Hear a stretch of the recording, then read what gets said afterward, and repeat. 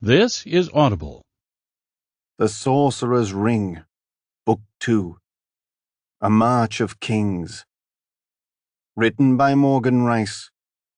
Read for you by Wayne Farrell. Chapter 1. King McGill stumbled into his chamber, having had way too much to drink. The room spinning, his head pounding from the night's festivities. A woman whose name he did not know clung to his side, one arm draped around his waist, her shirt half removed, leading him with a giggle toward his bed. Two attendants closed the door behind them and disappeared discreetly. McGill did not know where his queen was, and on this night he did not care. They rarely shared a bed anymore. She often retired to her own chamber, especially on nights of feasts, when the meals went on too long. She knew of her husband's indulgences, and did not seem to care. After all, he was king, and McGill kings had always ruled with entitlement. But as McGill aimed for bed, the room spun too fiercely, and he suddenly shrugged this woman off. He was no longer in the mood for this. "Leave me," he commanded, and shoved her away. The woman stood there, stunned and hurt, and the door opened when the attendants returned, each grabbing one arm and leading her out. She protested, but her cries were muffled as they closed the door behind her. McGill sat on the edge of his bed and rested his head in his hands, trying to get his headache to stop. It was unusual for him to have a headache this early, before the drink had time to wear off. But tonight was different. It had all changed so quickly. The feast had been going so well, he had been settling in with a fine choice of meat and a strong wine, when that boy Thor had to surface and ruin everything. First it was his intrusion, with his silly dream. Then he had the audacity to knock the goblet from his hands. Then that dog had to appear and lap it up, and drop dead in front of everyone. McGill had been shaken ever since. The realization had struck him like a hammer. Someone had tried to poison him, to assassinate him. He could hardly process it. Someone had snuck past his guards, past his wine and food tasters. He had been a breath away from being dead, and it still shook him. He recalled Thor being taken away to the dungeon, and wondered again if it had been the right command.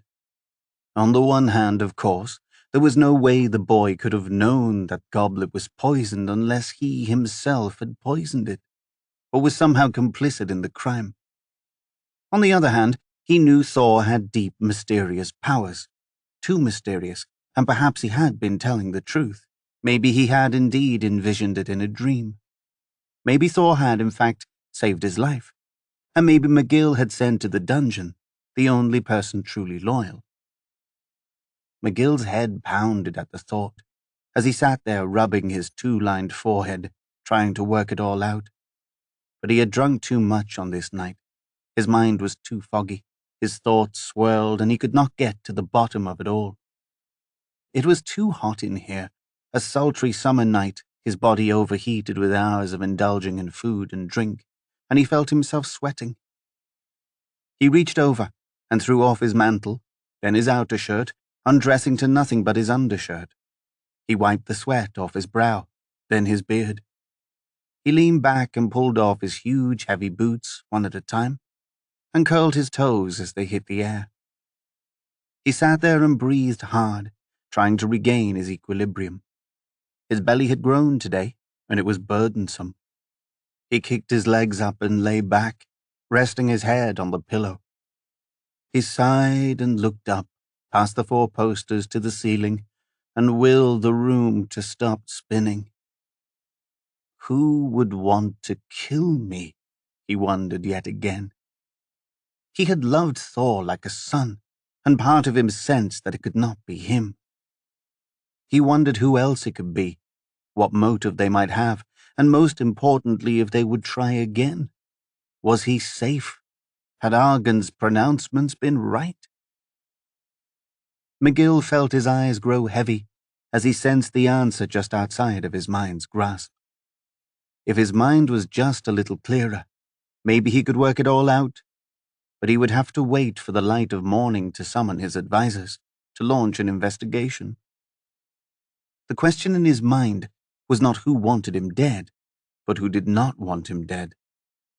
His court was filled with people who craved his throne. Ambitious generals, maneuvering council members, power-hungry nobles and lords, spies, old rivals, assassins from the MacLeods, and maybe even from the wilds, perhaps even closer than that. McGill's eyes fluttered as he began to fall into sleep. But something caught his attention which kept them open. He detected movement and looked over to see that his attendants were not there. He blinked, confused. His attendants never left him alone. In fact, he could not remember the last time he had been alone in this room by himself. He did not remember ordering them to leave. Even stranger, his door was wide open. At the same moment, McGill heard a noise from the far side of the room, and turned and looked. There, creeping along the wall, coming out of the shadows into the torchlight, was a tall, thin man, wearing a black cloak and hood pulled over his face. McGill blinked several times, wondering if he was seeing things. At first he was sure it was just shadows, flickering torchlight playing tricks on his eyes. But a moment later, the figure was several paces closer and approaching his bed quickly. McGill tried to focus on the dim light to see who it was. He began instinctively to sit up, and being the old warrior he was, he reached for his waist, for a sword, or at least a dagger. But he had undressed, and there were no weapons to be had. He sat, unarmed, on his bed. The figure moved quickly now, like a snake in the night, getting ever closer, and as McGill sat up, he got a look at his face. The room still spun, and his drunkenness prevented him from comprehending clearly. But for a moment, he could have sworn it was the face of his son. Gareth? McGill's heart flooded with sudden panic, as he wondered what he could possibly be doing here, unannounced, so late into the night. My son? He called out. McGill saw the deadly intent in his eyes, and it was all he needed to see. He started to jump out of bed, but the figure moved too quickly. He leapt into action, and before McGill could raise his hand in defense, there was the gleaming of metal in the torchlight, and fast, too fast, there was a blade puncturing the air and plunging into his heart. McGill shrieked, a deep, dark cry of anguish, and was surprised by the sound of his own scream. It was a battle scream, one he had heard too many times. It was the scream of a warrior mortally wounded. McGill felt the cold metal breaking through his ribs, pushing through muscle, mixing with his blood, then pushing deeper, ever deeper, the pain more intense than he had ever imagined, as it seemed to never stop plunging. With a great gasp, he felt hot, salty blood fill his mouth, felt his breathing grow hard. He forced himself to look up at the face behind the hood. He was surprised. He had been wrong. It was not the face of his son. It was someone else, someone he recognized. He could not remember who, but it was someone close to him, someone who looked like his son. His brain racked with confusion as he tried to put a name to the face. As the figure stood over him, holding the knife, McGill somehow managed to raise a hand and push it into the man's shoulder, trying to get him to stop. He felt a burst of the old warrior's strength rise up within him, felt the strength of his ancestors, felt some deep part of him that made him king, that would not give up. With one giant shove, he managed to push back the assassin with all his might.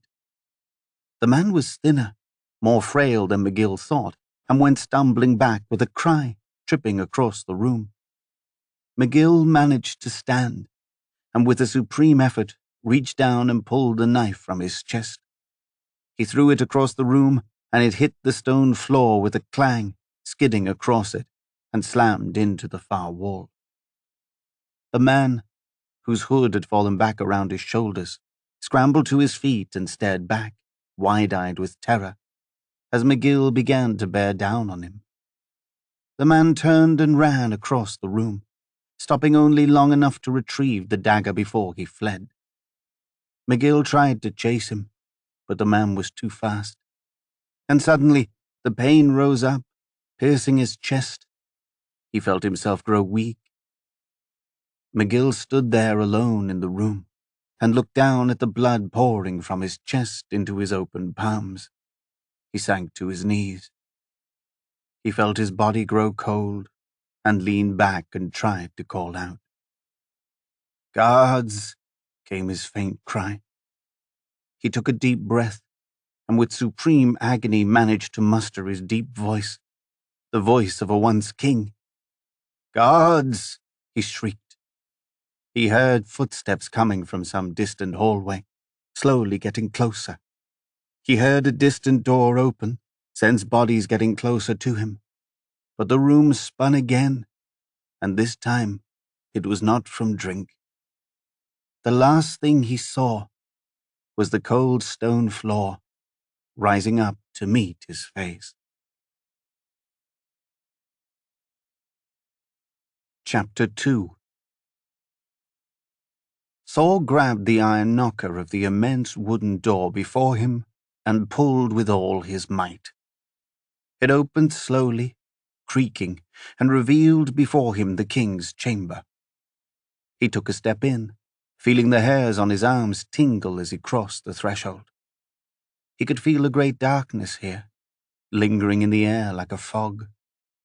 Saul took several steps into the chamber, hearing the crackle of the torchlight on the walls as he made his way toward the body, lying in a heap on the floor. He already sensed it was the king, that he had been murdered, that he, Thor, had been too late. Saul could not help but wonder where all the guards were, why no one was here to rescue him. Saul's knees grew weak as he took the final steps to the body. He knelt on the stone, grabbed the shoulder, already cold, and rolled the king over. There was McGill, his former king, lying there, eyes wide open, dead. Saul looked up and suddenly saw the king's attendant standing over them. He held a large bejeweled goblet, one that Saul recognized from the feast, made of solid gold and covered in rows of rubies and sapphires. While staring at Saul, the attendant poured it slowly onto the king's chest. The wine splashed all over Thor's face. Thor heard a screeching and turned to see his falcon, Estophiles, perched on the king's shoulder. She licked the wine off his cheek. Thor heard a noise and turned to see Argon standing over him, looking down sternly. In one hand, he held the crown, shining. In another, his staff. Argon walked over and placed the crown firmly on Thor's head. Thor could feel it, its weight digging in, fitting snugly, its metal hugging his temples. He looked up at Argon in wonder. "You are king now," Argon pronounced. Thor blinked, and when he opened his eyes, before him stood all the members of the Legion, of the Silver, hundreds of men and boys crammed together into the chamber, all facing him. As one, they all knelt, then bowed down to him, their faces low to the ground. "Our king," came a chorus of voices. Thor woke with a start. He sat upright, breathing hard, looking all about him. It was dark in here, and humid, and he realized he was sitting on a stone floor, his back to the wall. He squinted in the darkness, saw iron bars in the distance, and beyond them, a flickering torch. Then he remembered the dungeon. He had been dragged down here after the feast. He remembered that guard punching him in the face and realized he must have been unconscious. He didn't know how long. He sat up, breathing harder, trying to wash away the horrific dream. It had seemed so real. He prayed it wasn't true, that the king wasn't dead. The image of the dead king was lodged in his mind. Had Thor really seen something? Or was it all just his imagination? Thor felt someone kick him on the sole of his foot and looked up to see a figure standing over him. "It's about time you woke up," came the voice. "I'm waiting hours." In the dim light, Thor made out the face of a teenage boy, about his age. He was thin, short, with hollow cheeks and pockmarked skin. Yet there seemed to be something kind and intelligent behind his green eyes. "I'm Merrick," he said. "Your cellmate. What you in for?" Thor sat upright, trying to get his wits about him. He leaned back against the wall, ran his hands through his hair and tried to remember, to piece it all together. "They say you tried to kill the king," Merrick continued. "He did try to kill him, and we're going to tear him to pieces if he ever gets out from behind those bars," snarled a voice. A chorus of clanking erupted, tin cups banging against metal bars, and Thor looked to see the entire corridor filled with cells, grotesque-looking prisoners sticking their heads to the bars and in the flickering torchlight, sneering out at him. Most were unshaven, with missing teeth, and some looked as if they'd been down here for years. It was a horrifying sight, and Thor forced himself to look away. Was he really down here? Would he be stuck down here with these people forever? "Don't worry about them," Merrick said. "It's just you and me in this cell. They can't get in. And I could care less if you poison the king. I'd like to poison him myself." "I didn't poison the king," Thor said, indignant. "I didn't poison anyone. I was trying to save him. All I did was knock over his goblet." "And how did you know the goblet was poisoned?" screamed a voice from down the aisle, eavesdropping. "Magic, I suppose?" There came a chorus of cynical laughter from up and down the cell corridor. "He's psychic," one of them yelled out, mocking. The others laughed. "No, it was just a lucky guess," another bellowed to the delight of the others. Thor glowered, resenting the accusations, wanting to set them all straight, but he knew it would be a waste of time. Besides, he didn't have to defend himself to these criminals. Merrick studied him, with a look that was not as skeptical as the others. He looked as if he were debating. "I believe you," he said, quietly. "You do?" Thor asked. Merrick shrugged. "After all, if you're going to poison the king, would you really be so stupid to let him know?" Merrick turned and walked away, a few paces over to his side of the cell, and leaned back against the wall and sat down, facing Thor. Now Thor was curious. "What are you in for?" he asked. "I'm a thief," Merrick answered, somewhat proudly. Thor was taken aback. He'd never been in the presence of a thief before, a real thief. He himself had never thought of stealing, and had always been amazed to realize that some people did. "Why do you do it?" Thor asked. Merrick shrugged. "My family has no food. They have to eat. I don't have any schooling or any skills of any kind. Stealing is what I know. Nothing major, just food mostly. Whatever gets them through. I got away with it for years. Then I got caught. This is my third time caught, actually. Third time's the worst." "Why?" Thor asked. Merrick was quiet, then slowly shook his head. Thor could see his eyes well up with tears. The king's law is strict, no exceptions. Third offense, they take your hand." Thor was horrified. He glanced down at Merrick's hands. They were both still there. "They haven't come for me yet," Merrick said, "but they will." Thor felt terrible. Merrick looked away as if ashamed, and Thor did too, not wanting to think about it. Thor put his head in his hands, his head killing him, trying to piece together his thoughts. The last few days felt like a whirlwind. So much had happened so quickly. On the one hand, he felt a sense of success, of vindication. He'd seen the future, had foreseen McGill's poisoning, and had saved him from it. Perhaps fate, after all, could be changed. Perhaps destiny could be bent. Thor felt a sense of pride. He had saved his king. On the other hand, here he was, in the dungeon, unable to clear his name. All his hopes and dreams were shattered. Any chance of joining the Legion? Gone. Now he would be lucky if he didn't spend the rest of his days down here. It pained him to think that McGill, who had taken Thor in like a father, the only real father he had ever had, thought Thor actually tried to kill him. It pained him to think that Rhys, his best friend, might believe that he'd tried to kill his father. Or even worse, Gwendolen. He thought of their last encounter, how she thought he frequented the brothels, and felt as if everything good in his life had been pulled out from under him. He wondered why this was all happening to him. After all, he had only wanted to do good. Thor didn't know what would become of him. He didn't care.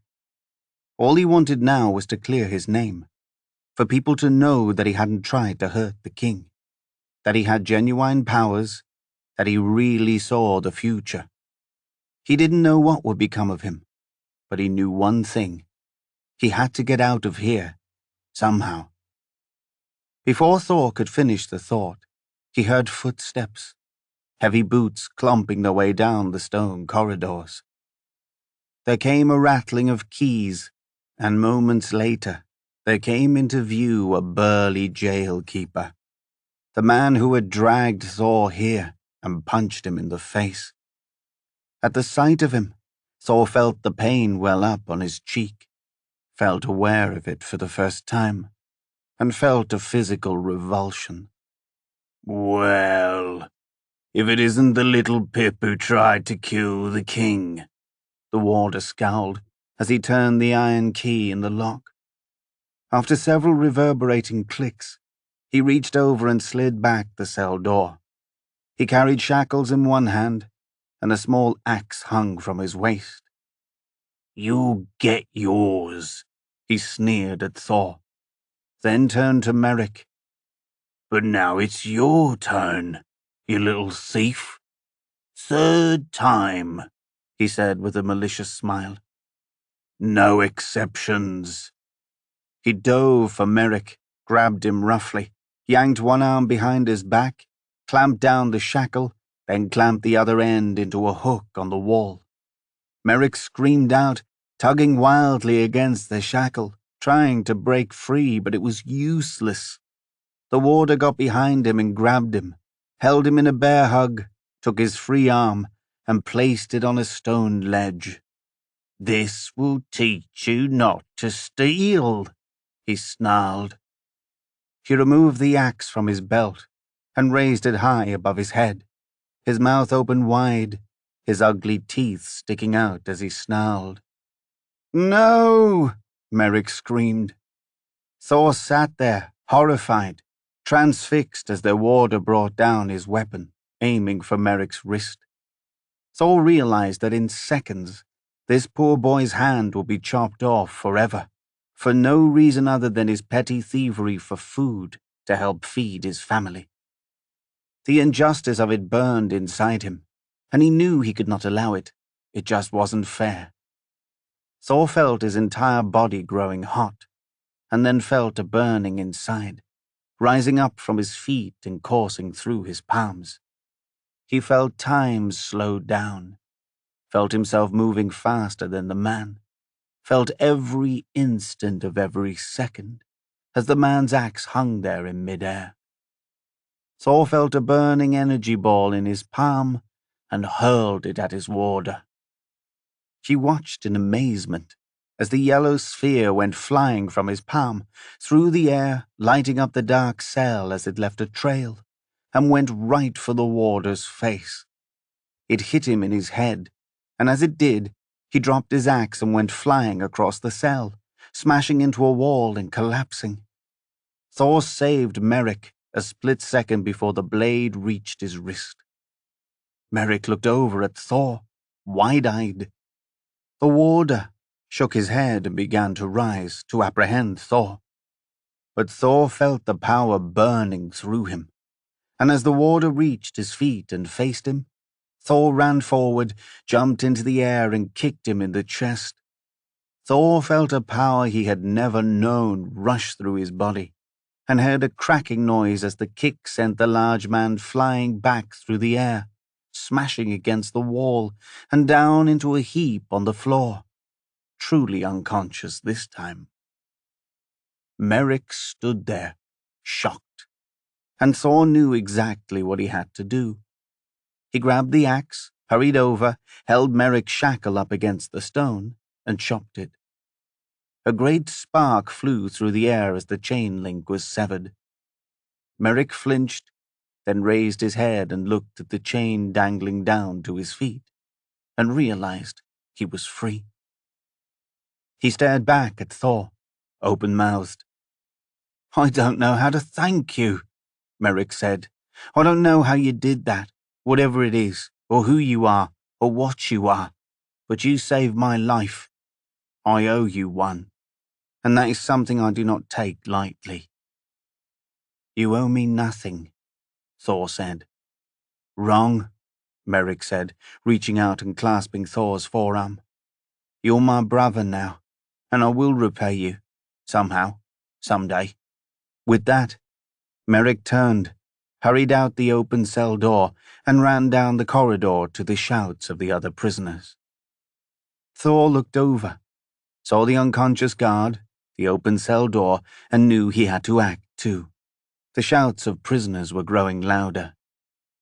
Thor stepped out, looked both ways, and decided to run the opposite way of Merrick. After all, they couldn't catch them both at once. Chapter 3. Thor ran through the night, through the chaotic streets of King's Court, amazed at the commotion around him.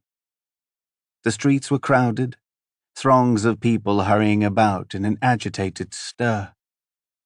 Many carried torches, lighting up the night, casting stark shadows on faces, while the castle bells tolled incessantly. It was a low ring, coming once a minute, and Thor knew what that meant. Death, death bells. And there was only one person in the kingdom for whom the bells would toll on this night. The king. Thor's heart pounded as he wondered. The dagger from his dream flashed before his eyes. Had it been true? He had to know for sure. He reached out and grabbed a passerby, a boy running the opposite direction. "Where are you going?" Thor demanded. "What is all this commotion?" "Haven't you heard?" the boy shot back, frantic. "Our king is dying, stabbed. Mobs are forming outside King's Gate, trying to get the news. If it's true, it's terrible for us all. Can you imagine? A land without a king?" With that, the boy shoved Thor's hand off, turned and ran back into the night. Thor stood there, his heart pounding, not wanting to acknowledge the reality all around him. His dreams, his premonitions, they were more than fancies. He had seen the future, twice, and that scared him. His powers were deeper than he knew, and seemed to be getting stronger with each passing day. Where would all this lead? Thor stood there, trying to figure out where to go next. He had escaped, but now he had no idea where to turn. Surely within moments the royal guards and possibly all of King's court would be out looking for him. The fact that Thor escaped would just make him seem more guilty. But then again, the fact that McGill was stabbed while Thor was in prison, wouldn't that vindicate him?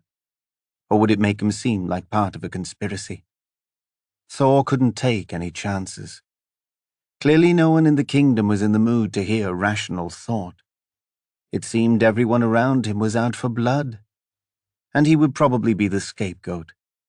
He needed to find shelter, some place to go where he could ride out the storm and clear his name. The safest place to go would be far from here. He could flee, take refuge in his village, or even farther, as much distance from here as he could get. But Thor did not want to take the safest route. It was not who he was. He wanted to stay here, to clear his name, and to keep his position in the Legion. He was not a coward, and he did not run. Most of all, he wanted to see McGill before he died, assuming he was still alive. He needed to see him. He felt overwhelmed with guilt that he hadn't been able to stop the assassination. Why had he been doomed to see the king's death if there was nothing he could do about it? And why had he envisioned him being poisoned when he was, in fact, stabbed? As Thor stood there, debating, it came to him. Rhys. Rhys was the one person he could trust not to turn him in to the authorities, maybe even to give him safe harbor. He sensed Rhys would believe him. He knew Thor's love for his father was genuine, and if anyone had a chance of clearing Thor's name, it would be Rhys.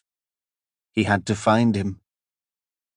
Thor took off at a sprint through the back alleys, twisting and turning against the crowd, as he ran away from King's Gate toward the castle. He knew where Rhys's chamber was, on the eastern wing, close to the outer city wall, and he only hoped that Rhys was inside. If he was, maybe he could catch his attention, help him find a way into the castle. Thor had a sinking feeling that if he lingered here in the streets, he would soon be recognized. And when this mob recognized him, it would tear him to bits. As Thor turned down street after street, his feet slipping in the mud of the summer night, he finally reached the stone wall of the outer ramparts. He stuck close, running alongside it, just beneath the eyes of the watchful soldiers who stood every few feet. As he neared Rhys's window, he reached down and picked up a smooth rock. Luckily, the one weapon they had forgotten to strip him of was his old trusted sling. He extracted it from his waist, set the stone in place, and hurled it. With his flawless aim, Thor sent the stone flying over the castle wall and perfectly into the open-air window of Rhys's room. Thor heard it clack into the inner wall, then waited, ducking low along the wall to escape detection by the king's guards, who flinched at the noise. Nothing happened for several moments, and Thor's heart dropped as he wondered if Rhys was not in his room after all. If not, Thor would have to flee this place. There was no other way for him to gain safe harbor. He held his breath, his heart pounding as he waited, watching the opening by Rhys's window.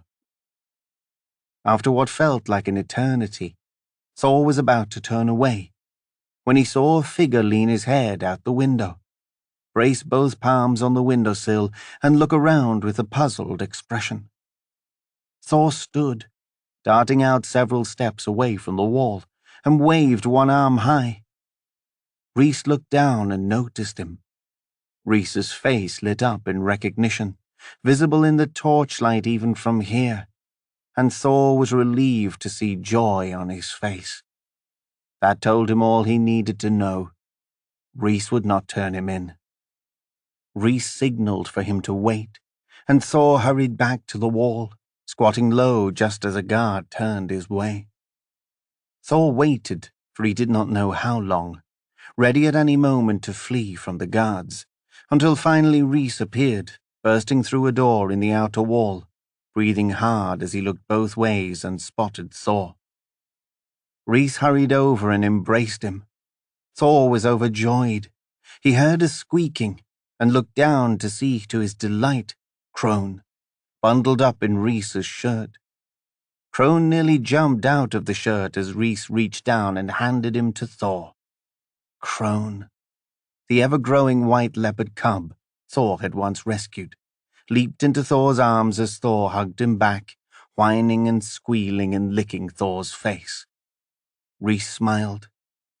When they took you away, he tried to follow you, and I took him to make sure he was safe.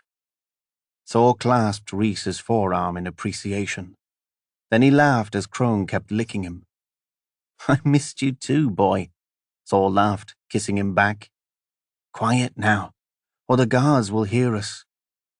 Crone quieted, as if he understood. How did you escape? Rhys asked, surprised. Thor shrugged. He did not quite know what to say.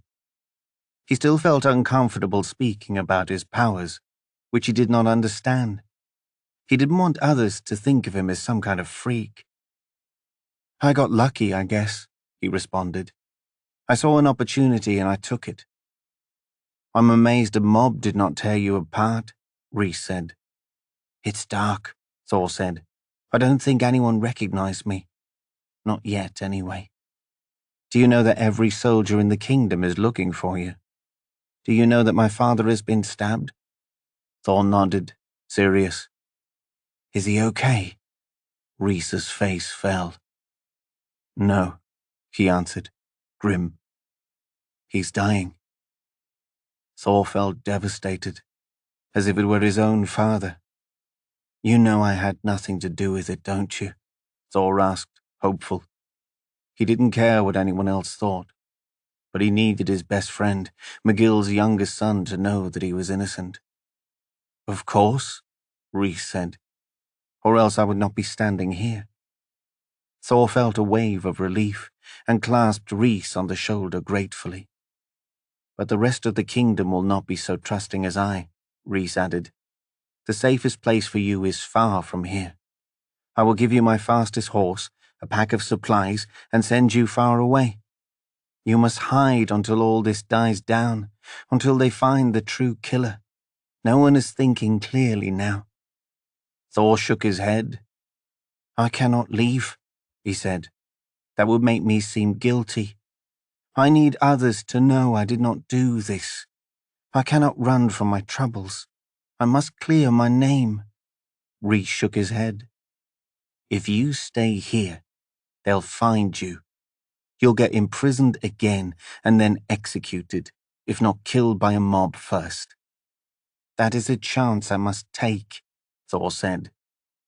Rhys stared at him long and hard, and his look changed from one of concern to one of admiration. Finally, slowly, he nodded. You are proud and stupid, very stupid.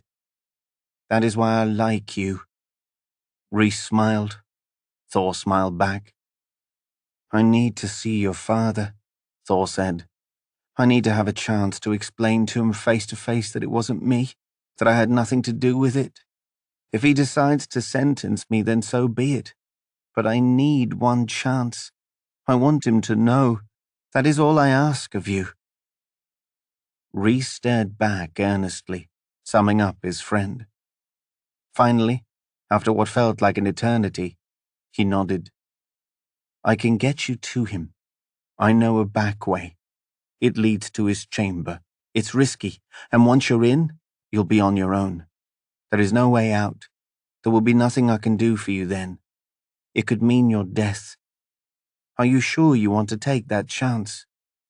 Thor nodded back with deadly seriousness. Very well then, Rhys said, and suddenly reached down and threw a cloak at Thor. Thor caught it and looked down in surprise. He realized Rhys must have planned for this all along. Rhys smiled as Thor looked up. I knew you'd be dumb enough to want to stay. I'd expect nothing less from my best friend. Chapter 4 Gareth paced his chamber, reliving the events of the night, flooded with anxiety. He couldn't believe what had happened at the feast, how it had all gone so wrong. He could hardly comprehend that stupid boy, that outsider Thor had somehow caught onto his poison plot, and even more, had managed to actually intercept the goblet. Gareth thought back to that moment when he saw Thor jump up, knock down the goblet, when he heard the goblet hit the stone, watch the wine spill out on the floor, and all his dreams and aspirations spill out with it. In that moment, Gareth had been ruined. Everything he'd lived for had been crushed, and when that dog lapped up the wine and dropped dead, he knew he was finished. He saw his whole life flash before him, saw himself discovered, sentenced to life in the dungeon for trying to kill his father, or worse, executed. It was stupid. He should have never gone through with the plan, never visited that witch. Gareth had, at least, acted quickly, taking a chance and jumping to his feet, and being the first to pin the blame on Thor. Looking back, he was proud of himself, at how quickly he had reacted. It had been a moment of inspiration, and to his amazement it seemed to have worked. They had dragged Thor off, and afterwards the feast had nearly settled down again. Of course, nothing was the same after that, but at the very least, the suspicion seemed to fall squarely on the boy. Gareth only prayed it stayed that way. It had been decades since an assassination attempt on a McGill, and Gareth feared there would be an inquiry, that they would end up looking more deeply into the deed. Looking back, it had been foolish to try to poison him. His father was invincible. Gareth should have known that. He had overreached, and now he could not help but feel as if it were only a matter of time until the suspicion fell on him. He would have to do whatever he could to prove Thor's guilt and have him executed before it was too late. At least Gareth had somewhat redeemed himself. After that failed attempt, he had called off the assassination. Now Gareth felt relieved. After watching the plot fail, he had realized there was a part of him deep down that did not want to kill his father after all, did not want to have his blood on his hands. He would not be king. He might never be king. But after tonight's events, that settled well with him. At least he would be free. He could never handle the stress of going through all this again. The secrets, the covering up, the constant anxiety of being found out. It was too much for him. As he paced and paced, the night growing late, finally, slowly, he began to calm down.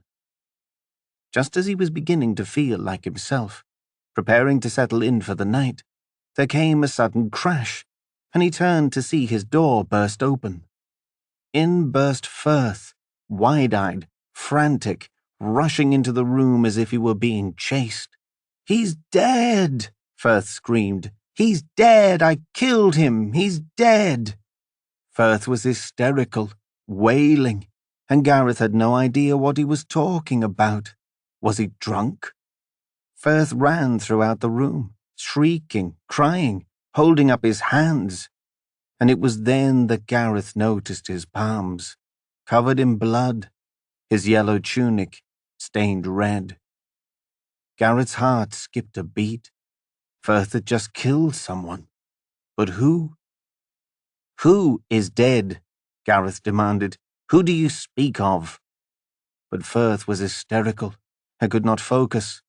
Gareth ran to him, grabbed his shoulders firmly and shook him. "Answer me!" Firth opened his eyes and stared with the eyes of a wild horse. "Your father, the king, he's dead, by my hand." At his words, Gareth felt as if a knife had been plunged into his own heart. He stared back, wide-eyed, frozen, feeling his whole body go numb. He released his grip, took a step back and tried to catch his breath. He could see from all the blood that Firth was telling the truth. He could not even fathom it. Firth? The stable boy? The most weak-willed of all his friends? Killed his father? But how is that possible? Gareth gasped. When? It happened in his chamber, Firth said. Just now. I stabbed him. The reality of the news began to sink in, and Gareth regained his wits. He noticed his open door, ran to it and slammed it shut, checking first to make sure no guards had seen. Luckily, the corridor was empty. He pulled a heavy iron bolt across it. He hurried back across the room. Firth was still hysterical, and Gareth needed to calm him. He needed answers. He grasped him by the shoulders, spun him and backhanded him hard enough to make him stop. Finally, Firth focused on him. Tell me everything, Gareth ordered coldly. Tell me exactly what happened. Why did you do this? What do you mean, why? Firth asked, confused. You wanted to kill him. Your poison didn't work. I thought I could help you. I thought that was what you wanted. Gareth shook his head. He grabbed Firth by the shirt and shook him again and again.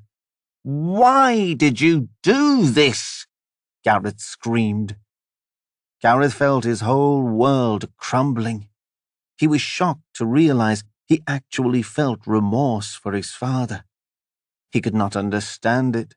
Just hours ago, he'd wanted more than anything to see him poisoned, dead at the table. Now the idea of his being killed struck him like the death of a best friend. He felt overwhelmed with remorse.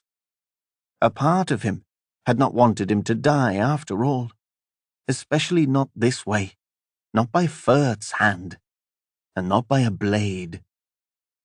I don't understand, Firth whined. Just hours ago you tried to kill him yourself. Your goblet plot. I thought you would be grateful. To his own surprise, Gareth reached back and smacked Firth across the face. I did not tell you to do this, Gareth spat. I never told you to do this. Why did you kill him? Look at you. You're covered in blood. Now we are both finished. It is only a matter of time until the guards catch us. No one saw, Firth pleaded. I slipped between the shifts. No one spotted me. And where is the weapon? I did not leave it, Firth said proudly. I'm not stupid. I disposed of it. And what blade did you use? Gareth asked, his mind spinning with the implications. He went from remorse to worry.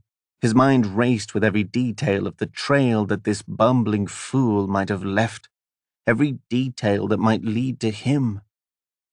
I used one that could not be traced, Firth said, proud of himself. It was a dull, anonymous blade. I found it in the stables. There were 4 others just like it. It could not be traced, he repeated. Gareth felt his heart drop. Was it a short knife, with a red handle and a curved blade, mounted on the wall beside my horse? Firth nodded back, looking doubtful. Gareth glowered. You fool! Of course that blade is traceable. But there were no markings on it, Firth protested, sounding scared, his voice trembling. There are no markings on the blade, but there is a mark on the hilt, Gareth yelled. Underneath. You did not check carefully, you fool. Gareth stepped forward, reddening. The emblem of my horse is carved underneath it. Anyone who knows the royal family well can trace that blade back to me. He stared at Firth, who seemed stumped. He wanted to kill him. What did you do with it? Gareth pressed. Tell me you have it on you. Tell me that you brought it back with you, please. Firth swallowed. I disposed of it carefully. No one will ever find it. Gareth grimaced. Where exactly? I threw it down the stone chute, into the castle's chamber pot, They dump the pot every hour into the river. Don't worry, my lord, it's deep in the river by now. The castle bell suddenly tolled, and Gareth turned and ran to the open window, his heart flooded with panic. He looked out and saw all the chaos and commotion below, mobs surrounding the castle. Those bells tolling could only mean one thing. Firth was not lying. He had killed the king. Gareth felt his body grow icy cold. He could not conceive that he had set in motion such a great evil, and that Firth, of all people, had executed it. There came a sudden pounding at his door, and as it burst open, several royal guards rushed in. For a moment, Gareth was sure they would arrest him. But to his surprise, they stopped and stood at attention. "My lord, your father has been stabbed. There may be an assassin on the loose. Be sure to stay safe in your room. He is gravely injured." The hair rose on the back of Gareth's neck at the last word. "Injured," Gareth echoed, the word nearly sticking in his throat. "Is he still alive, then?" "He is, my lord, and God be with him. He will survive and tell us who performed this heinous act." With a short bow, the guard hurried from the room, slamming closed the door. A rage overwhelmed Garth, and he grabbed Firth by his shoulders, drove him across the room, and slammed him into a stone wall. Firth stared back, wide-eyed, looking horrified, speechless. "What have you done?" Gareth screamed. "Now we are both finished." But, Firth stumbled, "I was sure he was dead." "You are sure of many things," Gareth said, "and they are all wrong." A thought occurred to Gareth. "The dagger," he said. "We have to retrieve it before it's too late." "But I threw it away, my lord," Firth said. "It is washed away in the river." "You threw it into a chamber pot. That does not mean it is yet in the river." "But it most likely is," Firth said. Gareth could stand this idiot's bumbling no longer. He burst past him, running out the door, Firth on his heels. "I will go with you. I will show you exactly where I threw it," Firth said. Gareth stopped in the corridor, turned and stared at Firth. He was covered in blood, and Gareth was amazed the guards had not spotted it. He was lucky. Firth was more of a liability than ever. "I'm going to say this once," Gareth growled. "Get back to my room at once, change your clothes and burn them. Get rid of any traces of blood, then disappear from this castle. Stay away from me this night. Do you understand me?" Gareth shoved him back, then turned and ran. He sprinted down the corridor, ran down the spiral stone staircase, going down level after level, towards the servants' quarters. Finally, he burst into the basement, to the turned heads of several servants. They had been in the midst of scrubbing enormous pots and boiling pails of water. Huge fires roared amidst brick kilns, and the servants, wearing stained aprons, were drenched in sweat. On the far side of the room, Gareth spotted an enormous chamber pot, filth hailing down from a chute and splashing in it every minute. Gareth ran up to the closest servant and grabbed his arm desperately. "When was the pot last emptied?" Gareth asked. "It was taken to the river just minutes ago, my lord." Gareth turned and raced out the room, sprinting down the castle corridors, back up the spiral staircase, and bursting out into the cool night air. He ran across the grass field, breathless as he sprinted for the river. As he neared it, he found a place to hide, behind a large tree, close to the shore. He watched two servants raise the huge iron pot and tilt it into the rushing current of the river. He watched until it was upside down, all of its contents emptied, until they turned back with the pot and trekked back towards the castle. Finally, Gareth was satisfied. No one had spotted any blade. Wherever it was now in the river's tides, being washed away into anonymity. If his father should die on this night, there would be no evidence left to trace the murderer. Or would there? Chapter 5. Thor followed on Rhys's heels, Crone behind him, as they weaved their way through the back passageway to the king's chamber. Rhys had brought them through a secret door, hidden in one of the stone walls, and now held a torch, leading them as they walked single file in the cramped space, working their way through the inner guts of the castle in a dizzying array of twists and turns. They ascended a narrow stone staircase, which led to another passageway. They turned, and before them was another staircase. Thor marveled at how intricate this passage was. This passageway was built into the castle hundreds of years ago, Rhys explained in a whisper as they went, breathing hard as he climbed. It was built by my father's great-grandfather, the third McGill king. He had it built after a siege. It's an escape route. Ironically, we've never been under siege since, and these passageways haven't been used in centuries. They were boarded up, and I discovered them as a child. I like to use them from time to time to get around the castle with no one knowing where I am. When we were younger, Gwen and Godfrey and I would play hide-and-seek in them. Kendrick was too old, and Gareth didn't like to play with us. No torches, that was the rule. Pitch black. It was terrifying at the time. Thor tried to keep up as Rhys navigated the passage with a stunning display of virtuosity. Obvious that he knew every step by heart. How do you possibly remember all these turns? Thor asked in awe. You get lonely growing up as a boy in this castle, Rhys continued, especially when everyone else is older, and you're too young to join the Legion and there's nothing else to do. I made it my mission to discover every nook and cranny of this place. They turned again, went down 3 stone steps, turned through a narrow opening in the wall, then went down a long stairwell. Finally, Rhys brought them to a thick oak door covered in dust. He leaned one ear against it and listened. Thor came up beside him. What door is this? Thor asked. Shh, Rhys said. Thor grew quiet and put his own ear against the door, listening. Crone stood there behind him, looking up. It is the back door to my father's chamber, Rhys whispered. I want to hear who's in there with him.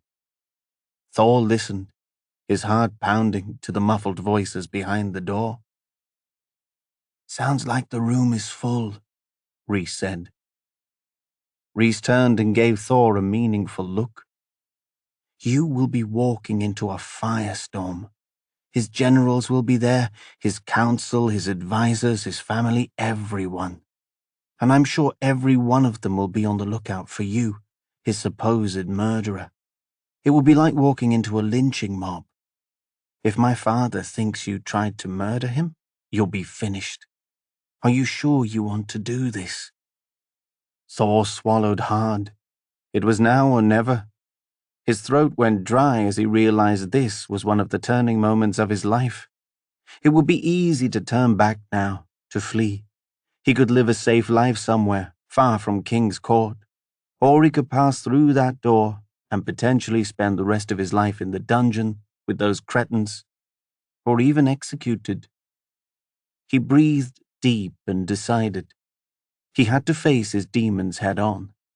He could not back away. Thor nodded. He was afraid to open his mouth, afraid that if he did, he might change his mind. Rhys nodded back with a look of approval, then pushed the iron handle and leaned his shoulder into the door. Thor squinted in the bright torchlight as the door flew open. He found himself standing in the center of the king's private chamber, Crone and Rhys beside him. There were at least 24 people crammed in around the king, who lay on his bed. Some stood over him, others knelt. Surrounding the king were his advisers and generals, along with Argan, the queen, Kendrick, Godfrey, even Gwendolen. It was a death vigil, and Thor was intruding on this family's private affair. The atmosphere in the room was somber, the faces grave. McGill lay propped up on pillows, and Thor was relieved to see that he was still alive, at least for now. All the faces turned at once, startled at Thor's and Rhys's sudden entrance. Thor realized what a shock it must have been, with their sudden appearance in the middle of the room, coming out of a secret door in the stone wall. "That's the boy!" someone from the crowd yelled, standing and pointing at Thor with hatred. "He's the one who tried to poison the king!" Guards bore down on him from all corners of the room. Thor hardly knew what to do. A part of him wanted to turn and flee, but he knew he had to face this angry mob, had to have his peace with the king. So he braced himself, as several guards ran forward, reaching out to grab him. Crone at his side snarled, warning his attackers. As Thor stood there, he felt a sudden heat rise up within him, a power surging through him. He raised one hand involuntarily and held out a palm and directed his energy towards them. Thor was amazed as they all stopped in mid-stride, feet away, as if frozen. His power, whatever it was, welling within him, kept them at bay. "How dare you march in here and use your sorcery, boy?" Brom, the king's greatest general, yelled, drawing his sword. "Was trying to kill our king once not enough?" Brom approached Thor with his sword drawn. As he did, Thor felt something overcome him, a feeling stronger than he'd ever had. He simply closed his eyes and focused. He sensed the energy within Brom's sword, its shape, its metal, and somehow he became one with it. He willed it to stop in his mind's eye. Brom stood frozen in his tracks, wide-eyed. "Argan!" Brom spun and yelled. "Stop this sorcery at once! Stop this boy!" Argan stepped from the crowd and slowly lowered his hood. He stared back at Thor with intense, burning eyes.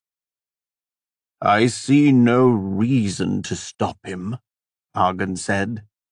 "He has not come here to harm." "Are you mad?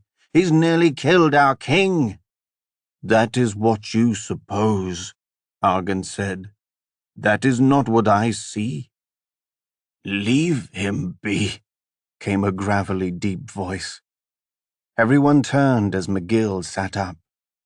He looked over, very faint. It was clearly a struggle for him to speak. "I want to see the boy. He is not the one who stabbed me. I saw the man's face, and it was not him. Thor is innocent." Slowly, the others relaxed their guard, and Thor relaxed his mind, letting them go.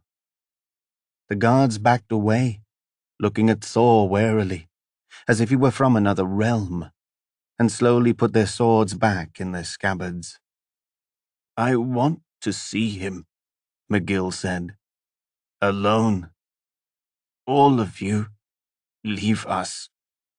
"My king," Brom said. "Do you really think that is safe? Just you and this boy alone?" "Thor is not to be touched," McGill said. "Now leave us, all of you, including my family." A thick silence fell over the room, as everyone stared at each other, clearly unsure what to do. Thor stood there, rooted in place, hardly able to process it all. One by one, the others, including the king's family, filed from the room, as Crone left with Rhys. The chamber, so filled with people but moments before, suddenly became empty. The door closed. It was just Thor and the king, alone in the silence. He could hardly believe it. Seeing McGill lying there, so pale, in such pain, hurt Thor more than he could say. He did not know why, but it was almost as if a part of him were dying there too on that bed. He wanted more than anything for the king to be well. "Come here, my boy," McGill said weakly, his voice hoarse, barely above a whisper. Thor lowered his head and hurried to the king's side, kneeling before him. The king held out a limp wrist. Thor took his hand and kissed it. Thor looked up and saw McGill smiling down weakly. Thor was surprised to feel hot tears flooding his own cheeks. "My liege," Thor began, all in a rush, unable to keep it in. "Please believe me. I did not poison you. I knew of the plot only from my dream, from some power which I know not of. I only wanted to warn you. Please believe me." McGill held up a palm, and Thor fell silent. "I was wrong about you," McGill said. "It took me being stabbed by another man's hand to realize it wasn't you. You were just trying to save me. Forgive me. You were loyal. Perhaps the only loyal member of my court." "How I wish I had been wrong," Thor said. "How I wish that you were safe, that my dreams were just illusions, that you were never assassinated. Maybe I was wrong. Maybe you'll survive." McGill shook his head. "My time has come," he said to Thor. Thor swallowed, hoping it wasn't true, but sensing that it was. "Do you know who did this terrible act, my lord?" Thor asked the question that had been burning through his mind since he'd had the dream. He could not imagine who would want to kill the king, or why. McGill looked up at the ceiling, blinking with effort. "I saw his face. It is a face I know well, but for some reason I cannot place it." He turned and looked at Thor. "It doesn't matter now. My time has come. Whether it was by his hand or by some other, the end is still the same. What matters now," he said, and reached out to grab Thor's wrist with a strength that surprised him, "is what happens after I'm gone. Ours will be a kingdom without a king." McGill looked at Thor with an intensity Thor did not understand. Thor did not know precisely what he was saying, what, if anything, he was demanding. Thor wanted to ask, but he could see how hard it was for McGill to catch his breath, and did not want to risk interrupting him. "Argon was right about you," he said, slowly releasing his grip. "Your destiny is far greater than mine." Thor felt an electric shock through his body at the king's words. His destiny? Greater than the king's? The very idea that the king would even bother to discuss Thor with Argon was more than Thor could comprehend. And the fact that he would say that Thor's destiny was greater than the king's, what could he possibly mean? Was King McGill just being delusional in his final moments? "I chose you. I brought you into my family for a reason. Do you know what that reason is?" Thor shook his head, wanting desperately to know. "Don't you know why I wanted you here, only you in my final moments?" "I'm sorry, my liege," he said, shaking his head. "I do not know." McGill smiled faintly as his eyes began to close. "There is a great land far from here, beyond the wilds, beyond even the land of the dragons. It is the land of the druids, where your mother is from. You must go there to seek the answers. McGill's eyes opened wide, and he stared at Thor with an intensity that Thor could not comprehend. "Our kingdom depends on it," he added. "You are not like the others. You are special. Until you understand who you are, our kingdom will never rest at ease." McGill's eyes closed and his breathing grew shallow, each breath coming out with a gasp. His grip slowly weakened on Thor's wrist, and Thor felt his own tears welling up. His mind was spinning with everything the king had said, as he tried to make sense of it all. He could barely concentrate. Had he heard it all correctly? McGill began to whisper something, but it was so quiet. Thor could hardly make it out. Thor leaned in close, bringing his ear to McGill's lips. The king lifted his head one last time, and with one final effort said, "Avenge me." Then suddenly, McGill stiffened. He lay there for a few moments, then his head rolled to the side as his eyes opened wide, frozen, dead. "No!" Thor wailed. His wail must have been loud enough to alert the guards, because an instant later he heard a door burst open behind him, heard the commotion of dozens of people rushing into the room. In the corner of his consciousness, he understood there was motion all around him. He dimly heard the castle bells tolling out again and again. The bells pounded, matching the pounding of the blood in his temples. But it all became a blur as moments later the room was spinning. Thor was fainting, heading for the stone floor in one great collapse. Chapter 6. A gust of wind struck Gareth in the face, and he looked up, blinking back tears, into the pale light of the first rising sun. The day was just breaking, and yet at this remote spot, here on the edge of the Colvian cliffs, there were already gathered hundreds of the king's family, friends, and close royal subjects, hovering close, hoping to participate in the funeral. Just beyond them, held back by an army of soldiers, Gareth could see the masses pouring in, thousands of people watching the services from a distance. The grief on their faces was genuine.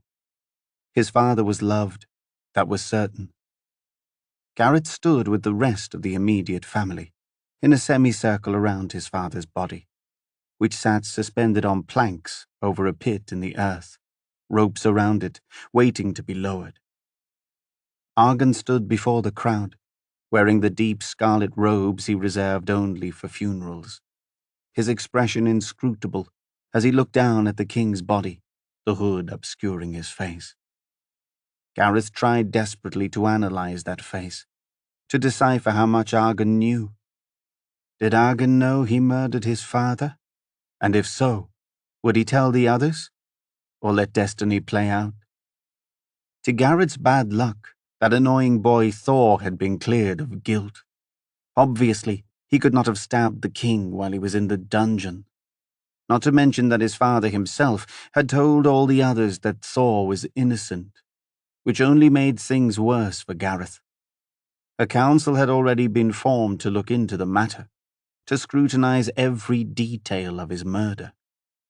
Gareth's heart pounded as he stood there with the others, staring at the body about to be lowered into the earth. He wanted to go down with it. It was only a matter of time until the trail led to Firth, and when it did, Gareth would be brought down with him. He would have to act quickly to divert the attention, to pin the blame on someone else. Gareth wondered if those around him suspected him. He was likely just being paranoid, and as he surveyed the faces, he saw none looking at him. There stood his brothers, Rhys, Godfrey, and Kendrick, his sister Gwendolen, and his mother, her face wrought with grief, looking catatonic. Indeed, since his father's death, She had been a different person, barely able to speak. He'd heard that when she'd received the news, something had happened within her, some sort of paralysis. Half her face was frozen. When she opened her mouth, the words came out too slow. Gareth examined the faces of the king's council behind her. His lead general, Brom, and the legion head Kolk stood in front, behind whom stood his father's endless advisers. They all feigned grief, but Gareth knew better. He knew that all these people, all the council members and advisers and generals, and all the nobles and lords behind them, barely cared. He recognized on their faces ambition, lust for power. As each stared down at the king's corpse, he felt that each wondered who might be next to grab the throne. It was the very thought that Gareth was having. What would happen in the aftermath of such a chaotic assassination? If it had been clean and simple, and the blame pinned on someone else, then Gareth's plan would have been perfect. The throne would fall to him. After all, he was the firstborn legitimate son. His father had ceded power to Gwendolen, but no one was present at that meeting, except for his siblings, and his wishes were never ratified. Gareth knew the council, and knew how seriously they took the law. Without a ratification, his sister could not rule. Which again led to him. If due process took its course, and Gareth was determined to make sure it did, then the throne would have to fall on him. That was the law. His siblings would fight him, he had no doubt. They would recall their meeting with their father and probably insist that Gwendolen rule. Kendrick would not try to take power for himself. He was too pure-hearted. Godfrey was apathetic. Rhys was too young. Gwendolen was his only real threat. But Gareth was optimistic. He didn't think the council was ready for a woman, much less a teenage girl, to rule the ring. And without ratification from the king, they had the perfect excuse to pass her over. The only real threat left in Gareth's mind was Kendrick. After all, Gareth was universally hated, while Kendrick was loved among the common men, among the soldiers. Given the circumstance, there was always the chance the council would hand the throne to Kendrick. The sooner Gareth could take power, the sooner he could use his powers to quash Kendrick. Gareth felt a tug at his hand, and looked down to see the knotted rope burning his palm. He realized they had begun lowering his father's coffin. He looked over and saw his other siblings, each holding a rope like he, slowly lowering it. Gareth's end tilted as he was late lowering, and he reached out and grabbed the rope with his other hand, until finally it leveled out. It was ironic. Even in death he could not please his father. Distant bells tolled, coming from the castle, and Argan stepped forward and raised a palm. "It's so ominous. Domico recipia," the lost language of the ring, the royal language used by his ancestors for 1,000 years. It was a language Gareth's private tutors had drilled into him as a boy, and one he would need as he assumed his royal powers. Argan suddenly stopped, looked up and stared right at Gareth. It sent a chill down Gareth's spine as Argan's translucent eyes seemed to burn right through him. Gareth's face flushed, and he wondered if the whole kingdom was watching, and if any knew what it meant. In that stare, he felt that Argan knew of his involvement. And yet Argan was mysterious, always refusing to get involved in the twists and turns of human fate. Would he stay quiet? "King McGill was a good king, a fair king," Argan said slowly, his voice deep and unearthly. "He brought pride and honor to his ancestors, and riches and peace to this kingdom, unlike any we've ever known. His life was taken prematurely, as God would have it, but he left behind a legacy deep and rich. Now it is up to us to fulfill that legacy." Argan paused. "Our kingdom of the ring is surrounded by threats deep and ominous on all sides. Beyond our canyon, protected only by our energy shield, lies a nation of savages and creatures that would tear us apart. Within our ring, opposite our highlands, lies a clan that would do us harm. We live in unmatched prosperity and peace, yet our security is fleeting. Why do the gods take someone from us in his prime, a good and wise and fair king? Why was his destiny to be murdered this way? We are all merely pawns, puppets in fate's hand. Even at the height of our power, we can end up beneath the earth. The question we must grapple with is not what we strive for, but who we strive to be." Argan lowered his head, and Gareth felt his palms burning as they lowered the coffin all the way. It finally hit the ground with a thud. "No!" came a shriek. It was Gwendolen. Hysterical, she ran for the edge of the pit, as if to throw herself in. Rhys ran forward and grabbed her, held her back. Kendrick stepped up to help. But Gareth felt no sympathy for her. Rather, he felt threatened. If she wanted to be under the earth, he could arrange that. Yes, indeed he could. Thor stood just feet away from King McGill's body as he watched it lowered into the earth and felt overwhelmed by the sight. Perched on the edge of the highest cliff of the kingdom, the king had chosen a spectacular place to be buried, a lofty place which seemed to reach into the clouds themselves. The clouds were tinged with orange and greens and yellows and pinks as the first of the rising suns crawled its way higher into the sky. But the day was covered with a mist that would not lift, as if the kingdom itself were mourning. Crone, beside him, whimpered. Thor heard a screech and looked up to see Istophiles, circling high above, looking down on them. Thor was still numb. He could hardly believe the events of the last few days, that he was standing here now, in the midst of the king's family, watching this man he had grown so quickly to love, being lowered into the earth. It seemed impossible. He had barely begun to know him, the first man who had ever been like a real father, and now he was being taken away. More than anything, Thor could not stop thinking of the king's final words.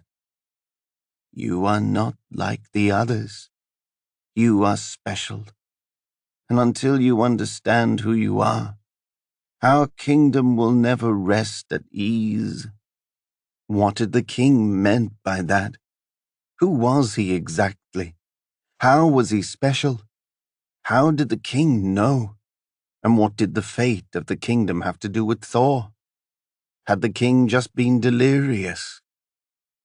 "There is a great land, far from here, beyond the empire, beyond even the land of the dragons. It is the land of the druids, where your mother is from. You must go there to seek the answers." How had McGill known about his mother? How had he known where she lived? And what sort of answers did she have? Thor had always assumed she was dead. The idea that she could be alive electrified him. He felt determined more than ever to seek her out, to find her, to find the answers, to discover who he was and why he was special. As a bell tolled and McGill's corpse began to lower, Thor wondered about the cruel twists and turns of fate. Why had he been allowed to see the future, to see this great man killed, yet made powerless to do anything about it? In some ways, he wished he had never seen any of this, had never known in advance what would happen. He wished he had just been an innocent bystander like the rest, just woken one day to learn that the king was dead. Now, he felt as if he were a part of it. Somehow he felt guilty, as if he should have done more. Saul wondered what would become of the kingdom now. It was a kingdom without a king. Who would reign? Would it be, as everyone speculated, Gareth? Thor could not imagine anything worse. Thor scanned the crowd and saw the stern faces of the nobles and lords gathered here from all corners of the ring. He knew them to be powerful men from what Rhys had told him in a restless kingdom. He could not help wondering who the killer could be. In all those faces, it seemed as if everyone was suspect. All of these men would be vying for power. Would the kingdom splinter into parts? Would their forces be at odds with each other? What would be his own fate? And what of the Legion? Would it be disbanded? Would the army be disbanded?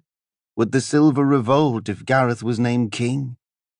And after all that had happened, would the others truly believe Thor was innocent? Would he be forced to return to his village? He hoped not. He loved everything he had. He wanted more than anything to stay here in this place, in the Legion. He just wanted everything to be as it was, wanted nothing to change. The kingdom just days ago had seemed so substantial, so permanent. McGill had seemed like he would hold the throne forever. If something so secure, so stable could suddenly collapse, what hope did that leave for the rest of them?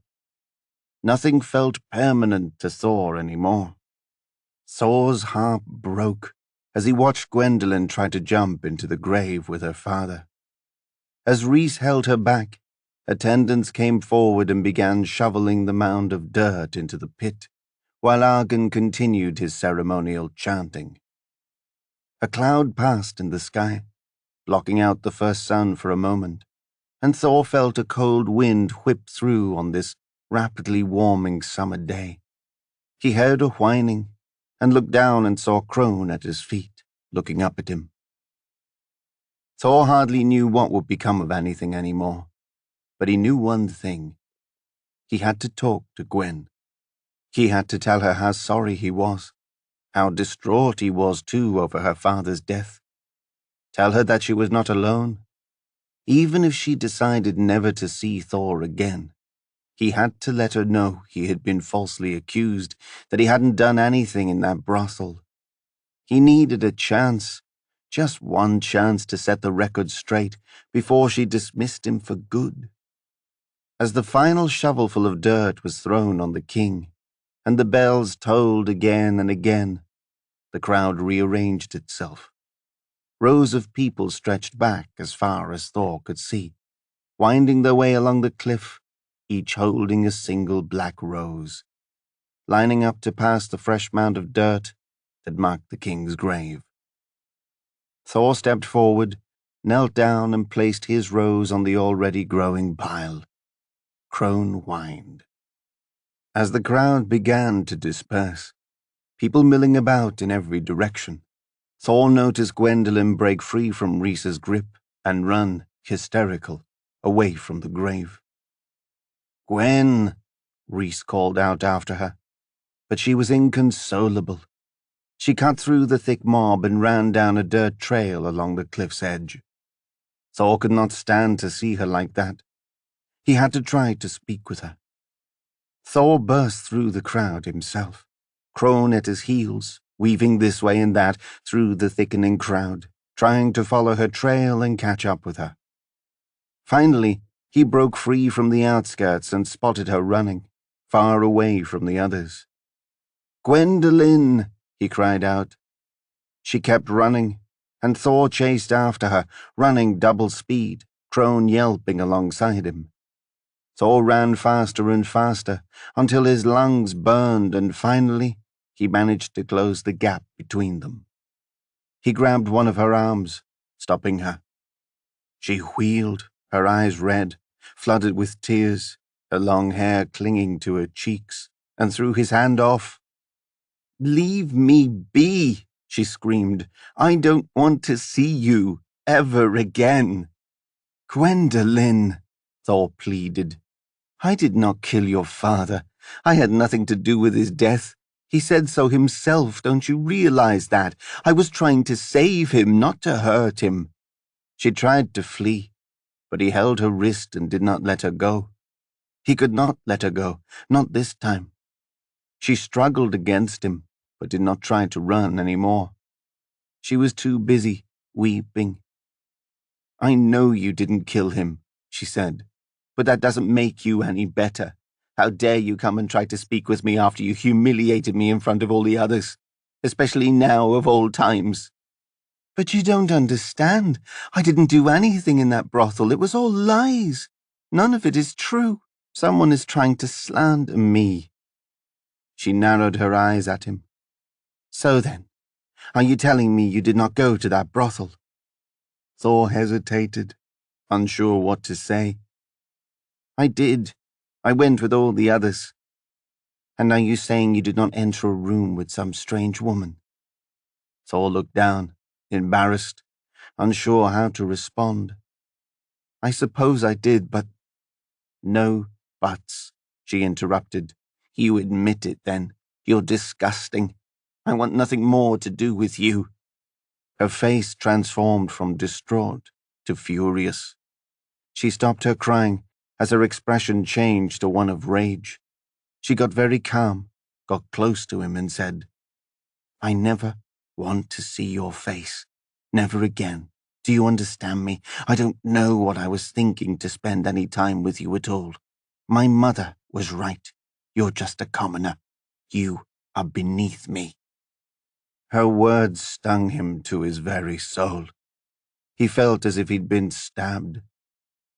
He let go of her wrist, took several steps back. Perhaps Alton had been right after all. Perhaps he had just been another plaything for her. He turned without another word and headed away from her, Crone at his side. And for the first time since he had arrived, he wondered if there was anything left for him here. Chapter 7. Gwendolen stood there at the edge of the cliff, watching Thor walk away, and feeling more torn apart by anguish than she ever had. First her father, now Thor. It was a day unlike any she had ever had. She could not even describe the unfathomable grief that tore her apart at the thought of her father being dead. Dead by some assassin's hand, taken away from her without even a moment's notice. It just wasn't fair. He was the light of her life, and some stranger had taken him away from her for good. When Gwen had discovered the news, she had wanted to die herself. Last night had been like one long nightmare, and this morning like the peak of it. As his body went into the earth, she had wanted to leap in with him and never come out. When Gwen burst from the crowd, she had even been thinking about jumping over the edge of the cliff herself, until Thor arrived. Seeing him, in some strange way, snapped her out of it, had made things better, had taken her mind off her father, although in another way, it had also made things far worse. She was still furious with him, still burned with anger for making a fool of her in that brothel. She had taken a chance by being with a commoner, and he had proved everyone right about her recklessness, including her mother. She felt shamed beyond what she could imagine. And now the gall of him, to show up here, to try to make things right, while he himself admitted that he had been there with that woman. The thought of it was enough to make her sick. As she watched Thor hurry off down the trail and away from the cliff, Crone beside him, despite herself she felt a sense of longing, of despair. She wondered how things could get any worse. She looked out over the endless expanse, over the dips and valleys of the Colvian cliffs, looking westward over the kingdom. She knew that somewhere, farther than she could see, lay the highlands, and beyond that the MacLeod's kingdom. She wondered if her sister was already over there with a new husband, if she was enjoying her life. She was lucky to be far from here. But then again, her sister had never been that close with her father, and Glenn wondered if she would even care when she heard the news of his demise. Gwen, of all of them, had been the closest to him. Rhys and Kendrick had been close too, and she could see how hard the news hit them. Godfrey had hated their father, though now looking at him, she was surprised to see him upset too. And then there was Gareth. He still looked as cold and emotionless as ever, even with their father's death. He also looked preoccupied, as if his eyes were already on the power he so desperately wanted to seize.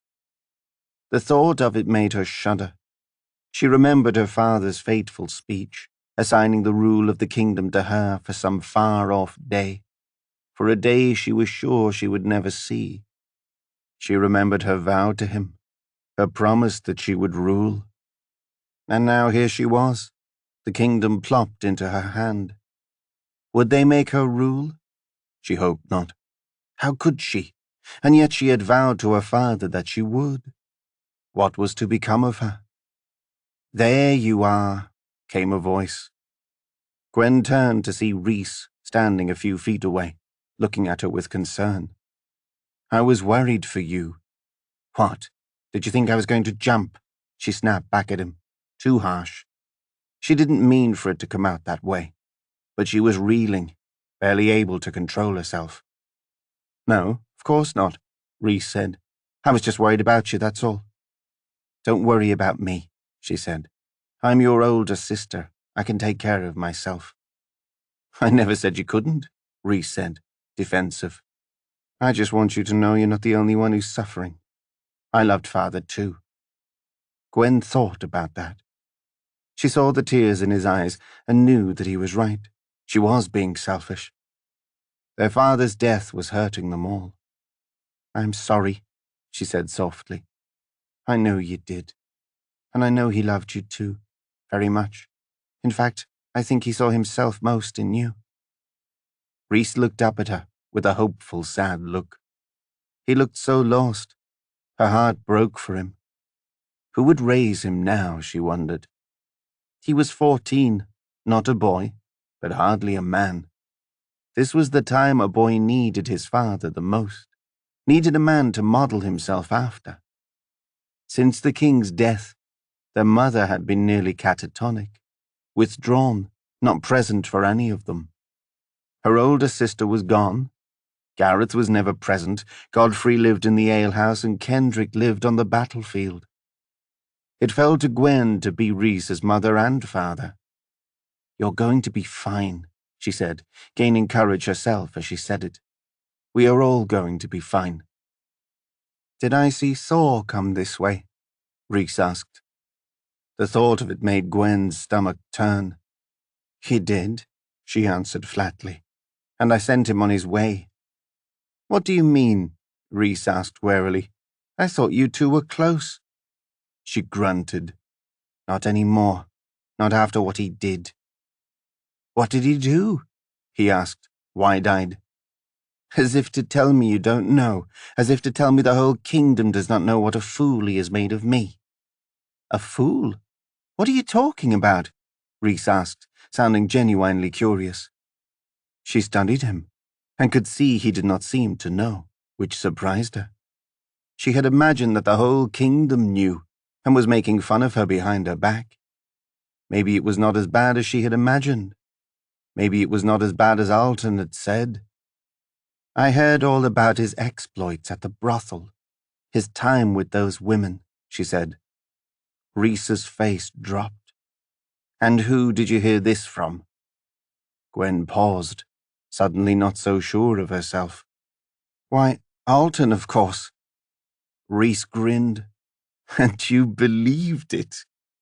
Gwen stared back, feeling a flutter in her chest, beginning to wonder if she had made some sort of awful mistake. "What do you mean?" she asked. I was there with him that day, Rhys said. We all were, the entire legion, after the hunt. He did nothing wrong. It was more tavern than brothel. In fact, I was by his side when the women came out. He had been surprised to discover that there were any women there at all. He had, in fact, tried to flee. The men shoved him forward. He did not go forward willingly. But still he went forward, Gwen said accusingly. Rhys shook his head adamantly. You have been misinformed. Thor did nothing. He reached the landing and passed out. He hit the floor before a woman could lay a hand on him. He did not touch any woman, I assure you. Alton was lying to you. It was Alton who made a fool of you. Your pride remains intact. Gwen felt her whole body flush at his words. She felt overwhelmed with relief, but also with shame. She had been wrong about Thor. She thought of her harsh words to him. She had never meant to call him a commoner. She had not known why she had said that. She sounded so haughty, so arrogant. She was disgusted with herself. How could she have been so cruel? What did you say to him exactly? Rhys asked. Gwen lowered her chin. Something stupid. Very, very stupid. Something I did not mean. Gwen felt overwhelmed. She reached in and gave Rhys a hug, and he hugged her back. She cried over his shoulder. I miss our father, she said. I know, Rhys said over her shoulder, his words muffled. I miss him too. Rhys pulled back and looked at her. I will talk to Thor. Whatever you said, I will try to smooth it over. Gwen slowly shook her head, unsure. Some things cannot be taken back, she said softly. Chapter 8. Gareth walked with his brothers, Kendrick, Godfrey, and Rhys, and with his sister Gwen, into the huge castle hall, packed with hundreds of the king's men who milled about in an agitated way. The small group of them were ushered through the crowd, as knights from all provinces of the ring reached out to offer condolences as they went. We loved your father, sire, said a knight to Gareth, a burly man he had never met. He was a great king. Gareth did not know these men, and did not care to know them. He did not want their sympathy. It was a sympathy he did not share. Now that he had time to reflect on it, to let the reality of it sink in, he was glad his father was dead. His father had never held any love for him, and while the night before Garth had initially been torn over it, he was beginning to feel differently about the matter. He now felt a great sense of relief, even victorious, that his assassination plot had succeeded. Although he had not actually killed the king himself, and although his father had not even died in the way he had planned, at least he had set the plan into motion. Without him, none of this would have ever happened. Gareth looked around at these knights, at this great crowd, so chaotic, and was shocked to realize he was responsible for all of this. He had single-handedly changed the lives of all of these men, whether they knew it or not. The group of siblings was ushered through the crowd by several attendants as they headed for the distant hall, where the king's council was waiting to meet with them all. Gareth felt a knot in his chest as they marched forward, wondering what lay in store for them. Of course, they had to name a successor. They could not leave the kingdom to go on without one, like a ship without a rudder. Gareth hoped that they would name him. Who else could they name? Maybe they would use the meeting to name his sister as elder. He looked at his siblings all around him, their faces set, grim and silent, and wondered if they would fight for the throne. They probably would. They all hated him, and after all, their father had made it clear that he wanted Gwen to rule. This was the one moment in his life that he really needed to fight. If he walked out of this meeting successful, he would walk out as king. Yet he also wondered, with a sinking feeling, if maybe he was walking into a setup. Maybe they were summoning him to accuse him, in front of everyone, to present evidence he had killed his father. Maybe they would drag him off to be executed. His emotions swayed from optimism to anxiety as he marveled at what drastic outcomes the meeting could have. Finally, they made it through the crowd, who were clearly waiting to hear the rulings of the council, and were ushered through an open arched door, promptly closed behind them by 4 guards. Spread out before them was the grand semicircular table of the council, behind which sat the advisers to the king, in the same place they had sat for hundreds of years. It was strange to walk in here and not see his father seated on that throne. The huge golden throne sat empty for the first time in their lives. The council members faced it, as if waiting for a ruler to drop down from the sky and lead them. The group of them walked down the center of the room, Garrett's heart thumping, between the 2 halves of the semicircular table, and found themselves as they turned standing before the dozen council members. They all stared back, grim, and Gareth could not help but wonder if this was an inquisition. Seated with them, in a dainty throne off to the side, flanked by her attendants, was his mother. She watched over the proceedings with a blank face and looked frozen in shock. Seated at the center of the table was Abathol, the oldest of the bunch, a scholar and historian, mentor of kings for 3 generations, looking positively ancient, etched with wrinkles, wearing his long, regal purple robe, which he had probably worn since the days before his father was even born. He was the eldest and the wisest, so the other council members looked to him to lead the proceedings. He was flanked by Brom, Kolk, Owen the treasurer, Bradda, the royal advisor on external affairs, Yernan the tax collector, Duane the royal advisor on the masses, and Kelvin the representative of the nobles. It was a formidable group of men, and Gareth examined them all, trying to see if any were preparing to condemn him.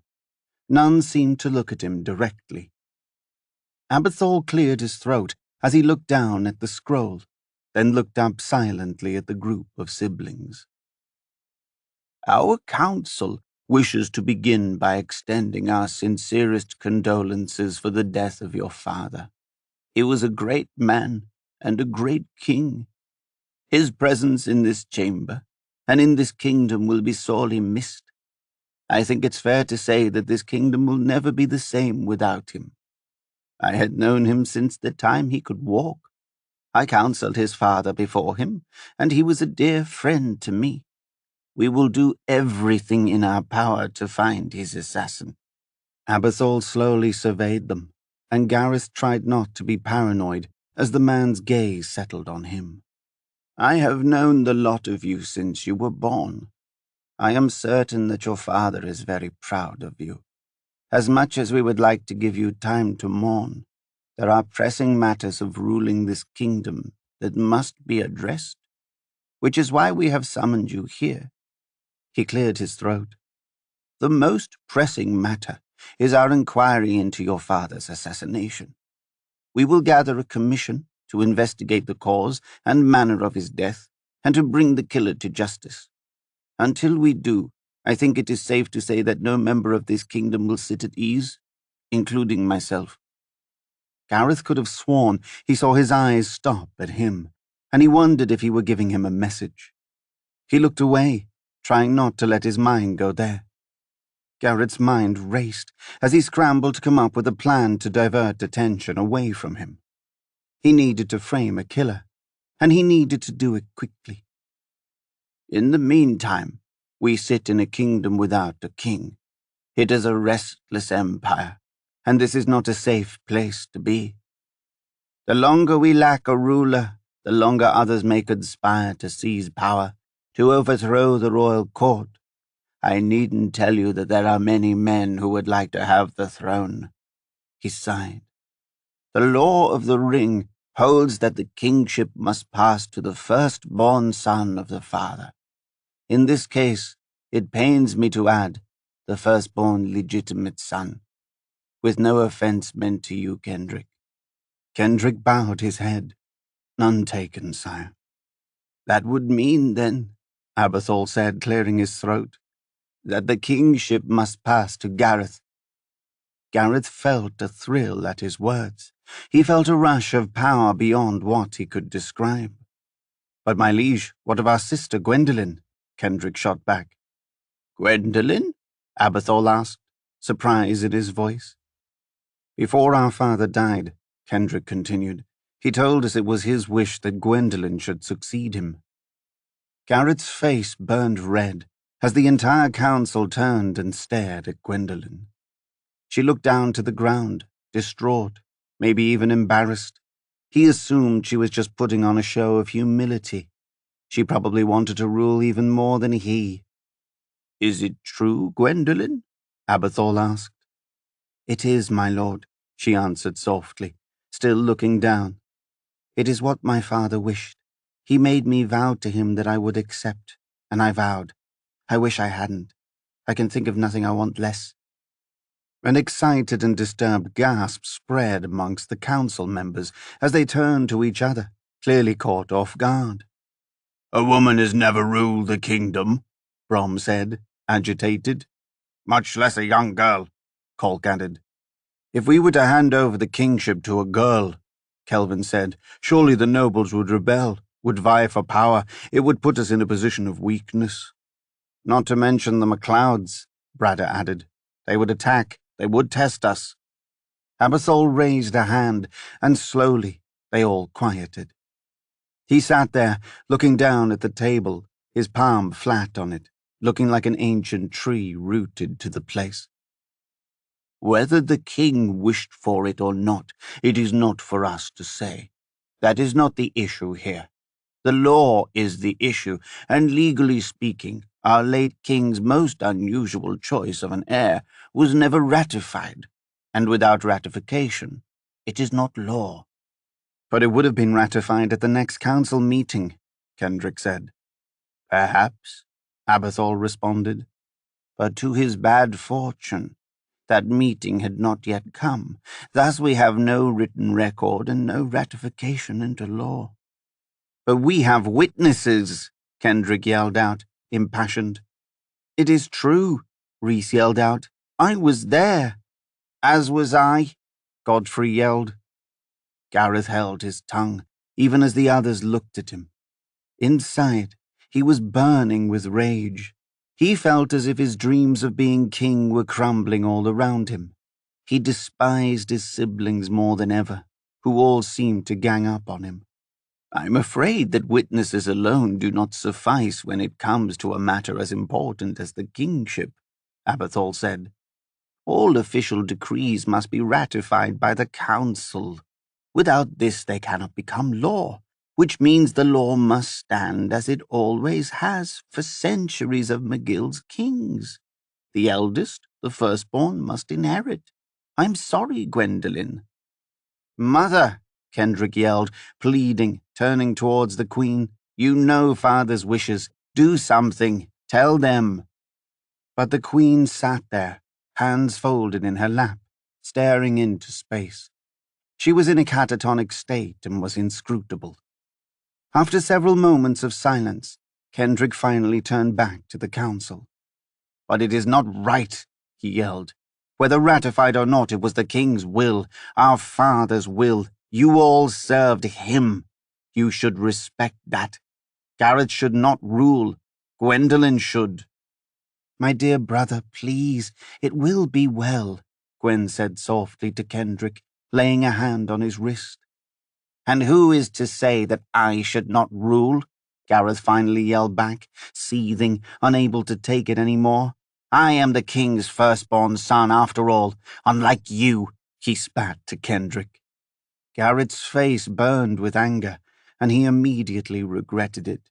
He knew he should have kept his mouth shut, should have waited and let it seem as if the kingship fell to him unwanted. But he was unable to contain himself. He could tell by the look in Kendrick's eyes that he'd hurt him with his words. He was glad that he did. Suffice all of this say, Abathol said slowly, that the law is the law. I am sorry, but Gareth, son of King McGill, In accordance with the ancient law of the ring, I hereby proclaim you to be the 8th McGill King of the Western Kingdom of the Ring. Hear ye all here assembled, do you hear our proclamation?" "Aye," came the response. An iron staff was slammed, and a metallic ring boomed through the room. Gareth flinched, feeling his whole body shake.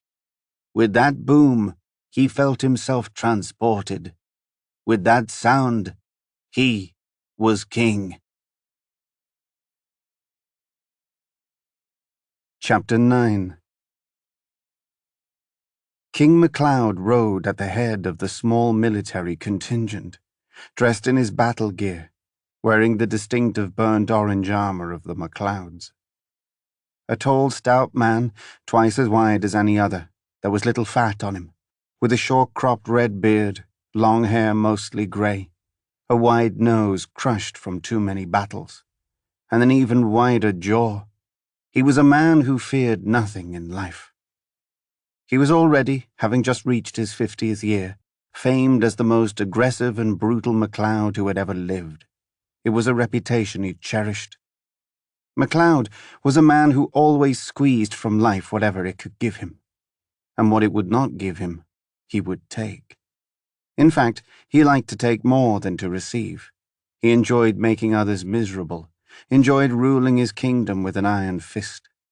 He enjoyed showing no mercy, keeping his soldiers in line with a discipline unlike any MacLeod had ever wielded, and it worked. His dozen men rode behind him now in perfect order, and none would ever dare speak back to him or do the smallest thing against his will. That included his son, the prince, who rode close behind him, and a dozen of his best archers, who rode behind his son. MacLeod and his men had been riding all day. They had breached the eastern crossing of the canyon early in the morning, and his small armed contingent had continued east, charging without a break through the dusty plains of the Navarre, on guard for an ambush. They rode and rode as the second sun rose and slipped. Now, finally, covered in dust from the plains, MacLeod spotted the Ambrec Sea on the horizon. The galloping sound of horses filled his ears, and now the smell of the ocean air reached him. It was a cool summer afternoon, the second sun long in the sky, casting shades of turquoise and pink on the horizon. MacLeod felt his hair being blown back in the wind, and looked forward to arriving on the shore. It had been years since he had seen the ocean. It was too risky to venture here lightly, given that they had to breach the canyon and then ride 50 miles in unprotected territory. Of course, the MacLeods had their own fleet of ships in the waters, as the McGills had on their side of the ring. But still, it was always a risky business, being beyond the energy shield of the canyon. Every now and again, the Empire took out one of their ships, and there was little the MacLeods could do about it. The Empire vastly outnumbered them. But this time, it was different. A MacLeod ship had been intercepted at sea by the Empire, and usually the Empire took the MacLeods for ransom. MacLeod had never paid a single ransom, something he was proud of. Instead, he always let the Empire kill his men. He refused to embolden them.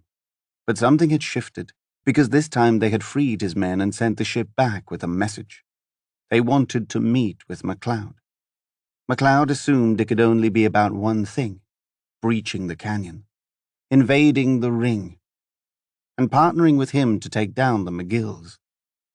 For years, the Empire had been trying to convince the MacLeods to allow them to breach the canyon, the energy shield, to let them inside the ring so that they could conquer and dominate the last remaining territory on the planet. In return, they promised to share power. The question burning in MacLeod's mind was this: what was in it for him? How much would the Empire be willing to give him? For years he had turned down their overtures. But now things were different. The McGills had grown too strong, and MacLeod was beginning to realize that he might never achieve his dream of controlling the ring without foreign help. As they neared the beach, MacLeod glanced over his shoulder at his son's new bride, riding with him. his trophy wife from the McGills. How stupid McGill had been to give his daughter away. Had he really thought this would cause peace between them? Did he think MacLeod was that soft? That dumb? Of course MacLeod had accepted the bride, just as he would accept a herd of cattle. It was always good to have possessions, to have bargaining chips, but that didn't make him ready for peace. If anything, it emboldened him. It made him want to take over the McGill side of the ring even more, especially after that wedding, after entering King's Court and seeing their bounty. MacLeod wanted it all for himself. He burned to have it all for himself. They rode onto the sand, the horse's hooves sinking, his weight shifting as the group of them neared the water's edge. The cool mist struck MacLeod in the face, and it felt good to be back here, on this shore he hadn't seen for years. Life had made him too busy as a king. It was on days like this, when he resolved to give up all of his duties, to spend more time living again. Above the waves in the distance, MacLeod could already see the caravan of Black Empire ships. They sailed with a yellow flag, an emblem of a black shield in its center, 2 horns protruding from it. The closest was hardly 100 yards from shore, anchored, awaiting their arrival. Behind it sat 24 more. MacLeod wondered, was this just a show of strength, or was the Empire going to ambush them? This was the chance he took. MacLeod hoped it was the former. After all, killing him would do no good. It would not help them breach the canyon, which was what they really wanted. This was why MacLeod only brought 12 men with him. He figured it would make him seem stronger, though he did bring 12 of his best archers, all with poisoned arrows at the ready, in case something should happen. MacLeod and his men stopped at the water's edge, their horses breathing hard. He dismounted and the others followed, huddled close behind him. The Empire must have spotted them, because MacLeod saw a small wooden boat lowered down its side, towards the water, containing at least 12 of those savages. They were preparing to come ashore. MacLeod regarded the sails and felt his stomach turn. He hated dealing with these savages, these creatures who would gladly betray him, would gladly breach the canyon and override both sides of the ring if they could. MacLeod's men gathered close around him. "Any sign of trouble, light your arrows and let them fly. Aim for their sails. You can set the whole fleet on fire with 12 arrows each." "Yes, sire," came the chorus of voices. MacLeod's son Devon stood at his side, while his new wife, the McGill woman, stood next to him, looking nervously at the water. It had been MacLeod's idea to bring the woman here. He wanted to instill fear in her. He wanted her to know she was MacLeod property now, that she relied on them and only them for her safety. He wanted her to learn that her father and his kingdom were far behind, and that she would never return. It was working. She stood there, terrified, practically clinging to Devon's side. Devon, the stupid son he was, reveled in it. He didn't realize the value in any of this. To MacLeod's disgust, it even looked like he was smitten with the girl. "What do you think they want from us?" Devon asked him, coming up close. "What else could they want?" MacLeod snapped.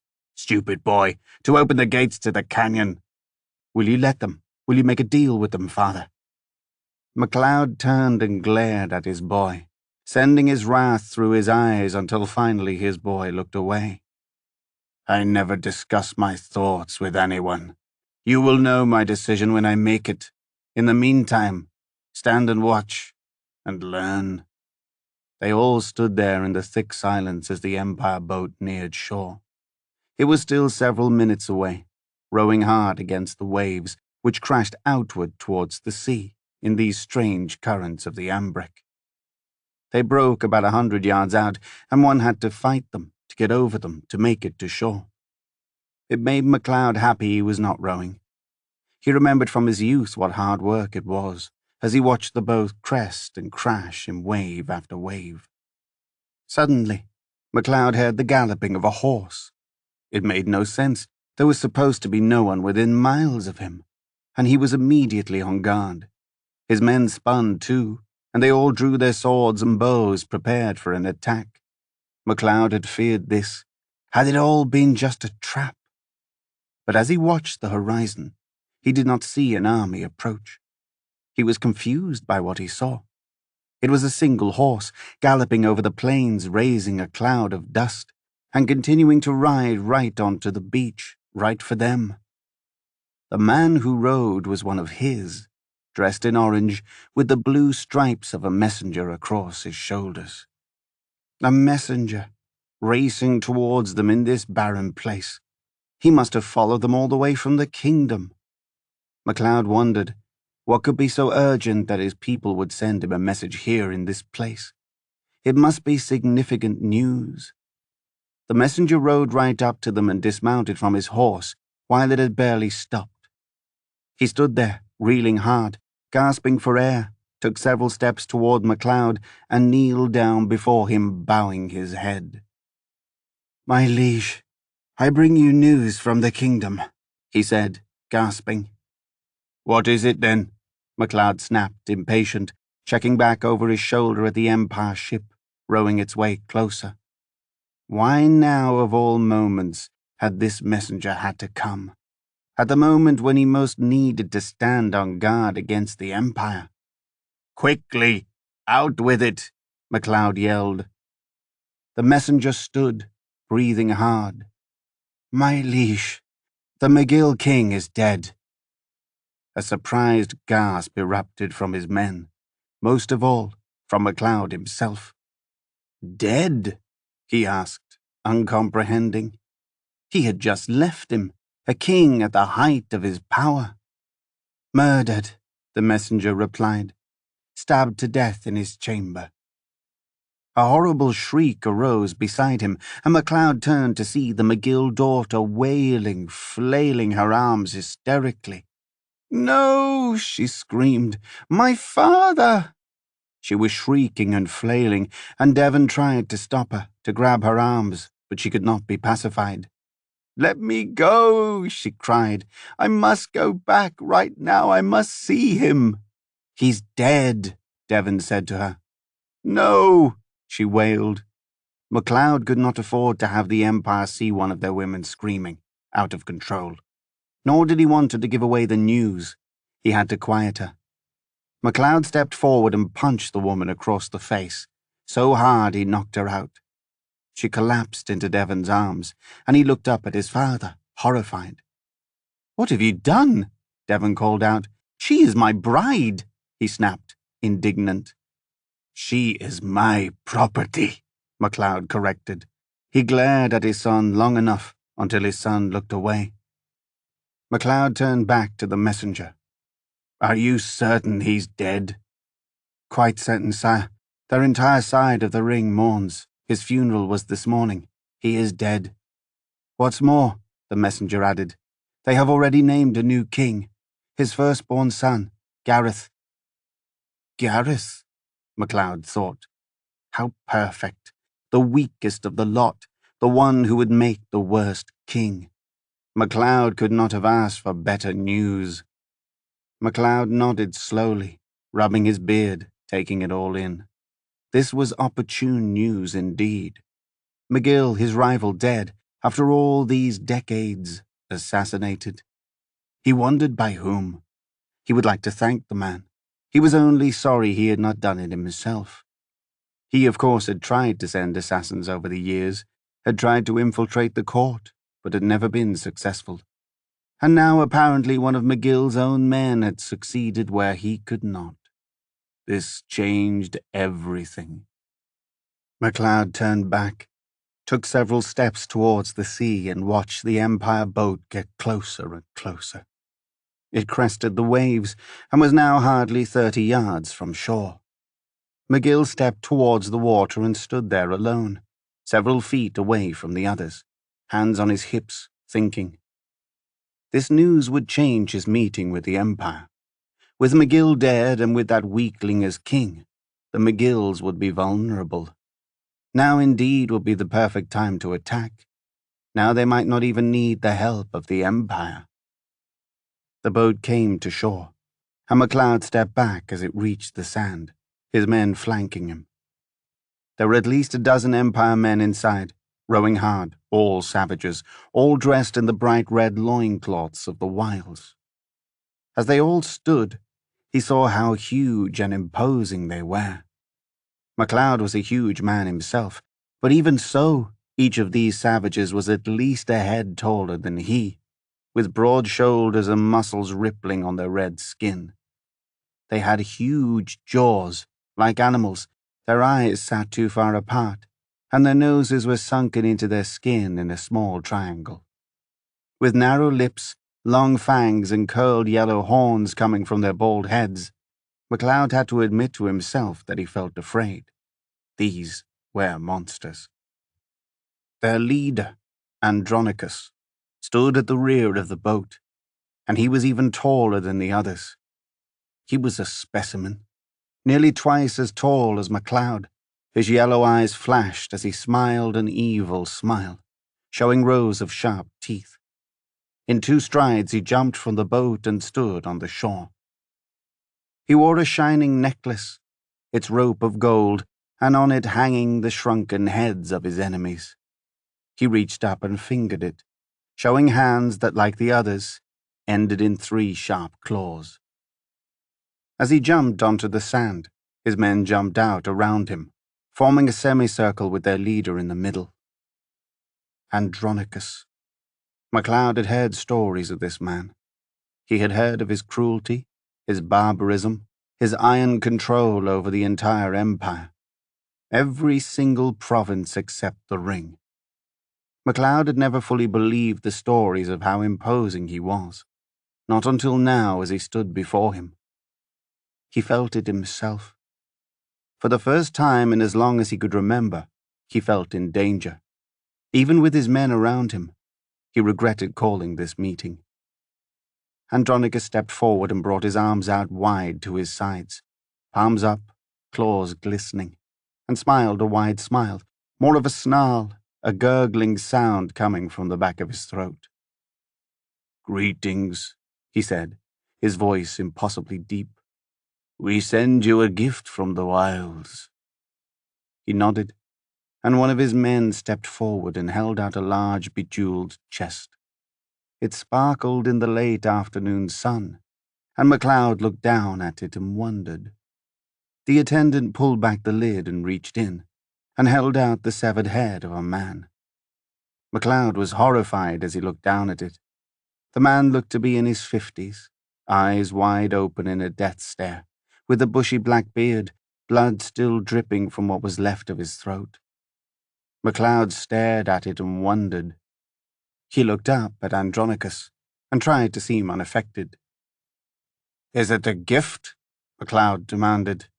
"Or a threat?" Andronicus smiled. "Both," he answered.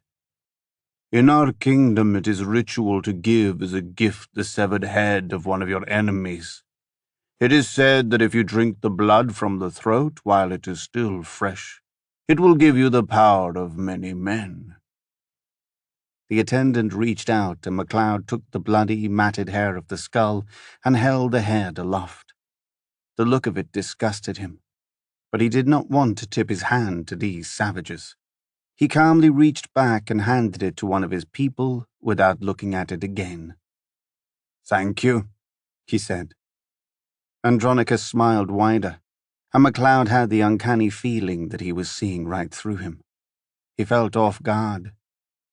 "Do you know why we have called this meeting?" Andronicus asked. "I can guess," MacLeod answered. "You need our help to access the ring, to cross the canyon." Andronicus nodded, his eyes twinkling with something like excitement and lust. "We want this very badly, and we know you can provide this for us." "Why don't you go to the McGills?" MacLeod asked the question that had been burning on his mind. "Why choose us?" "They are closed-minded, unlike you." But why do you think we are different? MacLeod asked, testing him, wanting to know how much he knew. My spies tell us that you and the McGills do not get along. You want control of the ring. But you know by now that you will never have it. If it is truly what you want, then you need a powerful ally to help you gain it. You will let us into the ring, and we will help you gain the other half of the kingdom. MacLeod studied him, wondering. Andronicus's eyes were inscrutable, large and yellow and flashing. He had no idea what he was thinking. And what's in it for you? MacLeod asked. Andronicus smiled. Of course. Once our enemy helps you overtake the ring, then the ring will be part of the empire. You will be one of our sovereign territories. You will have to answer to me, but you will be free to run it as you wish. I will allow you to rule all of the ring. You will keep all the spoils for yourself. We both win. MacLeod studied him, rubbing his beard. But if I gain all the spoils and can rule it as I wish, what do you gain? Andronicus smiled. The ring is the only kingdom on this planet I do not control, and I do not like things that I cannot control. Suddenly, his smile turned into a grimace, and MacLeod had a glimpse of his fierceness. It sets a bad example for the other kingdoms.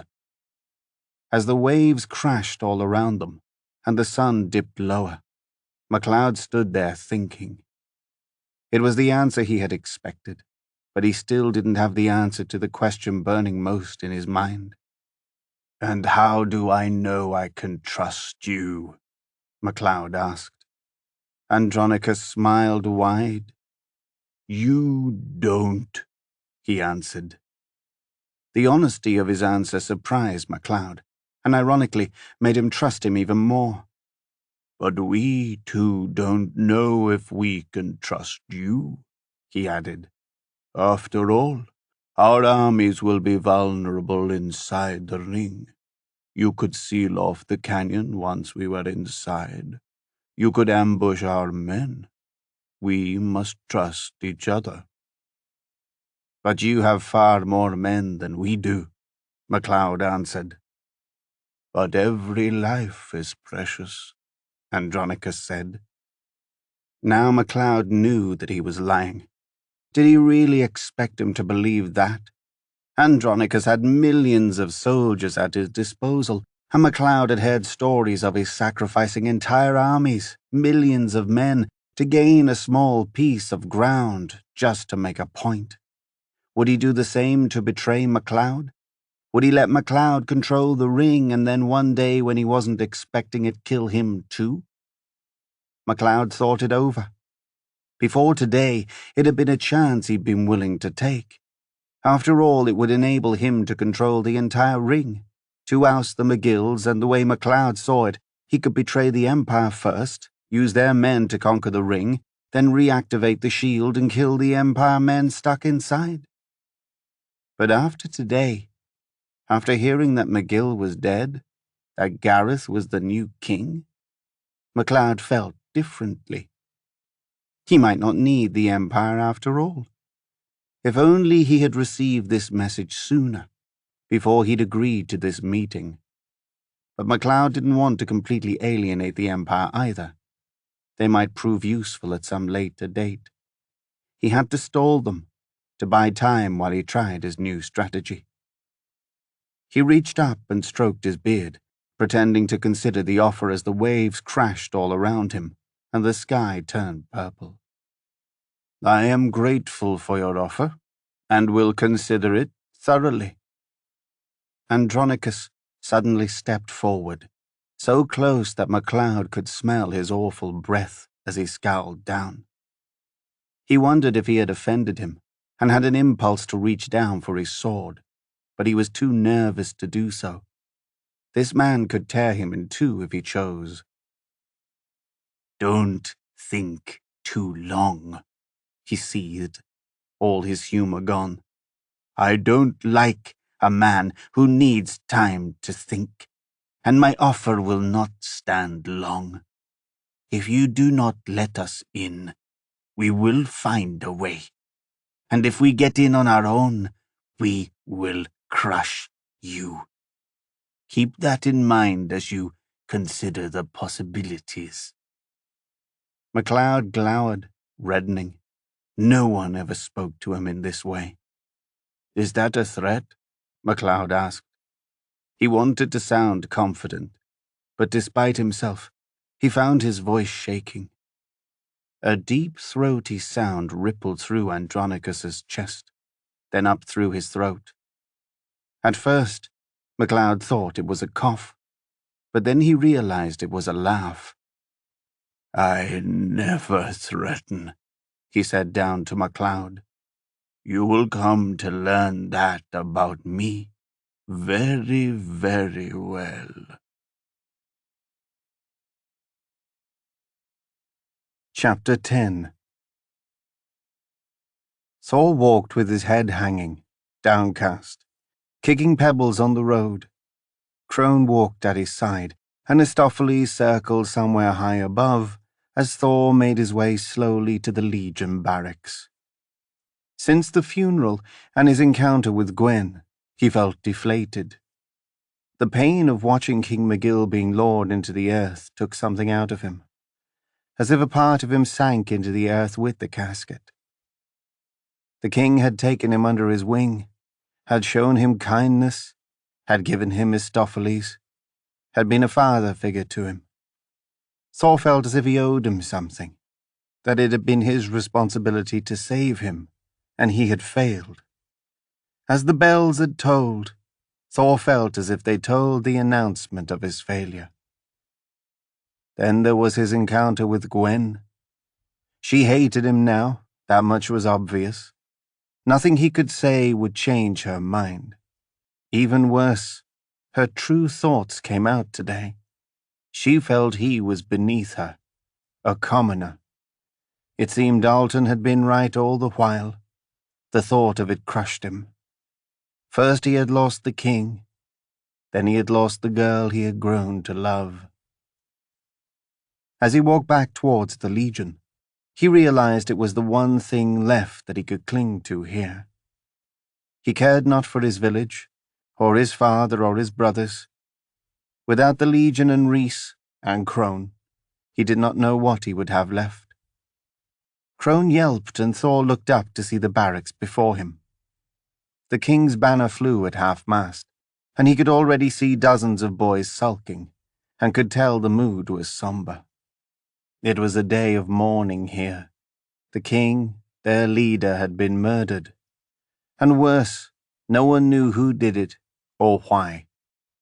There also seemed to be an air of expectancy. Would the armies be disbanded, the Legion with it?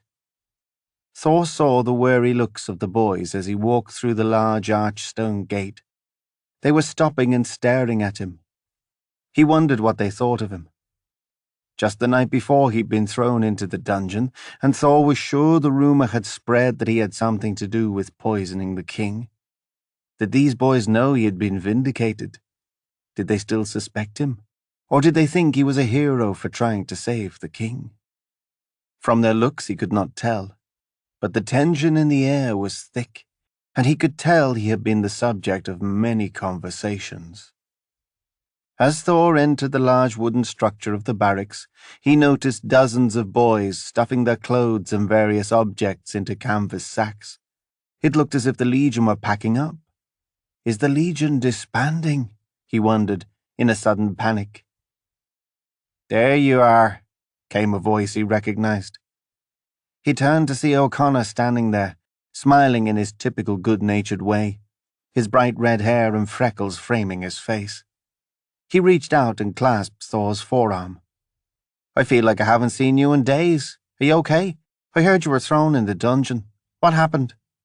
"Hey, look, it's Thor!" yelled a voice. Thor turned to see Eldon hurrying towards him, a good-natured smile on his face, embracing him.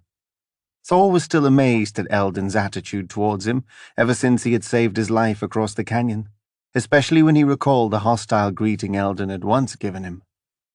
Coming up beside him were the twins, Conval and Convan. "Good to have you back," Convan said, embracing Thor in a hug. "And I," Conval echoed. Thor was relieved to see them all, especially as he realized they did not assume he had anything to do with the murder. "It's true," Thor responded, looking at O'Connor, not sure which question to answer first. "I was thrown into the dungeon. At first they thought I had something to do with the king's poisoning, but after he was killed, they realized I had nothing to do with it." "So they let you free?" O'Connor asked. Thor thought about that, not quite sure how to respond. "Not exactly. I escaped." They all looked at him wide-eyed. "Escaped?" Eldon asked. "Once I was out, Rhys helped me. He brought me to the king." "You saw the king before he died?" Conval asked, shocked. Thor nodded back. "He knew I was innocent." "What else did he say?" O'Connor asked. Thor hesitated. He felt funny telling them what the king said about his destiny, about being special. He didn't want to seem like he was boasting or seem delusional or cause envy, so he decided to admit that part and just tell them how it ended. Thor looked him in the eye. He said, "Avenge me." The others looked at the floor, grim.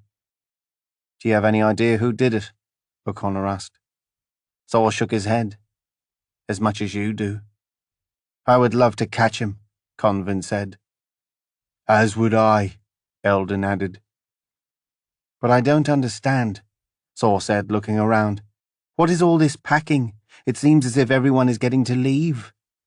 "We are," O'Connor said, "including you." O'Connor reached over, grabbed a canvas sack and threw it at Thor. It hit Thor hard in the chest, and he snatched it before it hit the ground. "What do you mean?" Thor asked, puzzled. "The 100 starts tomorrow," Eldon answered. "We're all preparing." "The 100?" Thor asked. "Do you know nothing?" Conval asked. "It seems we have to teach this young one everything," Convan added. Convan stepped up and draped an arm across Thor's shoulder. "Don't worry, my friend.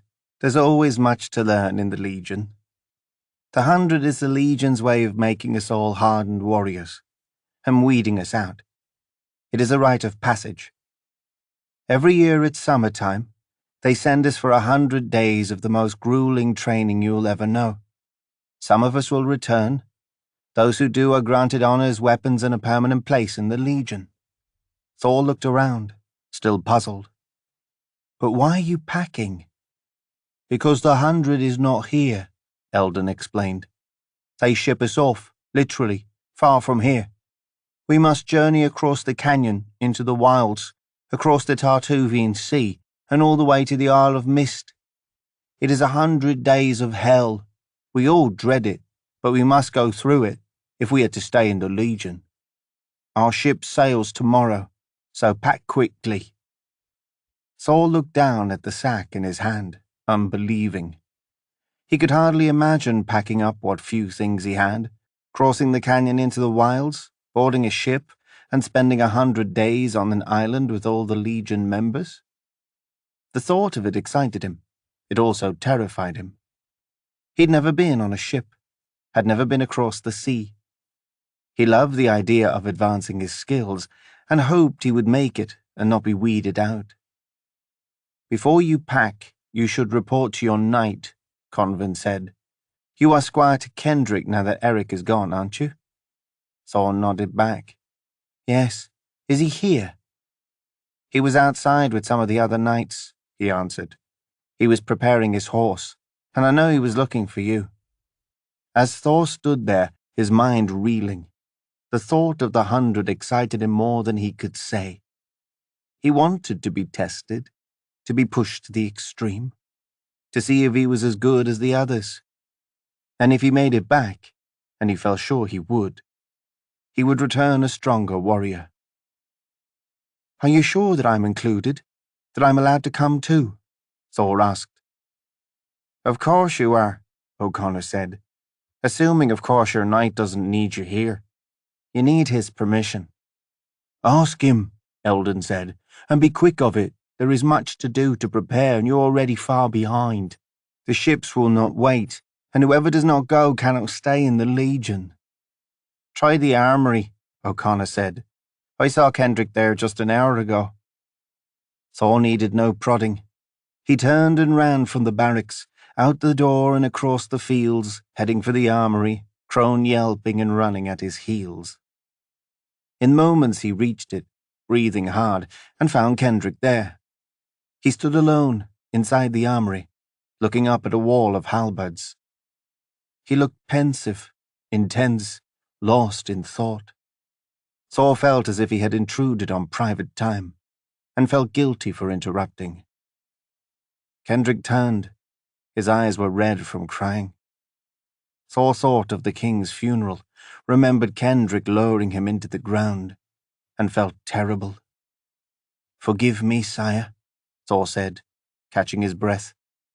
"I'm sorry to have disturbed you. I will leave." As Thor turned to leave, Kendrick's voice rang out. "No, stay. I would like to speak with you." Thor turned back and waited, quiet, feeling Kendrick's pain. Kendrick waited a long time in the silence, examining the weaponry. "My father, he loved you very much," Kendrick said. "He barely knew you, but I could see his love for you. It was real." "Thank you, sire. I loved your father too." "The people in this kingdom, and in the royal court, they have never considered me to be his true son, just because I was the son of another mother." Kendrick turned to Thor, a determination in his eyes. "But I am his son, as much as any of the others. He was a father to me, my only father, my father by blood. Just because we don't share the same mother, that doesn't make me any less." Kendrick reflected, reaching out and fingering the tip of a blade mounted on the wall, his eyes misty. "I didn't know him long," Thor said, "but from what I saw, I could see his love for you, and his approval of you.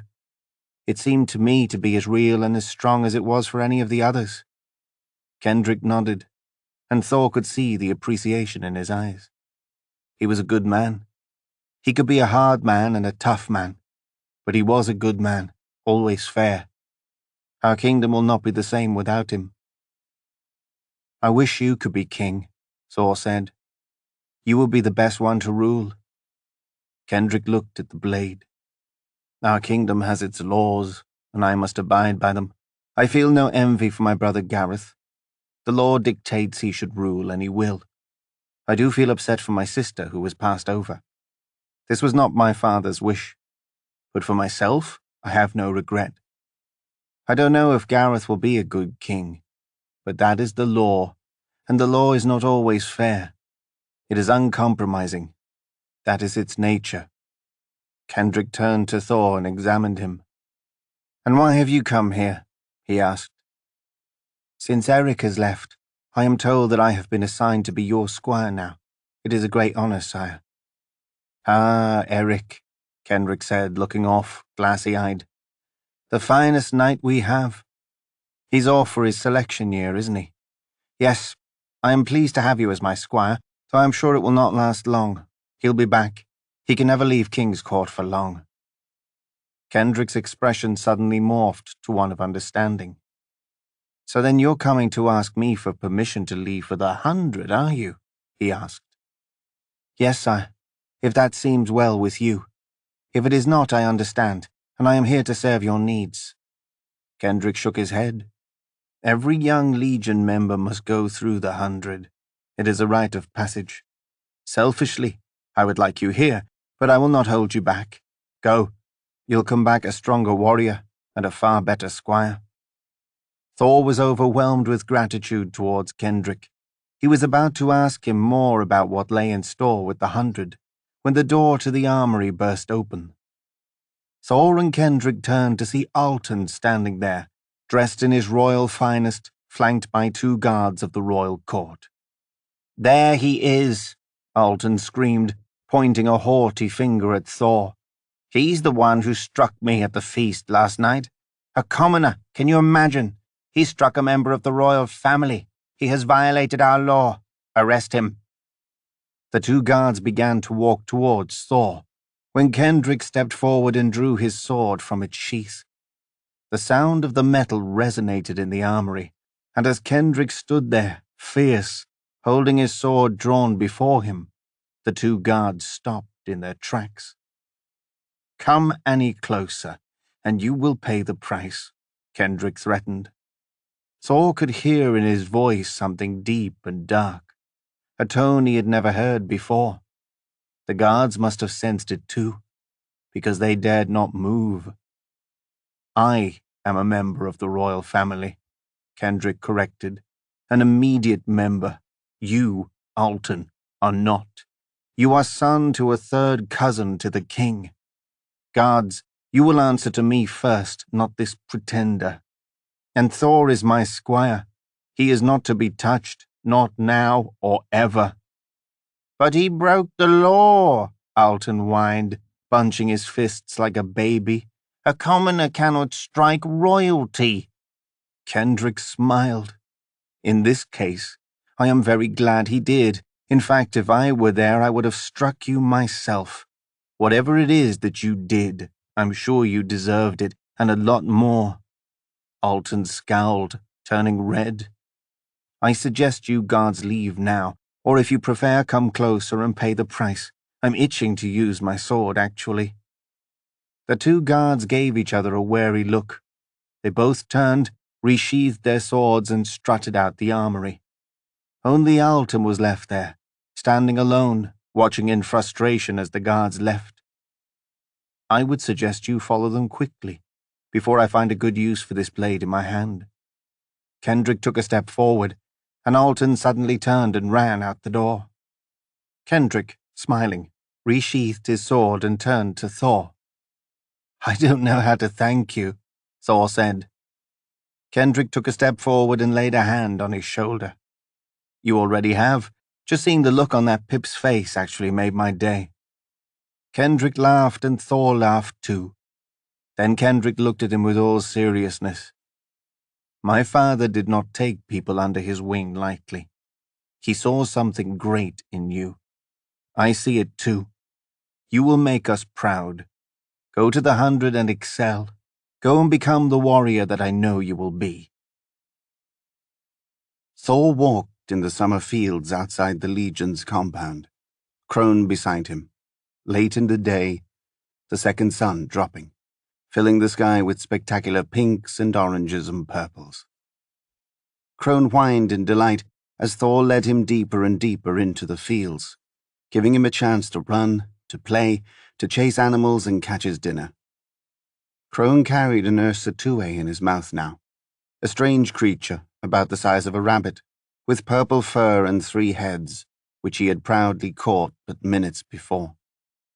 Crone was getting bigger and bigger before his eyes, now nearly twice the size from when he'd found him, and was getting more of a desire to run and move about.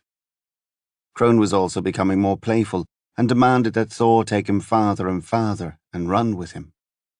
If Thor didn't run with him as much as he wanted, Crone would nip playfully at Thor's ankles and not let him alone until Thor chased him. Then Crone would take off with a delighted squeal until Thor got tired of chasing him. As the day had grown long, Thor had wanted a break from the barracks, from all the frantic preparations. He was all packed now, as was everybody else, and it felt as if they were counting down the hours until they left the ring. Thor didn't know exactly when they were leaving, but he was told it would be within the next day or 2. The mood in the barracks was tense and edgy, filled with anxiety for the trip to come and mourning for the king. It was like a time of great change had swept through them suddenly. Thor wanted one last chance to be alone before the trip, to clear his head, still swimming with the death of the king and with his encounter with Gwendolen. His mind drifted to thoughts of Eric, of where he must be now. Would he ever return? He thought of how temporary life could be. Everything seemed so permanent, but it really was. It made him feel more and less alive at the same time. "Nothing is as it seems," came a voice. Thor wheeled around and was shocked to see Argon standing there, dressed in his scarlet robe, holding his staff and looking out to the distant horizon into the vast expanse of the open sky. Thor, as always, wondered how Argon had appeared here so suddenly. Thor looked at him and felt both a sense of dread and excitement. "I was searching for you after the funeral," Thor said. "There are so many questions I have for you, even before the king was killed, but I could not find you." "I do not always wish to be found," Argon said. His eyes were shining a light blue. Thor stared at him, wondering how much Argon was seeing right now. Did he see the future? Would he tell him if he did? "We're leaving tomorrow," Thor said, "for the 100. "I know," Argon answered. "Will I return?" Thor asked. Argon looked away. "Will I still be in the Legion? Will I pass the test? Become a great warrior?" Argon stared back, expressionless. "Many questions," Argon said, before turning and looking away. Thor realized he was not going to respond to any of them.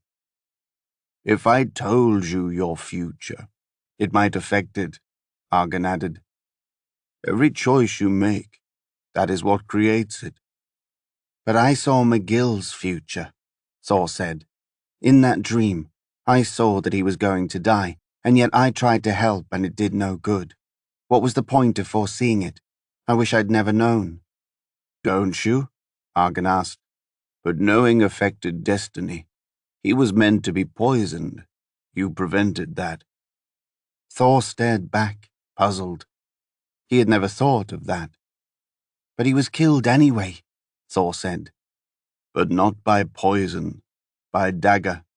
And you don't know what effect that small change will have on the destiny of this kingdom." Thor thought about that, his head hurting. It was too much for him to comprehend. He didn't fully understand what Argon was hinting at. "The king wanted to see me before he died," Thor continued quickly, eager for answers. "Why me, of all people? And what did he mean when he spoke of my mother, of my destiny being greater than his? Were these just the words of a dying man?" "I think you know they were far more than that," Argon replied. "So then it's true?" Thor asked. "My destiny is greater even than his. How is that possible? He was a king. I'm nothing." "Are you?" Argon asked back. Argon took several steps forward, standing feet away from Crone, and stared down at him. Crone whined, then turned and ran away. Thor felt a chill as Argon stared straight through him. "God does not choose the arrogant for his will. He chooses the humble, the least likely, those overlooked by everyone else. Have you not considered this? All your days farming, tending your father's sheep in your village. This is a true warrior's foundation. Humility, reflection. This is what forges a warrior. Did you never sense it, that you were greater than what you were, that you were meant for something else?" Thor thought and realized that he had sensed it. "Yes," Thor responded. "I felt that. Maybe I was meant for greater things." "And now that they arrive, you still don't believe it?" Argon asked. "But why me?" Thor asked. "What are my powers? What is my destiny? Where did I come from? Who is my mother? Why must everything in life be such a riddle?" Argon slowly shook his head. "One day you will discover these things, but you have much to learn first. You must first become who you are. Your powers are deep, but you know not how to wield them. A mighty river flows within you, but it still lingers beneath the surface. You must bring it out. You will learn much in your 100 days, but remember, that will be just the beginning." Thor looked up at Argon, wondering how much he saw.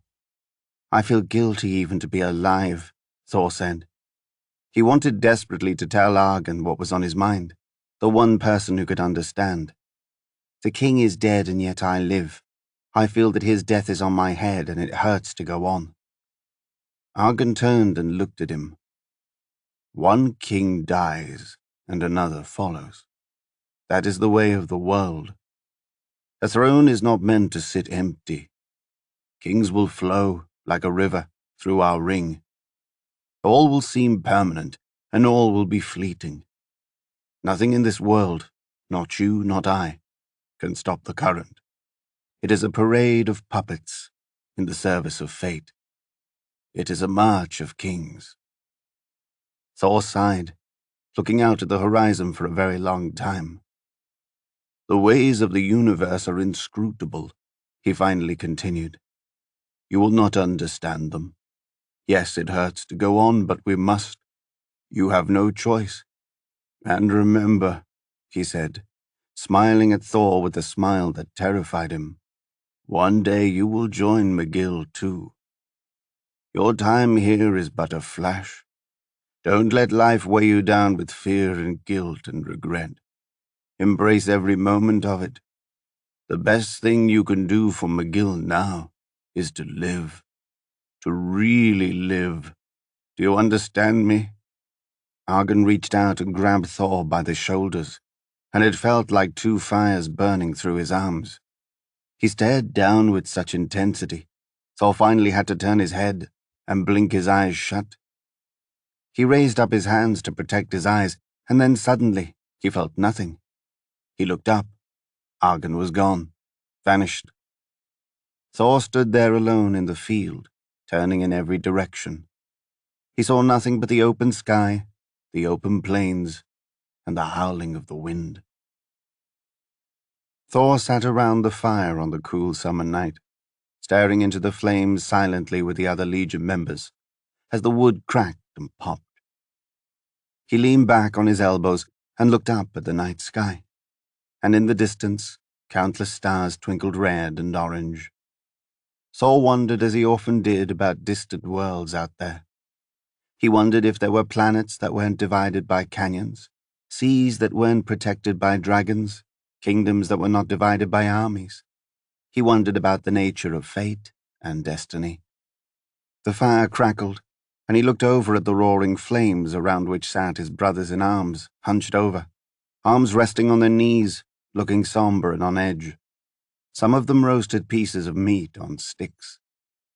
Want one? Came a voice. Thor turned and saw Rhys sitting beside him, holding out a stick wrapped in a white gooey substance. He looked around and saw that they were being passed around to other boys around the fire. What is it? Thor asked, as he took it and touched the white mass. It was sticky. Sap from the sigil tree. You roast it. Wait until it turns purple. It's delicious, and it will be the last tasty thing you have for a while. Thor watched the other boys holding their sticks into the fire, watched as the white substance hissed. He held his out too into the flames, and was amazed as the substance bubbled over, then turned colors. It turned all the colors of the rainbow before remaining purple. He pulled it out and tasted it, amazed at how good it was. It was sweet and chewy, and he took bite after bite. Seated on his other side, chewing happily, were Eldon, O'Connor, and the twins. As Thor looked around, he realized that the Legion fell into natural cliques. With the ages ranging between 14 and 19, and with nearly 100 boys in the Legion, there were a dozen boys in each age range. The 19-year-olds barely acknowledged the 14-year-olds, and each year seemed to stick to itself. Looking at the faces of the 19-year-olds, Thor could hardly conceive how much older they looked. Like full-grown men, compared to the boys his age. They looked almost too old to even still be in the Legion. Are they coming too? Thor asked Rhys. He did not think they were.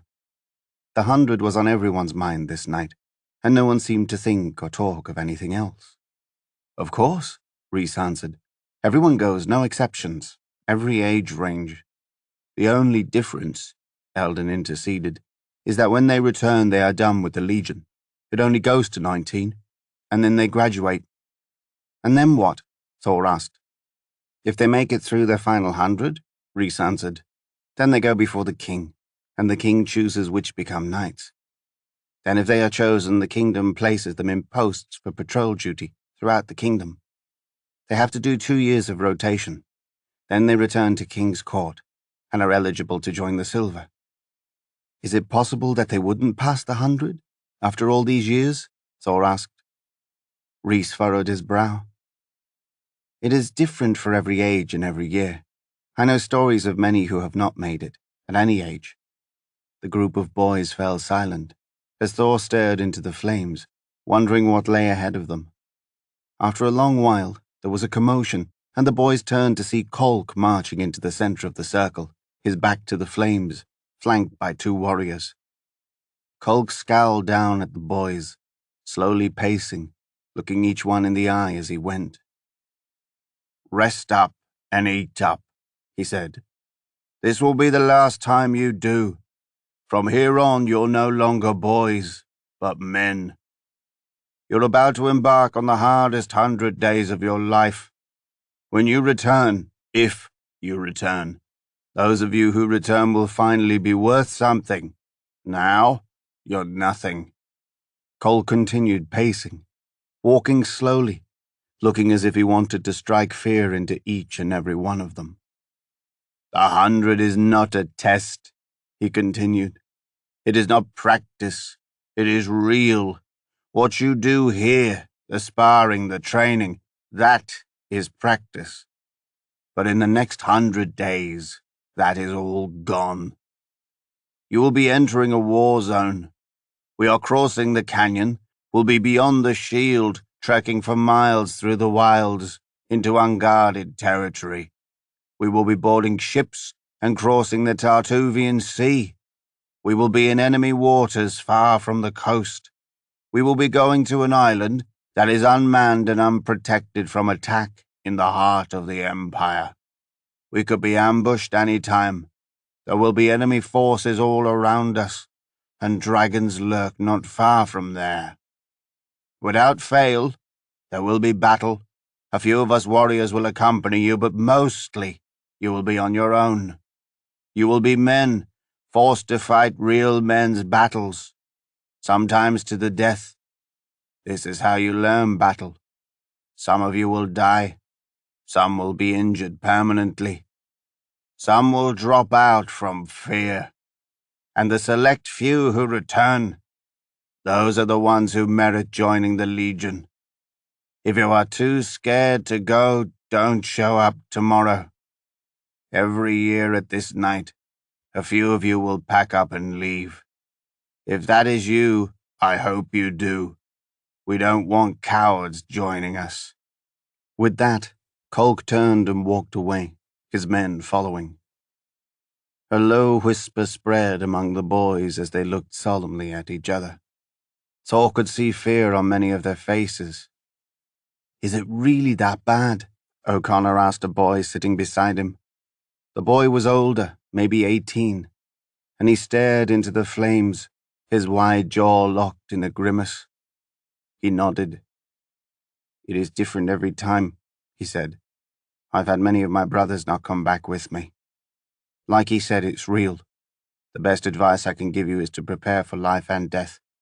But I'll tell you one thing, if you make it back, you'll be a better warrior than you ever thought you could be. Thor wondered if he could make it. Was he tough enough? How would he react when faced with real life and death combat? How could they sustain 100 days of it? And what he would be like when he came back? He sensed that he would not return the same person. None of them would, and they would all be in it together. He looked at Rhys's face and saw how distracted he was, and realized he was weighed down by something else. His father. I'm sorry, Thor said to him. Rhys did not look at him, but slowly nodded, his eyes welling, looking down at the ground. I just want to know who did it, Rhys said. I just want to know who killed him. As would I, Eldon echoed. And we, the twins echoed. Did he tell you anything? Rhys asked Thor. In those last minutes with him, did he tell you who did it? Thor could sense the others all looking at him. He tried to remember exactly what the king said. He told me he saw who did it, but could not remember his face. But it was someone he knew, Rhys pressed. He said it was, Thor said. But that hardly narrows it down, O'Connor said. A king knows more people than we ever will. I'm sorry, Thor added. He didn't tell me any more. But you were in there with him for minutes before he died, Rhys pressed. What else did he say to you? Thor hesitated, wondering how much to tell Rhys. He didn't want to make him envious or jealous, or cause jealousy among the other boys. What could he possibly say? That the king said his destiny was greater than his? That would only stir the envy and hatred of everyone else. He did not say much, Thor said. He was mostly silent.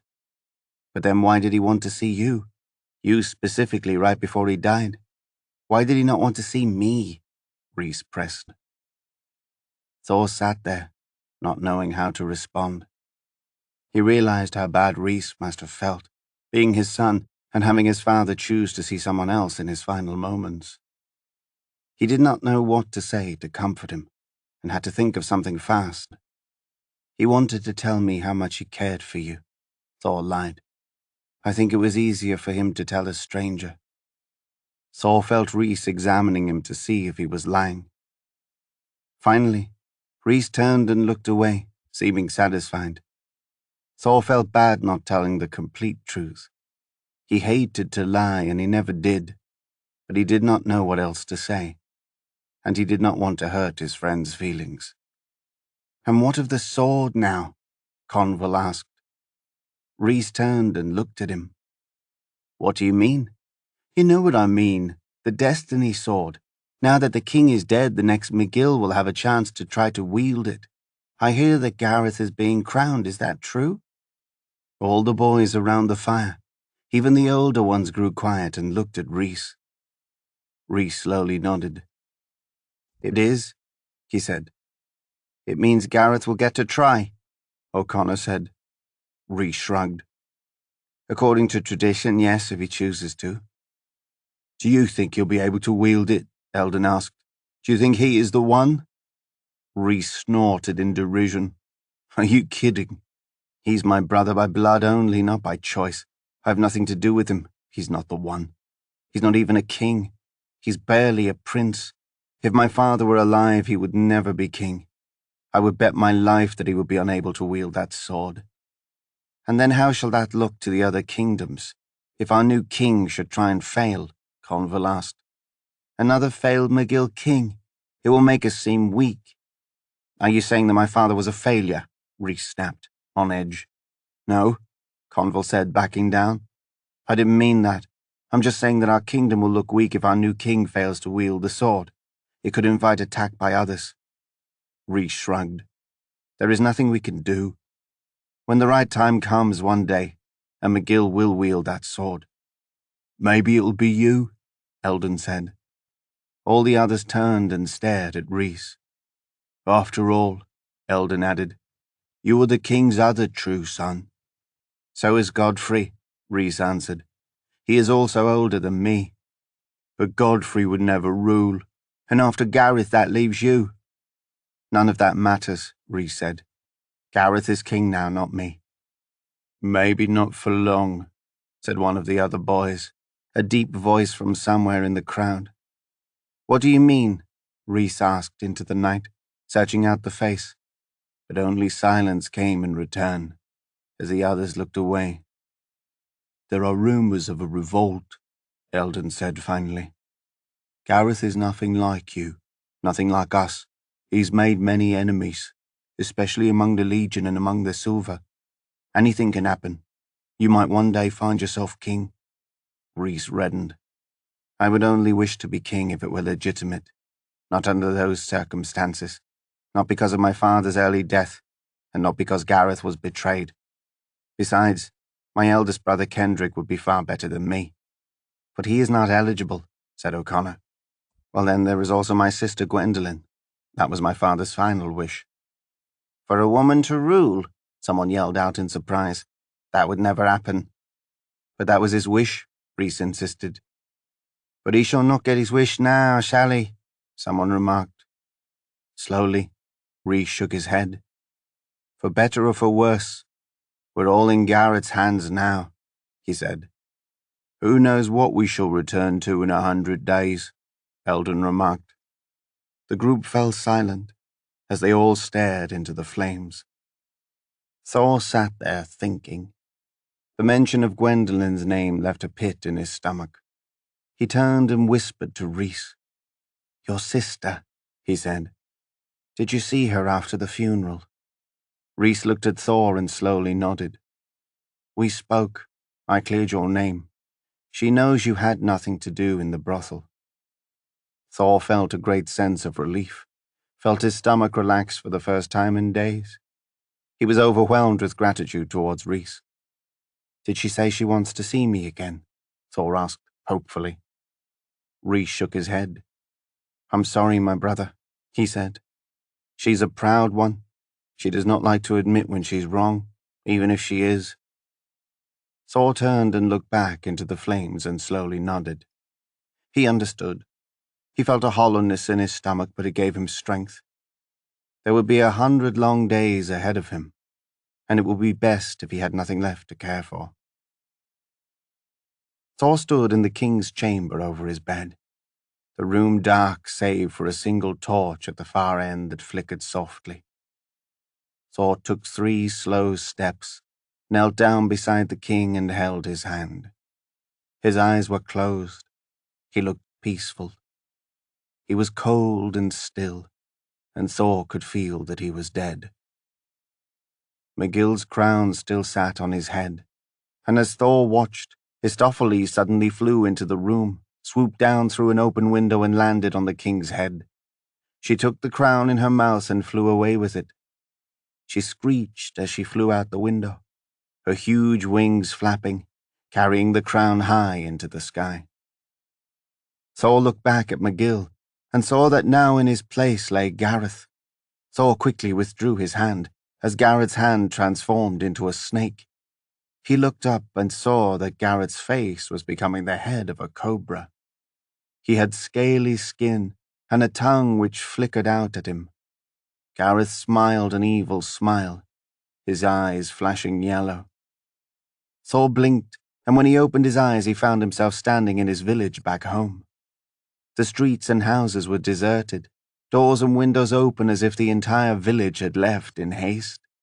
Thor walked down a road he remembered, dust swirling all around him, until he arrived at his old house, a small white clay dwelling, its door well ajar. He walked inside, ducking his head, and there, sitting at the table, his back to him, was Thor's father.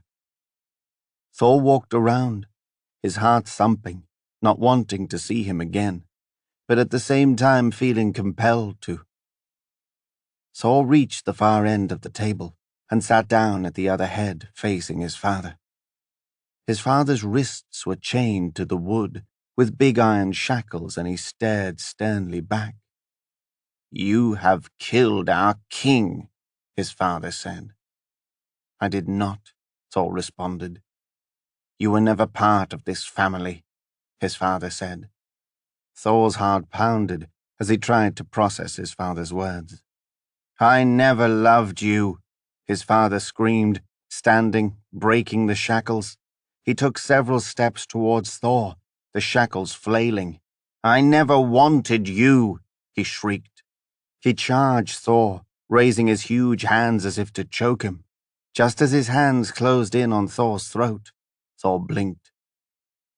Thor stood at the head of a ship, a huge wooden warship, its bow crashing deep into the ocean, then rising high, waves crashing all around him. Thor stood at the helm, and before him flew Histopheles, still carrying the king's crown. In the distance there appeared an island, rising out of the sea, covered in mist, and beyond that a flame in the sky. The sky was filled with dark purple clouds, the 2 suns sitting near each other. Thor heard a horrific roar and knew this was the Isle of Mist. Thor woke with a start. He sat up, breathing hard. He looked around, wondering. It had been a dream. He was lying in the barracks in the early light of dawn, the other boys sleeping all around him. His heart pounded as he wiped the sweat from his brow. It had seemed so real. "I know something of bad dreams, boy," came a voice. Thor spun and saw Kolk standing there, not far off, fully dressed, arms crossed, looking down at the other boys. "You're the first to rise," he said. "That is good. We have a long journey ahead of us, and your nightmares are just beginning." Chapter 11. Garrett stood at his open window, watching dawn break over his kingdom. His kingdom. It felt good to think the words. As of today, he would be king. Not his father, but he, Gareth McGill, the eighth of the McGills. The crown would sit on his head. It was a new era now, a new dynasty. His face would be on the coins. A statue of him would be placed outside the castle. In just weeks, his father's name would be a memory, something relegated to the history books. Now it was his time to rise, his time to shine. It was the day he had looked forward to his entire life. In fact, Gareth had been up all night, unable to sleep, tossing and turning, pacing the floor, sweating, covered in cold chills. In the few moments he had slept, he had had fast and troubled dreams, had seen the face of his father staring back at him, reprimanding him, just as it had in life. But now his father could not touch him. Now he was in control. He had opened his eyes from sleep and made the face go away. He was in the land of the living, not his father. He and he alone. Gareth could hardly conceive all the changes happening around him. As he watched the sky grow warmer, he knew that in just hours he would wear the crown, the royal robe, wield the royal scepter. All the king's advisors, all the king's generals, all the people of his kingdom would answer to him. He would control the army, the legion, the treasury. In fact, there was nothing he could not control, and there was not a single person who would not answer to him. It was the power he had sought, had craved his entire life, and now it was in his grasp. Not in his sisters and not in any of his brothers. He had managed to make it happen. Perhaps prematurely, but he figured one day it would have been his anyway. Why should he have to wait his entire life, waste his prime waiting? He should be king in his prime, not as an old man. He had just made it happen a bit sooner. It was what his father deserved. His entire life he had criticized him, had refused to accept him for who he was. Now Gareth was forcing his father to accept him, from beyond the grave, whether he liked it or not.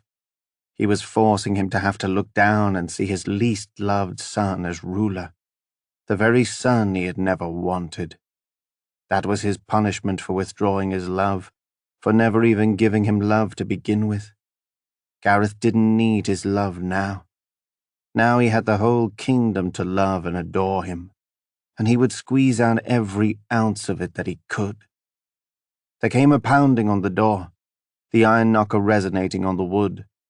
Gareth turned, already dressed, and strutted to the door. He yanked it open himself, marveling that this would be the last time he would do so. After today, he would sleep in a different room, the king's chamber, and would have servants around the clock standing in and outside of his door. He would never touch a doorknob again. He would be flocked by a royal entourage, warriors, bodyguards, anything he wanted. He was electrified at the thought of it. "My liege," came the chorus of voices. A dozen of the king's guard bowed down as the door opened. One of his advisors stepped forward. "We have come to accompany you to the crowning ceremony." "Very well," Gareth said, trying to sound composed. trying not to sound as if he had anticipated this moment every day of his life. He walked forward, raising his chin, already trying to practice the look of a king. He would allow this day to change him, and he would demand that everyone around him look at him differently. Gareth walked down the red carpet that had been laid out for him along the castle stone floor. Dozens of guards lined up along it, awaiting his approach. He walked slowly and deliberately, turning down corridor after corridor, reveling in each moment. Everywhere he went, guards bowed low. "My liege," they said, one after another, like dominoes.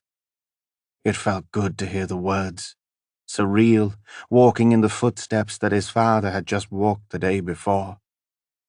As Gareth turned the corner, attendants opened a towering oak door, pulled with all their might on the iron knocker. It creaked open, revealing an immense ceremonial chamber. Gareth had expected a crowd, but was taken aback by the sight before him. There were thousands of the court's finest and most important people, nobles, royalty, hundreds of the silver, all filling the room, all standing at his presence as the doors opened. They were lined up neatly in pews, dressed in their finest as they would be for the most important ceremony. Thousands of them turned to face him and bowed their heads. Gareth could hardly believe it. All of these people, all assembled just for him. It was too late now for anyone to stop him. The time had come. In just moments, he would be wearing the crown, and that was a line that could never be crossed. His head itched to have it on. He walked self-consciously down the long aisle, hundreds of feet with a plush red carpet down the middle. At its end sat an altar and a throne. Argan stood there waiting, with several more of the king's council. "Hear ye, hear ye! All rise in acceptance of the presence of the new king." "Hear ye!" came a chorus of shouts, thousands of voices filling the room, rising up to the cathedral ceiling. Music rose up, the sounds of a lute, as Gareth began the ceremonial walk to the throne. As he went, he passed some faces he recognized, and others he did not. There were people who used to look at him as if he were just another boy, or who used to not look at him at all. Now they all had to pay him respect. Now he demanded all of their attention. He passed his siblings, standing together. Godfrey, Kendrick, Gwendolyn and Rhys. Beside Rhys was that boy, Thor. All of them, thorns in his side. No matter, he would do away with them soon enough. As soon as he assumed the throne, as soon as he took power, he would deal with each in his own way. After all, who better than he to know that the worst enemies are those closest to you? Gareth passed his mother, the queen, who stared down at him with a disapproving glance. He didn't need her approval now, or ever again. Now he was her king. Now she would have to answer to him. Gareth continued to walk, passing everyone, until finally he reached the throne. The music grew louder as he ascended the 7 ivory steps to a platform where Argan was waiting, dressed in his finest ceremonial robes. Gareth faced him.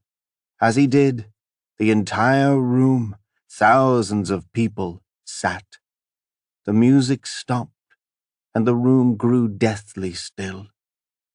Gareth looked at Argan, who stared back at him with such intensity that his translucent eyes seemed to burn right through him. Gareth wanted to look away, but forced himself not to.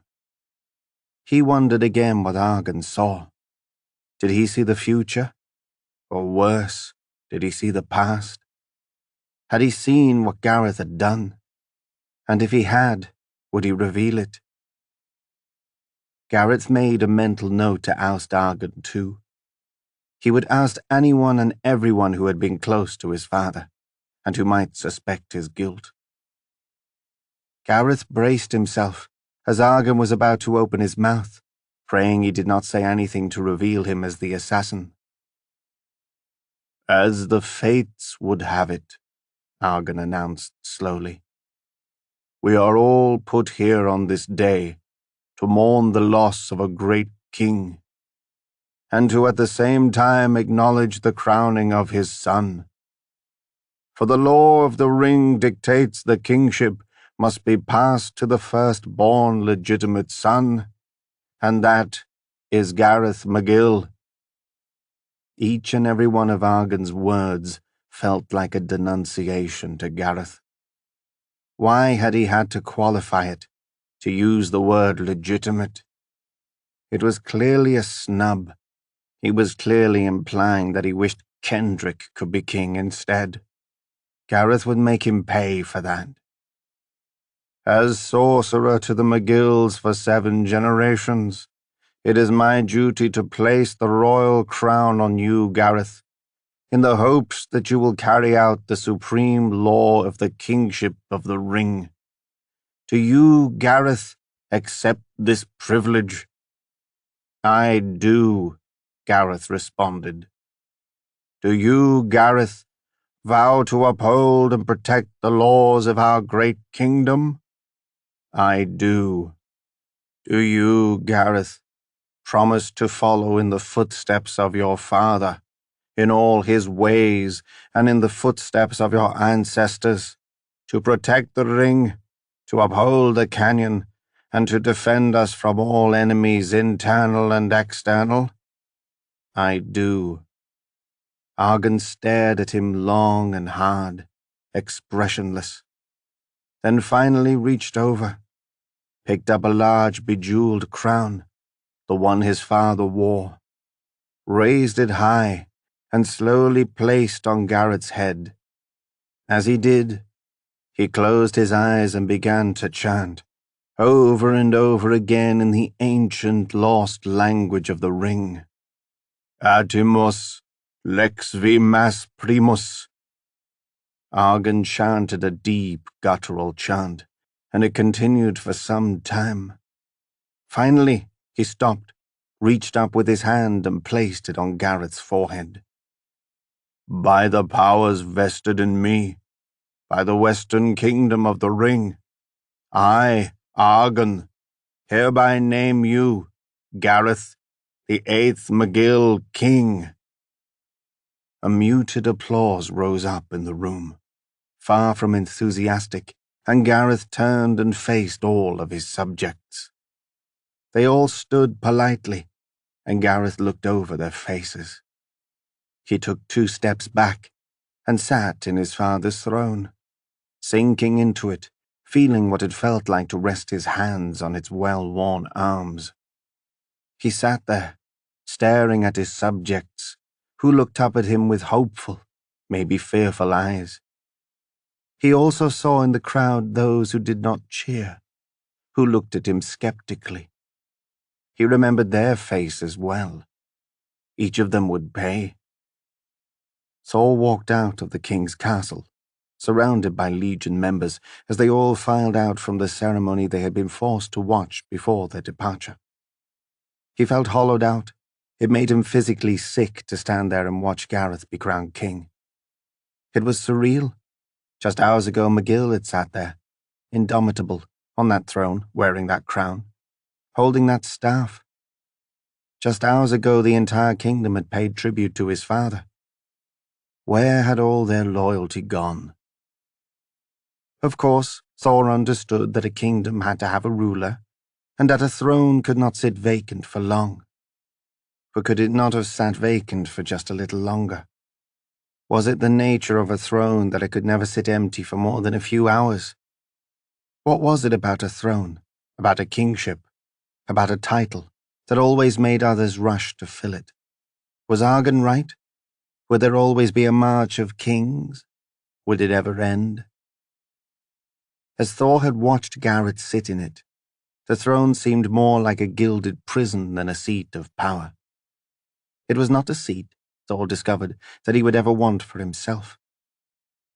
Thor was reminded of McGill's final words, about his own destiny being greater than the king's had been. He shuddered. He prayed he had not meant Thor would ever be king. Not here. Not anywhere. Politics did not interest him. Thor wanted to be a great warrior. He wanted glory. He wanted to fight beside his brothers in arms, to help others in need. That was all. He wanted to be a leader of men in the realm of battle, but not outside of it. He could not help but feel that every leader who strived for power somehow ended up corrupted in the process. Thor filtered out with the others. All of them upset their journey had been delayed in order to pay homage to the new king. This day had been declared a national holiday, and now they could not all leave until the next morning. This left another day to do nothing but sit around, mourn the former king, and contemplate Gareth's rise. It was the last thing Thor wanted. He had looked forward to journeying, to crossing the canyon, to getting on the ship, to having the ocean air clear his senses, to leaving all of this behind and throwing himself into whatever training the Legion had in store for him. As they exited the castle gates, Rhys came up beside him and jabbed him hard in the ribs. Thor turned and saw Rhys gesturing off to the side. Thor turned to look, and when he did, he could scarcely believe it. There, standing off by herself, dressed in a long dress of black silk, stood Gwendolen. She was looking right at him. "She wants to speak with you," Rhys said to Thor. "Go to her." O'Connor, Eldon and the twins, along with several other boys, let out a chorus of oohs and ahs, jostling Thor. "Loverboy is being summoned," O'Connor called out. "Better run to her before she changes her mind," Eldon said. Thor, reddening, turned and looked at Rhys, trying to ignore the others. "But I don't understand. I thought she didn't want to see me." Rhys slowly shook his head, smiling. "I guess she came around," he answered. "Go to her. We don't leave until tomorrow. You have time." Thor heard a yelp and looked down to see Crone take off, charging towards Gwendolen. Thor needed no more prodding. He ran after the leopard, to the mocking calls of his friends. Thor didn't care. Nothing mattered to him now, as his mind was filled with thoughts of seeing her. He had not realized how badly he had missed her, how deep a pain had been sitting in his chest, until he saw her again. Thor followed Crone as he zigzagged through the crowd, and finally reached her. She stood not far from the entrance to the castle, and he stood before her, jostled by the hundreds of people who continued to filter out from the ceremony. She stood there, staring back, solemn. It saddened him to see the great joy that used to light up her face now gone, replaced with a withdrawn look, an aura of mourning. Yet somehow, it made her even more beautiful in the stark morning light. Crone jumped on her foot, but she held her eyes on Thor's. Now that he was standing before her once again, he hardly knew what to say. He was about to speak, to say something, but she spoke first. "I'm sorry for my words yesterday," she said softly, "about you being a commoner, being beneath me. I didn't mean it. I was just upset. It is unlike me. Forgive me." Thor's heart swelled. He could hardly believe she was being kind to him again. "You don't need to apologize," he said. "I do," she said. "I didn't mean those things. Rhys told me all those things I heard about you were lies. I was mistaken. I should have known better than to listen to the others. I should have given you a chance." She looked at him, her startling blue eyes mesmerizing him, and he found it difficult to think straight. "Will you give me another chance?" she asked. Thor broke into a wide smile. "Of course I will," he said. He looked down and kicked the rocks before him. "In fact, I hadn't given up hope that you might change your mind because I never changed mine." She looked up at him, and for the first time in a while she smiled, a broad smile, and it lifted Thor's heart. He felt 100 pounds lighter. All around them people continued to filter out, jostling Thor and Gwen every which way. She reached out and took his hand, and the feel of her smooth skin electrified him. "Come with me," she said. Thor could feel the looks of all those around them, and he wanted to leave too. "Where shall we go?" he asked. "You'll see," she answered. Without hesitation, he let her guide him through the crowd, around the side of the castle, and out toward the open fields. Thor and Gwen walked hand in hand in the early morning light through fields of flowers, Crone at their side. The second sun rising, a beautiful summer day blooming around them. They passed through groves of trees in full bloom, with turquoise and white and green flowers, birds of all sorts swooping down around them. Flowers up to their knees, they continued climbing the gentle slope of a hill until finally they reached the top. From there the view was magnificent. Thor turned and had a sweeping view of the king's court in every possible direction. It was a clear blue and yellow sky, a wisp of cloud sitting gently on the horizon. Affecting Thor even more than the sweeping vista was the sight he saw as he turned the other way. King Magill's burial plot. Set against the dramatic Colvian cliffs was a fresh mound of dirt, a long pole marking it, a circle at the end of the pole and a falcon within it, the symbol of their kingdom. There came a screech from on high in the air, and as Thor watched, Istophilis swooped down and landed on the tip. She perched there, stared out at Thor and Gwen, raised her wings and screeched again. Then she lowered her wings and settled comfortably on the pole. Thor and Gwen exchanged a puzzled look. "The actions of animals will always be a mystery to me," Thor said. "They sense things," she said. "They see things we do not." Thor marveled that they were the only two here at this fresh gravesite. The thought of it pained him. A day ago, the king could have commanded anyone he wanted, could have summoned thousands of people at his whim. Now that he was dead, there was not a single person here to pay homage. Gwen knelt down and gently placed on the mound the bunch of turquoise flowers she had picked along the way. Thor knelt beside her, smoothing the rocks away from it. Crone walked between them, lay down on the mound of dirt, lowered his chin and whimpered. As Thor knelt there, the only sound the whipping of the wind, he felt an overwhelming sense of grief. Yet in a strange way, he also felt comforted. This was where he wanted to be, with Magill, with Gwen, not in the court watching the prince be crowned, not anywhere else. He knew his death was coming, she said. Thor glanced over and saw Gwen, staring down at the grave, tearing up. "He sat me down just days ago and kept talking about his death. It was strange. It upset me. I told him to stop, but he wouldn't, not until I promised him." "Promised him what?" Thor asked. Gwen, silent, wiped a tear, arranging the flowers perfectly on her father's grave. After a long time, she finally leaned back and sighed. "He made me vow that if he died, I would rule his kingdom." She turned and looked at Thor, her beautiful blue eyes wet, lit up in the morning suns, the most beautiful thing he'd ever seen, and he was shocked to realize her words were true. "You rule the kingdom?" he asked, stunned. Her face darkened. "Do you not think I'm able?" she demanded. Thor stammered. No, of course not. I didn't mean it that way. I was just surprised. I had no idea." Her expression softened. "I was surprised too. It was not something I wanted, but I told him I would. He would not stop until I vowed." "So, then I don't understand," Thor said, confused. "Why was Gareth crowned? Why not you?"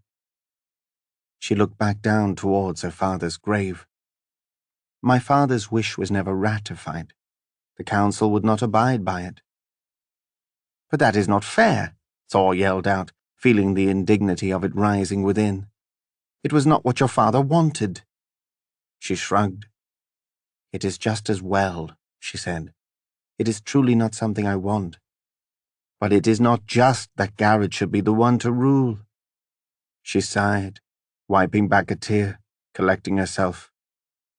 "They say that each kingdom gets the king it deserves," she said. Her words lingered in the air, and as Thor really thought about that, he realized Gwen was much wiser than he thought. He realized in that moment what a good ruler she would in fact make. It upset him all the more that she was passed over, that her father's wish was ignored. "But I do worry for our kingdom," she said. "Our half of the ring. The MacLeods, when they hear that Gareth is crowned, they will be emboldened. It will embolden all of our enemies. Gareth is not a ruler, and they all know that. We will be vulnerable." Thor wondered about all the ramifications of the king's assassination. They seemed endless. "But what bothers me most of all is not knowing who killed him," she said. "I must know. I cannot rest until I do. I feel that my father's soul will not rest either. Justice must be done. I don't trust anyone in this court. There are too many spies, and everyone lies. In fact, you're the only one I can really trust. And that is because you are an outsider. Along with my brothers, Kendrick and Rhys. Other than that, I trust no one." "Do you have any idea who might have wanted him killed?" Thor asked. "I have many ideas, and many leads to pursue. I will follow each one of them, and I will not stop until I find his killer." Gwen looked at her father's grave as she made this declaration. Thor felt the conviction in her words, felt that she would find out who did it. After a long while, Gwen stood. Thor rose too, and they stood there together, side by side, looking down at the grave. "I want to get far away from here," Gwen said. "I want to leave this place. A part of me wants to never come back. I hate all of this. I don't know where it will all end, but I feel that it must all end tragically, in death, betrayal, assassination. I hate this court. I hate being royalty. I wish I could have a simple life. In fact, I wish my father had been a farmer. Then he would still be alive, and that would mean more to me than the entire kingdom." Thor, feeling her pain, reached out his hand and held hers. She did not pull away. "I will be far from here myself soon," he said. She turned and looked to him, and he could see fear in her eyes. "What do you mean?" she asked, urgently. "Tomorrow we all embark, the entire legion, the 100. We sail for training, for a distant isle. I won't be back until the fall, assuming I make it back at all." Gwen looked crestfallen. She slowly shook her head. "Life can be so cruel," she said. "Everything at once." She suddenly looked determined. "When does the ship sail?" "In the morning." She clasped his hand. "That gives us a day together," she said, a smile forming. "Let's make the most of it." Thor smiled back. "But how?" he asked. She smiled wider. "I know the perfect place." She turned and led him away, and the two of them sped away holding hands, running back through the fields, Crone beside them. Thor had no idea where she was taking him, but as long as he was with her, nothing else mattered. As Thor and Gwendolen strode through fields of flowers, up and down gentle hills, he marveled at how good it felt to be with her. He sensed her joy, too. It wasn't the joy she used to wear, that over-ebullient laugh and smile that lit up everything around her. Those had been replaced by something more somber, more austere, since the death of her father. They walked through fields bursting with color, a rainbow of pinks and greens and purples and whites, and Crone ran around them in circles, yelping and jumping, seeming even more happy than they did. Finally, they came to a large hill, and as they reached its top, Gwen stopped, and Thor did too. He stopped, awestruck at the sight before him. There on the horizon sat a huge lake of white-blue water, clearer than any water he had ever seen, sparkling beneath the sun. It was surrounded by towering mountains, and their cliffs looked alive, sparkling in all different colors in the morning sunlight. "The lake of the cliffs," she said. "It is ancient. It is a hidden lake. No one ever comes here. I discovered it when I was a child. I had too much time on my hands and I would explore. Do you see that island? There," she asked, pointing. Thor squinted into the sun, shimmering off the lake, and saw it. A small island sat in the center of the lake, far from shore. "It is where I would escape as a child. I would take that small boat there," she said, pointing to a weathered rowboat on shore, "and row out myself. Sometimes I would spend entire days on it, far from everyone. It was a place where no one could get to me. It is the only place left for me that is pure." She turned and looked at Thor, and he looked at her. Her eyes were glowing, all different shades of blue, and they seemed truly alive for the first time since her father had died. "I would like to take you there," she said. "I would like to share it with you." Thor felt deeply touched, closer to her than he ever had. "I would love to," he said. She took his hand and leaned in. He leaned in too, and their lips met. It was a magical kiss, the sun emerging from behind a cloud as they did, and he felt his entire being warm over. Her lips were smooth, and he reached up and felt her cheek, which was even smoother. They held the kiss for a long time, until finally she pulled away, and smiling, took his hand. The two of them began to walk down the hill, sloping gently down toward the shore of the lake, toward the small boat that sat there waiting. Thor could hardly wait. Thor rowed the boat, Gwendolen sitting opposite him, across the tranquil white-blue waters of the lake. Once across, he rowed them right up onto the sandy shore of the small island, its sand sparkling red. Thor jumped out and pulled the boat up safely, then reached out and took Gwen's hand and helped her off. Crone leapt out with an excited yelp and began running on the sand. Thor took Gwen's hand and let her lead the way as the two of them began hiking on the small island, the sand quickly giving way to a small field of grass and flowers. The island was alive with the sound of swaying trees, towering exotic trees which leaned all the way over, the summer breezes rocking them left and right. As they swayed, they dropped down small white flower petals, falling like snow all around them. Gwen was right, this place was magical. Gwen giggled, her spirits clearly lifted to be here. She took Thor's hand and led him on a small trail through the winding green paths. He could tell from the way she walked that she knew every inch of this island by heart, and he wondered where she was taking him. They twisted and turned, up and down trails, Thor ducking his head here and there to avoid branches, until finally she led them to a small clearing, hidden by trees, in the center of the island.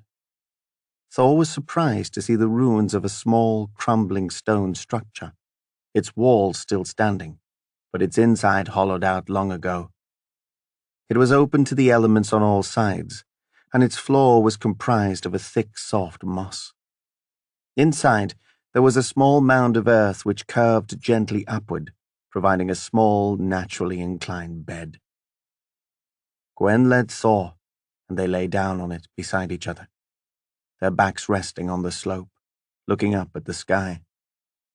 Crone ran over and lay down beside Gwen, and as she giggled and petted him, Thor was starting to wonder if Crone liked Gwen more than him. Thor leaned back, resting his head in his palms on the soft moss, and looked up to see the two suns, the bright turquoise and yellow sky, trees swaying in the wind, white flower petals falling. The sound of the breezes skipped through the place, and he felt for a moment like he and Gwen were the only people left. He felt as if they had escaped from the worries of the world, that they were in a safe, protected place, a place where no one could touch them. He felt more relaxed than he'd ever had, and never wanted to leave. He felt fingers on his, and looked over to see Gwen's hand. They locked fingers, and the touch of her skin made him feel even more deeply at ease. Everything was right in the world. As they lay there in the silence, feeling ever more deeply relaxed, he thought about having to leave the following day, and the thought pained him.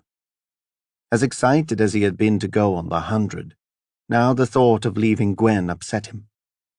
With all that had gone on, with her father's death, with their misunderstanding and their reconciliation, finally he felt like they were in a good place.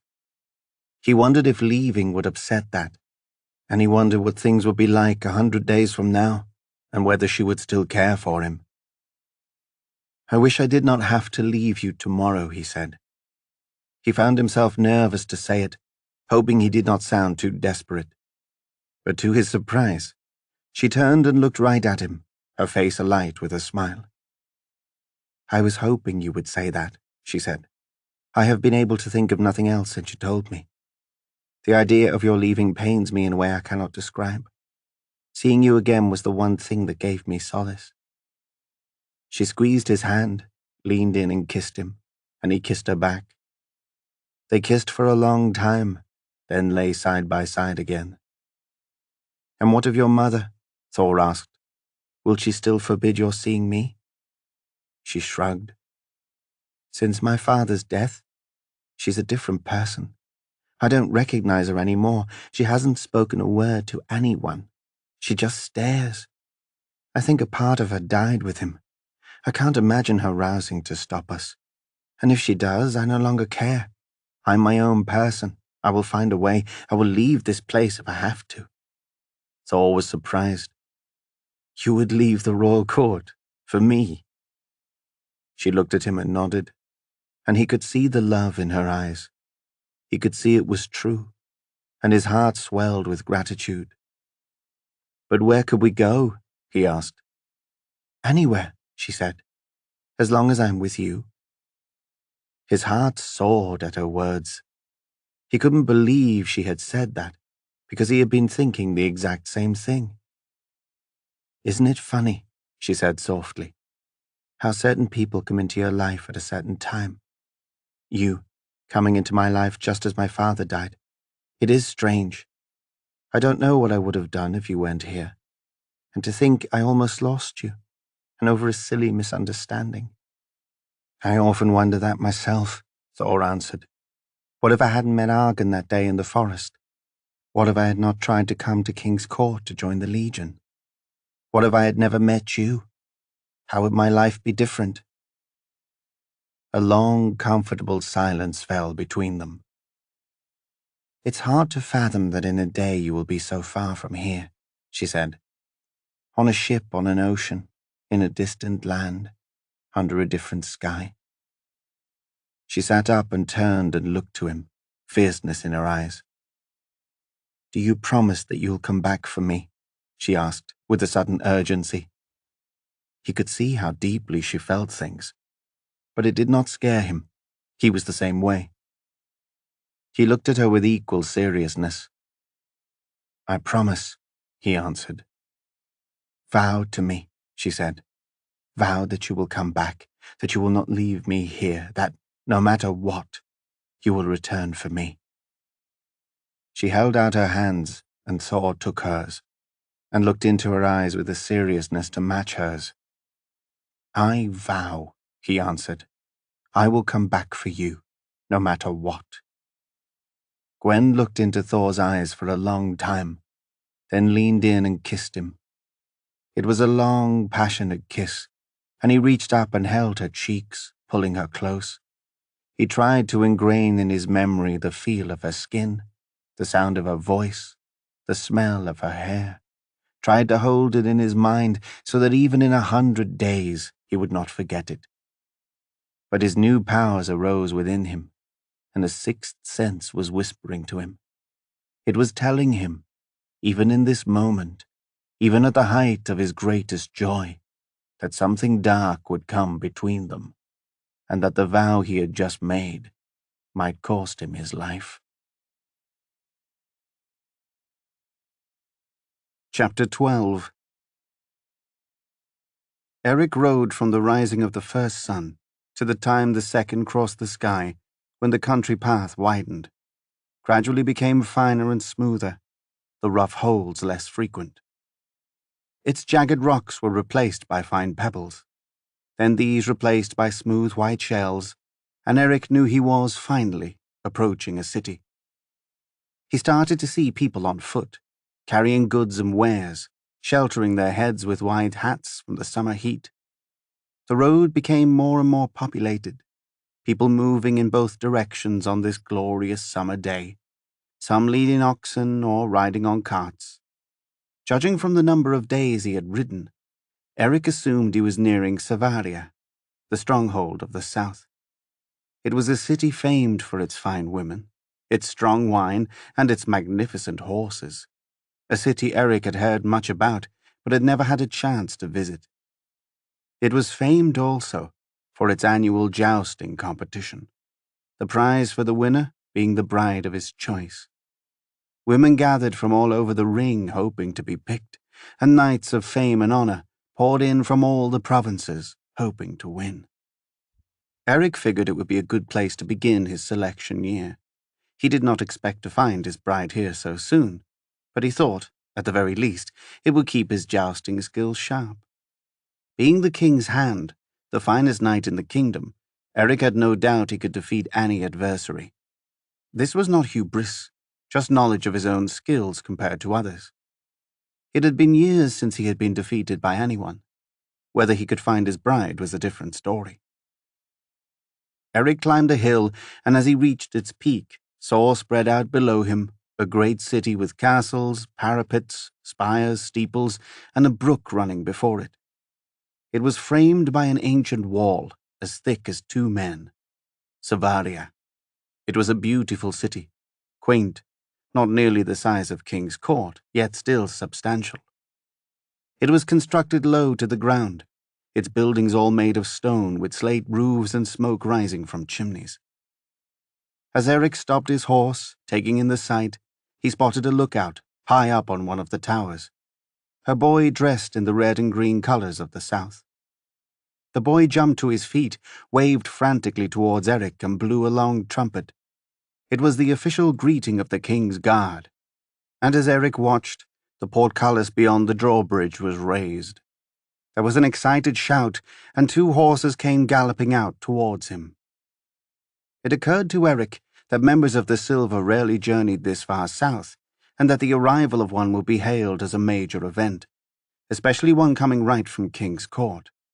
And the fact that it was Eric, the most celebrated of all the Silver, and the king's champion, would create an even greater stir. He could already see, even from here, the excitement in the boy's eyes, the gathering crowd on the towers, the anticipation in the soldiers galloping out to greet him.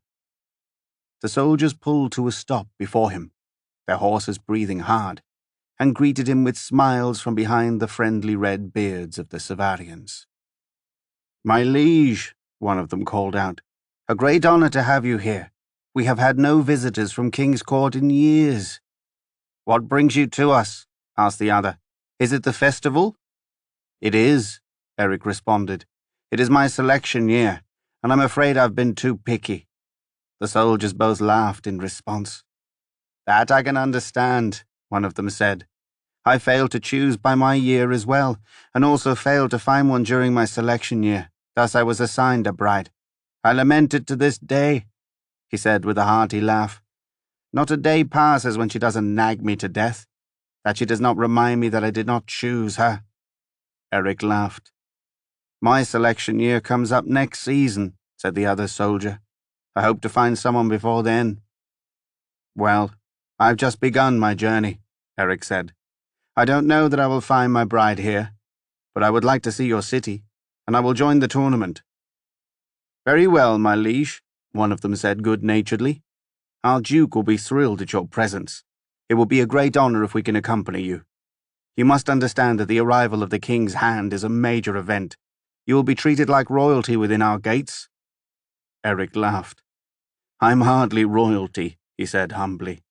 "I'm just another knight." "Hardly, my liege," the other said. We've heard tales of your conquests far and wide. I just perform my duty to the king, nothing else. But that said, I would be honored for you to accompany me. Let us go to the Duke." The three of them turned and began trotting down the road, to the looks of wonder of the growing crowd, amassing along the roadway to catch a glimpse of Eric. As they rode through the massive arched stone gate of Savaria, Eric was struck by the throngs of people who came out to see him. They rode into the city centre, a wide stone plaza, framed by ancient stone walls, and as they did, the Duke rode out to meet them, flanked by a dozen men.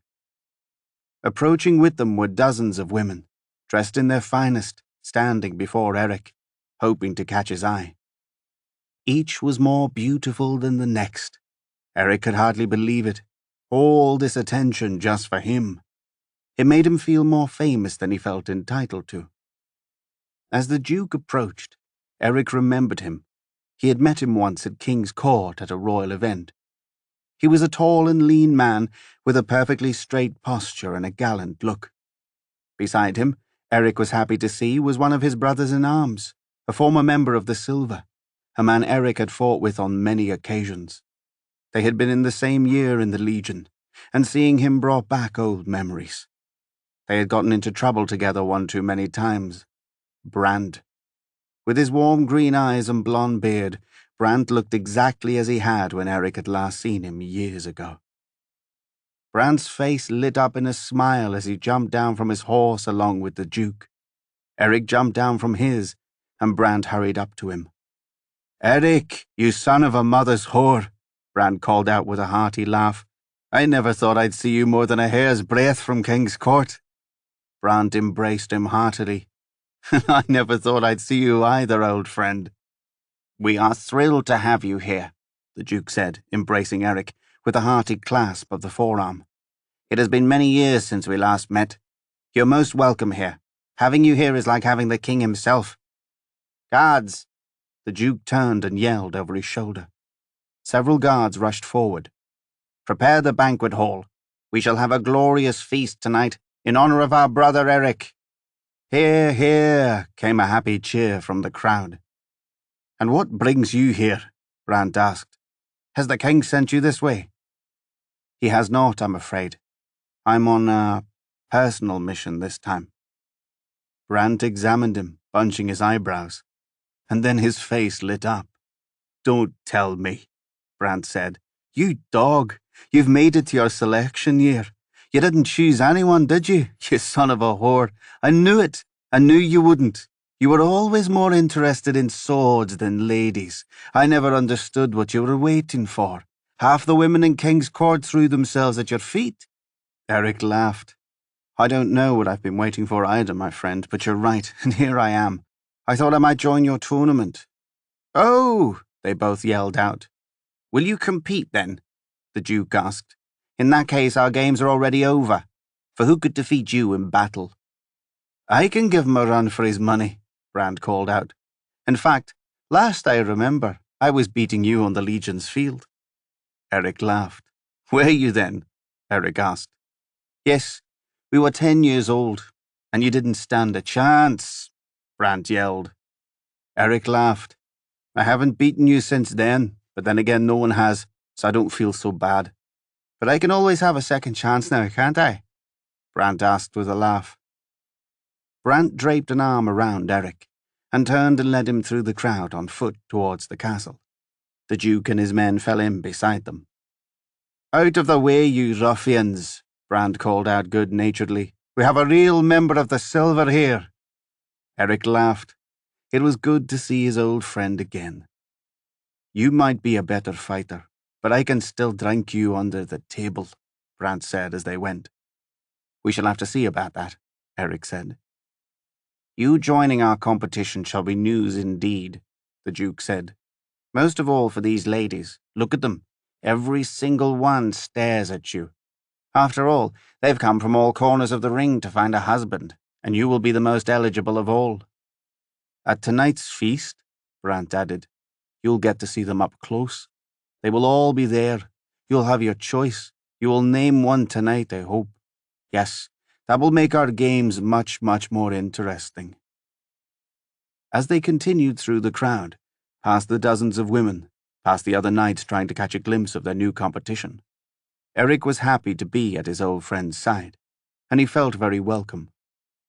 He looked forward to the night's festivities, especially after a hard day's ride.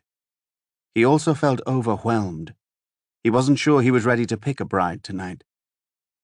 But as he passed one beautiful woman after the next, he could not help but feel that tonight would be the night when everything changed. Chapter 13. Godfrey sat before the bar in the small tavern early in the day, the drinks already getting to his head. This had been the worst week he could remember. First there was his father's death and funeral. Then there was his brother Garrett's crowning ceremony. He needed a drink. After all, what a better way to toast a brother he hated? What better way to say goodbye to a father who had hated and disapproved of him his entire life?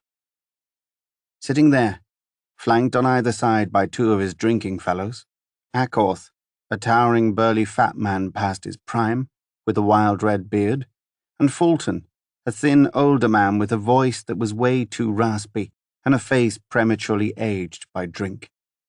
Godfrey found himself surprised by his own feelings of despair. He had always thought the day his father died would be a day of rejoicing, the day the oppressor had finally been lifted off his shoulders, the day he was finally free to drink, to live his way of life without repercussions. In a way, it was. He felt some sense of relief, of liberation, no longer having his father around to disapprove of him. He felt freer to spend his life as he wished, to drink all day long without fear of recrimination. But at the same time, to his surprise, he felt an unexpected feeling of remorse. There must have been something deep within him, something he had suppressed, something even he didn't realize which bubbled up within him. He could hardly believe it, but he had to admit that a part of him was sad his father was dead. A part of him actually wished he was still alive, and wished more than anything he could have his approval. That just for one moment, his father would accept him for who he was on his own terms, even if they were nothing alike. Oddly enough, Godfrey did not feel free either. He had always expected that the day his father died, he would feel free to drink even more, to lock himself in the tavern with his friends. But now that day was here, oddly, Godfrey no longer felt as much of a desire to drink. There was something inside him he had never experienced before. Some desire to go out and do something responsible, though he did not know what. It was weird, but there was a part of him that actually felt what it was like to be in his father's shoes. "Another!" Acorth shouted to the bartender, who hurried over with 3 new tankards of ale, the foam bubbling over, and slipped one into Godfrey's hands. Godfrey lifted it to his mouth and drank long and hard, gulping it all down, feeling it rush to his head. He looked around and noticed they were the only 3 in the tavern, and he was not surprised, given it was still morning. He already wanted this day to end. Godfrey looked down, saw the soil on his shoes from his father's burial, and felt the sadness reigniting within him. He could not get the image out of his head of his father's body being lowered into the earth. It made him think of his own mortality, of how he had spent his life, and how he would spend the rest of it. More than anything, it made him realize how he had wasted his life. He was still young, only 18, but a part of him felt it was too late, that he was who he was. Was it really? Or was there still any hope for him to turn his life around, to become the son his father always wanted him to be? "Do you think it's too late for me?" he asked Acorth, turning towards him as he set down his cask. Acorth finished a tankard with one hand and raised a fresh tankard with another. He finally set it down and let out a loud belch. "What do you mean?" "To become an upstanding citizen, a warrior, or anything worthwhile. If I ever wanted to, something along those lines." "You mean do something responsible and worthwhile with your life?" he asked. "Yes." "You mean to become one of them?" Fulton chimed in. "Yes," Godfrey said. "If I wanted to, do you think it's too late?" Akhorth let out a huge laugh, shaking the bar with it, slamming his palm on the table. "All this business really got to you, boy, didn't it?" Akhorth bellowed. "It scares me to hear you speak this way. Why would you want to be one of them? I couldn't think of anything more boring." "You live the good life in here with us," Fulton said. "We have our whole lives ahead of us. Why waste time being responsible when you can waste time drinking?" Fulton screamed with laughter at his own joke, and Akhorth joined in. Godfrey turned back, looked down at his tankard and wondered if they were right. A part of him agreed with them. After all, that was the line he had always taken, the way he had always rationalized his existence. But he could not deny that a new part of him was starting to wonder if maybe there was something else, if maybe he'd had enough of all of this. Most of all, what burned inside him was a sense of anger, and oddly, a desire for vengeance, not just against his father, but against his father's killer. Maybe it was just a desire to understand. He needed to know who killed his father. Who would want his father dead? Why? How had they got past all the guards? How could they evade capture? Godfrey turned over and over in his mind all the possibilities, all the people who might have wanted his father dead. For some reason, he kept thinking of his brother Gareth. He kept thinking of that meeting, the one he had left so abruptly, with all his siblings, when his father had named a successor. He had heard that after he'd left, his father had named Gwendolen. It was actually probably the only wise choice of his father's life, and probably the only thing Godfrey respected him for. Godfrey despised Gareth. He was an evil, plotting schemer. It was the wisest thing his father had ever done to cut him out of kingship. And yet now, look where they were. Gareth was crowned. Something tugged away at Godfrey, something that would not disappear, that made him wonder more about him. There was some look of hate in Gareth's eyes, something he had spotted since he was a child. He couldn't help but wonder if Gareth had something to do with their father's murder. In fact, a part of him felt sure that he did.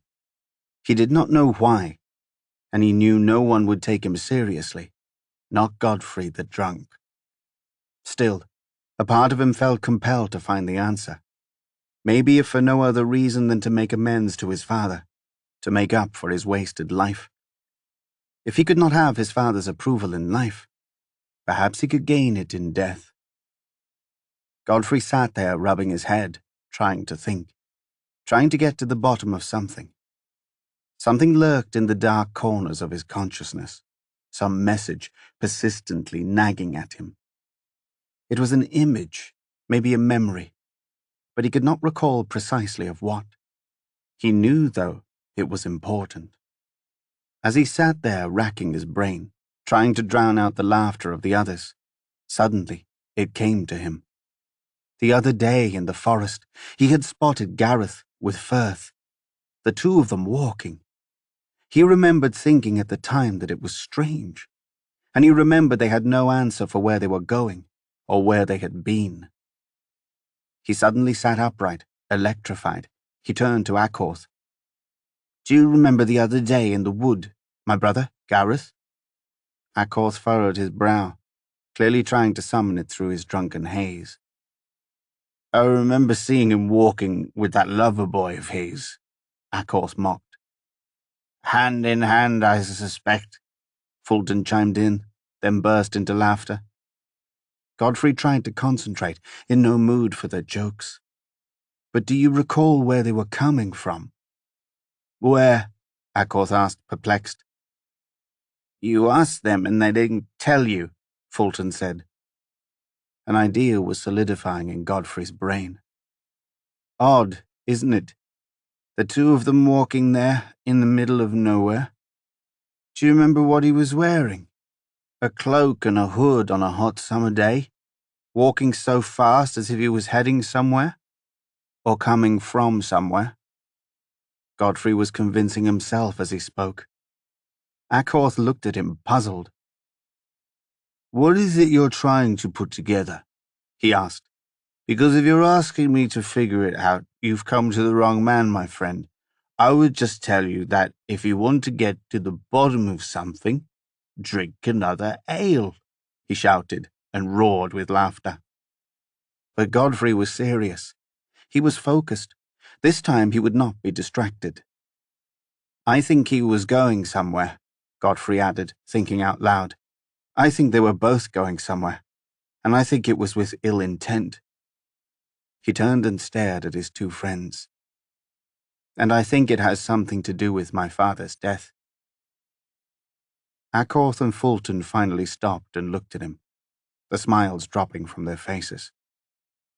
That's quite a leap, Acorth said. Are you accusing your father and his lover of killing the king? Fulton asked. The bartender stopped in his tracks and stared too. Godfrey sat there, working it out, his mind reeling, feeling electrified, feeling a sense of purpose, of mission. It was a feeling he wasn't used to. That is exactly what I'm saying, he finally responded. That's dangerous talk, the bartender warned. Your brother is king now. Someone hears you say that, you'll be thrown in the dungeon. My father is king, Godfrey corrected, steel in his voice, feeling himself overcome with a new strength. My brother Gareth just had a crown put on his head. He's not king. He's a prince just like me, and a failed one at that. The bartender slowly shook his head and looked away. Where were they going? What is out there in that wood? Godfrey asked Acorth with a sudden urgency, grasping his wrist. Calm down, my good man. There's no need to get upset. I said, what is out there? Godfrey demanded, shouting. Acorth stared back at him with a look he had never seen before, one of shock, and maybe even of respect. What's gotten into you? I don't have answers for you. I've no idea. Wait a minute. There is something out there, Fulton said. Godfrey turned and looked at him. Not there exactly, but near there. Blackwood, a few miles away. There are rumors of a witch's cottage. A witch's cottage, Godfrey repeated, slowly. The thought of it hit him like a spear. Yes, so the rumor goes. Do you think that's where they were going? Godfrey stumbled up from his bar stool, knocking it over, and hurried across the room. His two friends jumped up, too, hurrying after him. Where are you going? Acorth called out. Have you lost your mind? Godfrey yanked open the door, the harsh morning light hitting his face, making him feel alive for the first time in he did not know how long. He stopped and turned and looked inside the alehouse one final time. I'm going to find my father's murderer. Chapter 14. Stefan cowered beneath the whip of his master, bending over and bracing himself as he was lashed across the back yet again. He covered the back of his head with his hands, trying to shield the worst of the blow. I ordered you to remove the chamber when it was full. Now look at the mess you've made, his master screamed. Stefan hated to be yelled at. Born deformed, his back twisted in a permanent hunch, looking prematurely old, he had been yelled at from the time he was a child. He had never fit in with his siblings, with his friends, or with anyone. His parents had tried to pretend he didn't exist, and when he was just old enough, they found a reason to kick him out of the house. They had been embarrassed by him. Since then, it had been a hard, lonely life for Stefan, left to fend for himself. After years of working odd jobs, of begging in the streets when he needed to, he had finally found a job in the bowels of the king's castle, toiling with the other servants in the room of the chamber pots. His task for years was to wait until the huge iron chamber pot was filled with sewage from the floors above, then carry it out while it was overflowing with the help of another servant. They took it out the back door of the castle, across the fields to the river's edge, and dumped it in. It was a job he had over the years learned to do well, and as his posture was ruined before he arrived, the lugging of the pot could not have affected it any more. Of course, the stench of the waste was unbearable, though over time he had learned to block it out. He had taught his mind to go to other places, to escape in fantasy, to imagine vivid alternate worlds, and to convince himself that he was anywhere but here. Stefan's one gift in life had been a great imagination, and it didn't take much to send him off to another realm. His other gift was observation.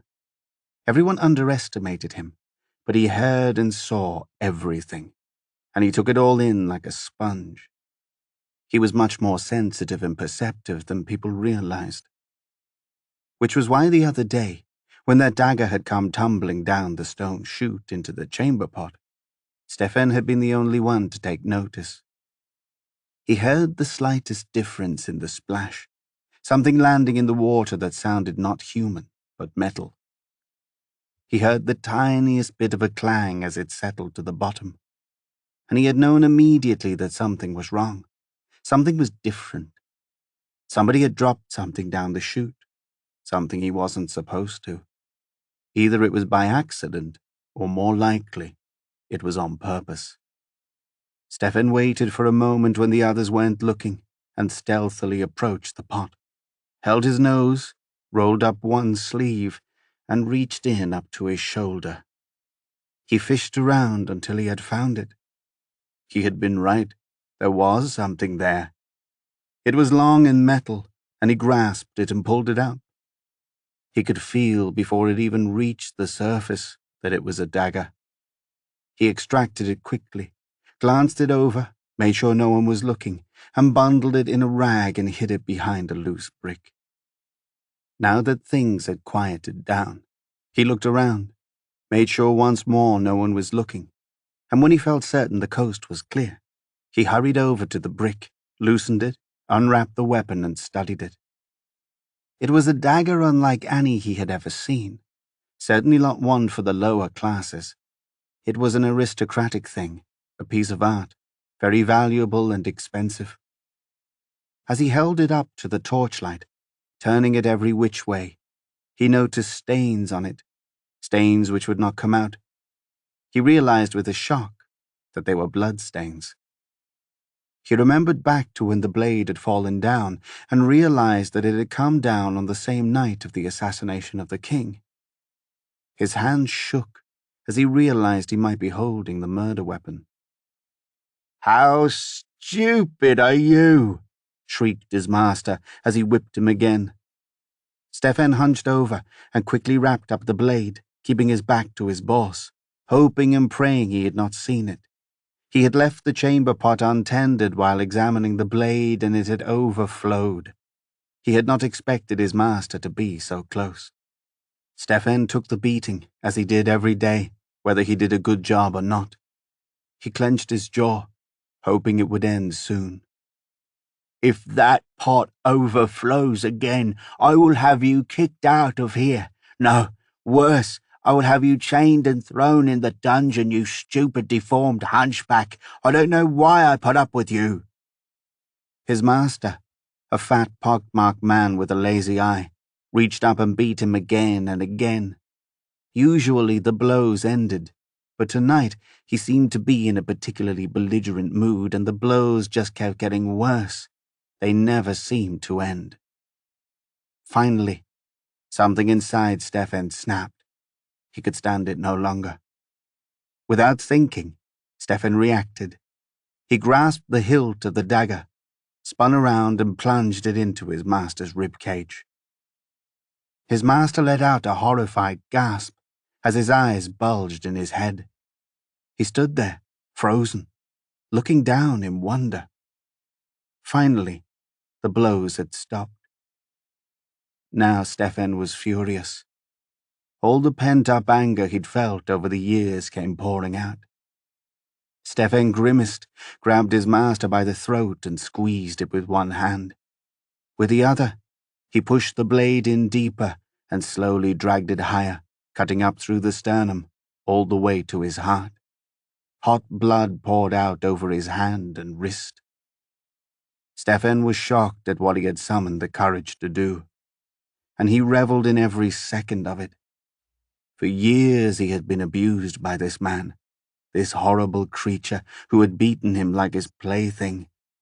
Now, finally, he had vengeance. After all those years, all the abuse. "This is what you get for beating me," Stefan said. "Do you think you're the only one with power here? How do you like it now?" His master hissed and gasped, and finally collapsed into a heap on the floor, dead. Stefan looked at him, lying there, just the two of them down here this late at night, the dagger protruding from his heart. Stefan looked both ways, satisfied the room was empty, then extracted the dagger and wrapped it back in its rag and stashed it back in its hiding place, behind the brick. There was something about that blade, some evil energy to it, that it goaded him to use it. As Stefan stood there, looking at the corpse of his master, he was suddenly overwhelmed with panic. What had he done? He had never done anything like that in his life. He did not know what had overcome him. He bent over, hoisted his master's corpse, heaved it over his shoulder, then leaned forward and dropped it into the chamber pot.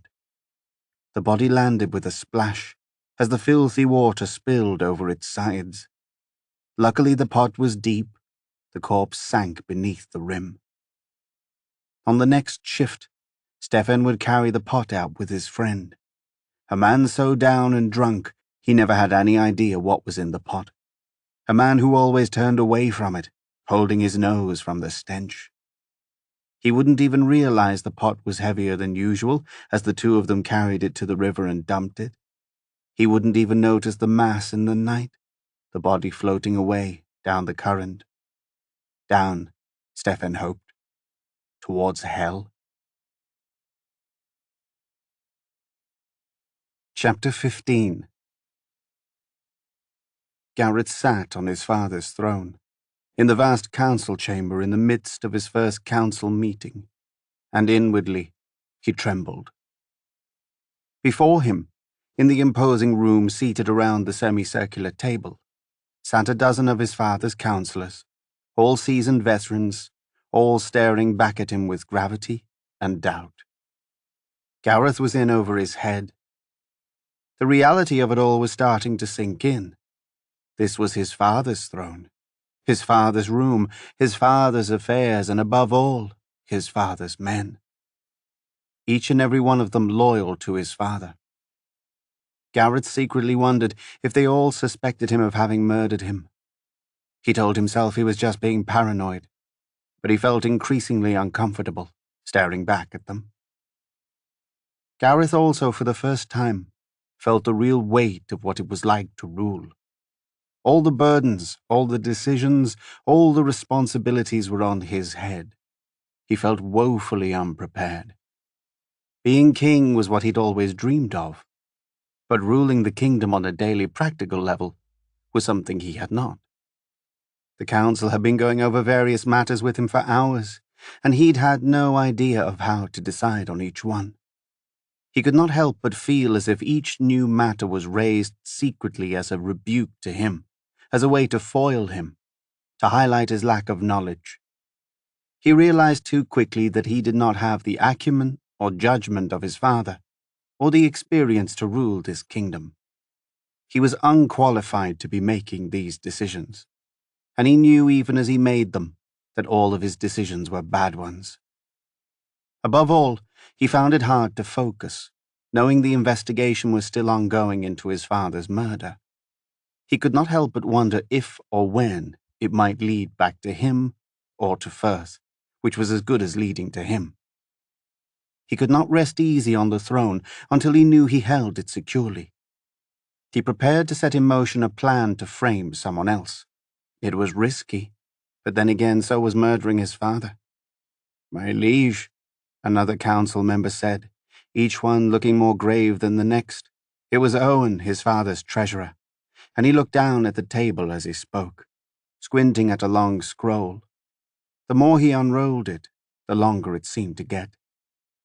"I'm afraid our treasury is near bankruptcy. The situation is grave. I warned your father of this, but he did not take action. He did not want to raise a new tax on the people or the lords. Frankly, he did not have a plan. I presume he thought that somehow it would all work out, but it has not. The army needs to be fed, weapons need to be repaired, blacksmiths need to be paid. Horses need to be tended and fed, and yet our treasury is nearly empty. What do you propose we do, my lord?" Gareth sat there, his mind swimming, wondering what to do. He had absolutely no idea. "What would you propose?" Gareth asked back. Owen cleared his throat, looking flustered. It seemed as if this were the first time a king had asked him his opinion. "Well, my liege, I had proposed to your father that we raise a tax on the people, but he thought it a bad idea." "It is a bad idea," Yernan chimed in. "The people will revolt any new taxes, and without the power of the people you have nothing." Gareth turned and looked at the teenage boy seated to his right, not far from him. Beryl, a friend of his whom he had grown up with. Someone his own age. He was an aristocrat with no military training, but who was as ambitious and cynical as he. Gareth had brought in a small group of his own advisors, his friends, to help balance out the power here, and to have some advisors his own age. A new generation. It had not gone over well when they had arrived with Gareth, upsetting the old guard. "And what do you think, Beryl?" he asked. Beryl leaned forward, arching an eyebrow, and without pausing, said in his deep, confident voice, Tax them triple. Make the people feel the yoke of your new power. Make them fear you. That is the only way to rule." "And how would you know what it means to rule?" Abathol called out to Beryl. "Excuse me, my liege, but who is this person?" Brom called out, equally indignant. "We are the King's Council, and we never sanctioned any new councilman." "The council is mine to do with as I wish," Gareth chided back. "This is one of my new advisors, Beryl, and I like his idea. We will tax the people triple. We will fill our coffers and even more. We will make the people suffer under the burden of it. Then they will understand that I am king, and that I am to be feared, even more so than my father." Abathol shook his head. "My liege, I would caution against such a harsh response. Everything in moderation. Such a move is rash. You will alienate your subjects." "My subjects," Gareth spat. "That is exactly what they are, and I will do with them as I wish. This matter is ended. What other matters are before me?" The council members turned to each other and exchanged troubled glances. Suddenly, Brom rose. "My liege, with all respect, I cannot sit on a council that does not heed our advice. I sat on this council for years for your father, and I am here to serve you out of deference to him. But you are not my king. He was, and I shall not serve on any council that does not pay homage and respect to its original council members. You have brought in these young outsiders who know nothing of ruling a kingdom. I will not be part of this facade. I hereby resign from this council." Brom scraped back his chair, got up and marched from the room, yanking open the door and slamming it behind him. The hollow sound echoed in the chamber, reverberating again and again. Inwardly, Garrett's heart was pounding. He felt the deck of cards crumbling around him. Had he gone too far? "Never mind," Garrett said. "We do not need him. I will bring in my own advisor on military affairs." "Do not need him, my lord?" Abathol echoed. "He is our greatest general, and was your father's best advisor." "My father's advisors are not my advisors," Garrett threatened. "It is a new era. Is there anyone else here unhappy with this arrangement? If so, you can leave now." Garrett's heart pounded as he sat there, expecting the others to walk out too. To his surprise, none did.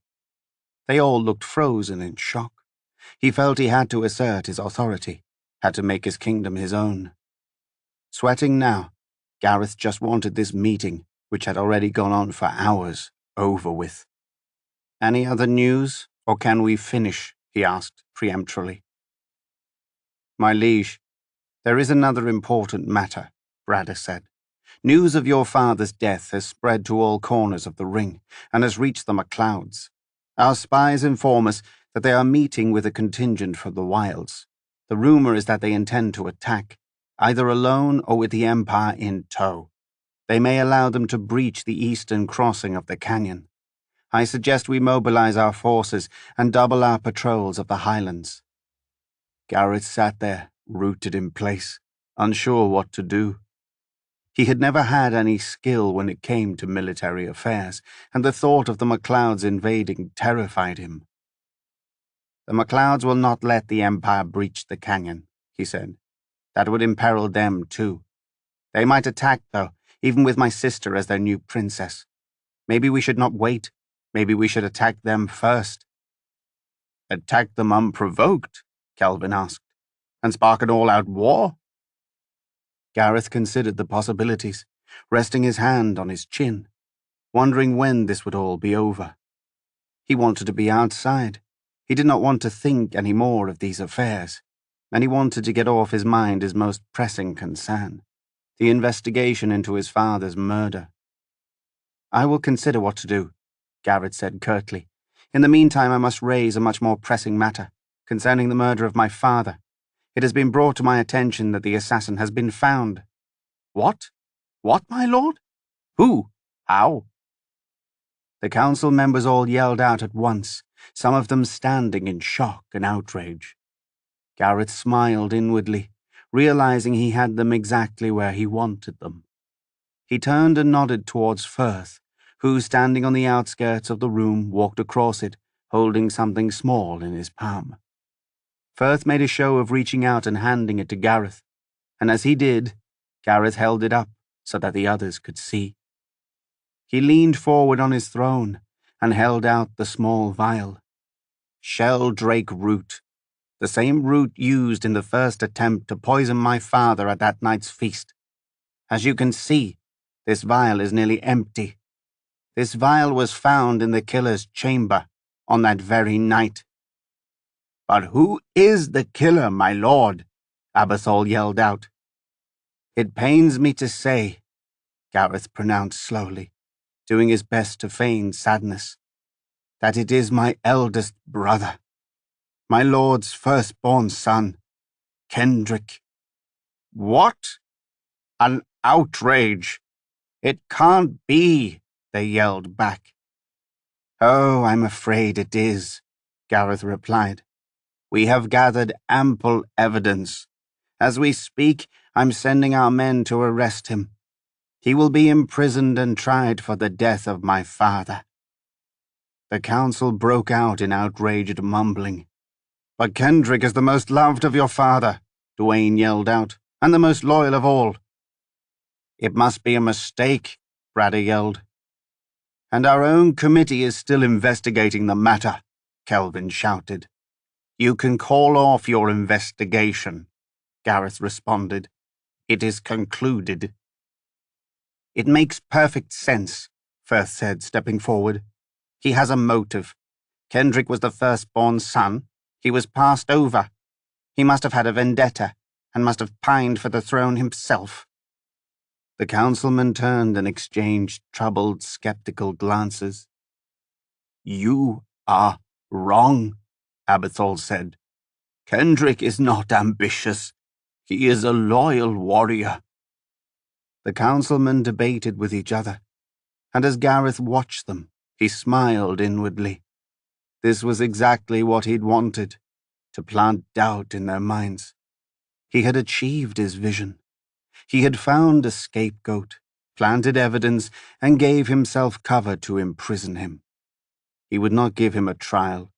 He would let the kingdom know that the matter had been settled quickly and easily, and in the process, he would remove one more threat from the crown. Gareth sat back, satisfied with himself, and watched and enjoyed the chaos spreading before him. He was beginning to realize that it suited him after all, being king. It suited him very well. Chapter 16. Thor marched amid the huge contingent of Legion members, Crone at his heels, Rhys, O'Connor, Eldon, and the twins at his side, all of them heading down a wide dirt road which never seemed to end. They had been marching for hours, heading towards the distant canyon, preparing for their first leg of their journey to the Tartuvian Sea. Thor had made it back in time from his night with Gwen, had awakened with the dawn and arrived first thing in the morning at the barracks. He'd joined the others as they were rising, prepared all his things, grabbed his sack, his sling, his weapons, and left with the others just in time. Thor could hardly believe he was embarking on this journey with all these boys, on his way to what he knew would be the most challenging 100 days of his life, on his way to leaving boyhood behind and becoming a man. His heart pounded with anticipation. He could feel the excited buzz in the air, and also the tension. Some boys walked with a bounce in their step, but others kept silent and wore scared expressions. When Thor had arrived, he'd heard reports that 2 Legion members had fled during the night, apparently too scared to embark on the 100. He was glad none of his newfound friends had left. Thor might have been flooded with anxiety too, but luckily he was also preoccupied, his mind swimming with other things. Gwendolen. His night with her lingered over him like a cloud. He could not shake the image of her face, the sound of her voice, her energy. It was as if she were with him right now. It had been a magical day and night, the best of his entire life. His heart soared as he thought of her. Knowing she existed made him feel as if everything would be all right in the world, no matter what happened during the 100. As long as he had her, he had reason to survive and reason to return. That would carry him through. They had mourned together for her father, and having her at his side had brought him a sense of peace and solace he hadn't had before. Being able to share it with her had somehow made it all the more bearable. It had also made them closer. He closed his eyes and saw once more the lake, its white and blue waters, that island so secluded from the world. It was the most magical place he had ever been. He remembered their looking up at the stars all night long, her lying in his arms. She had slept like that, in his arms, all night long. Neither of them had taken off their clothes, but they had kissed all night, and she had finally curled up in a ball and lay her head on his chest.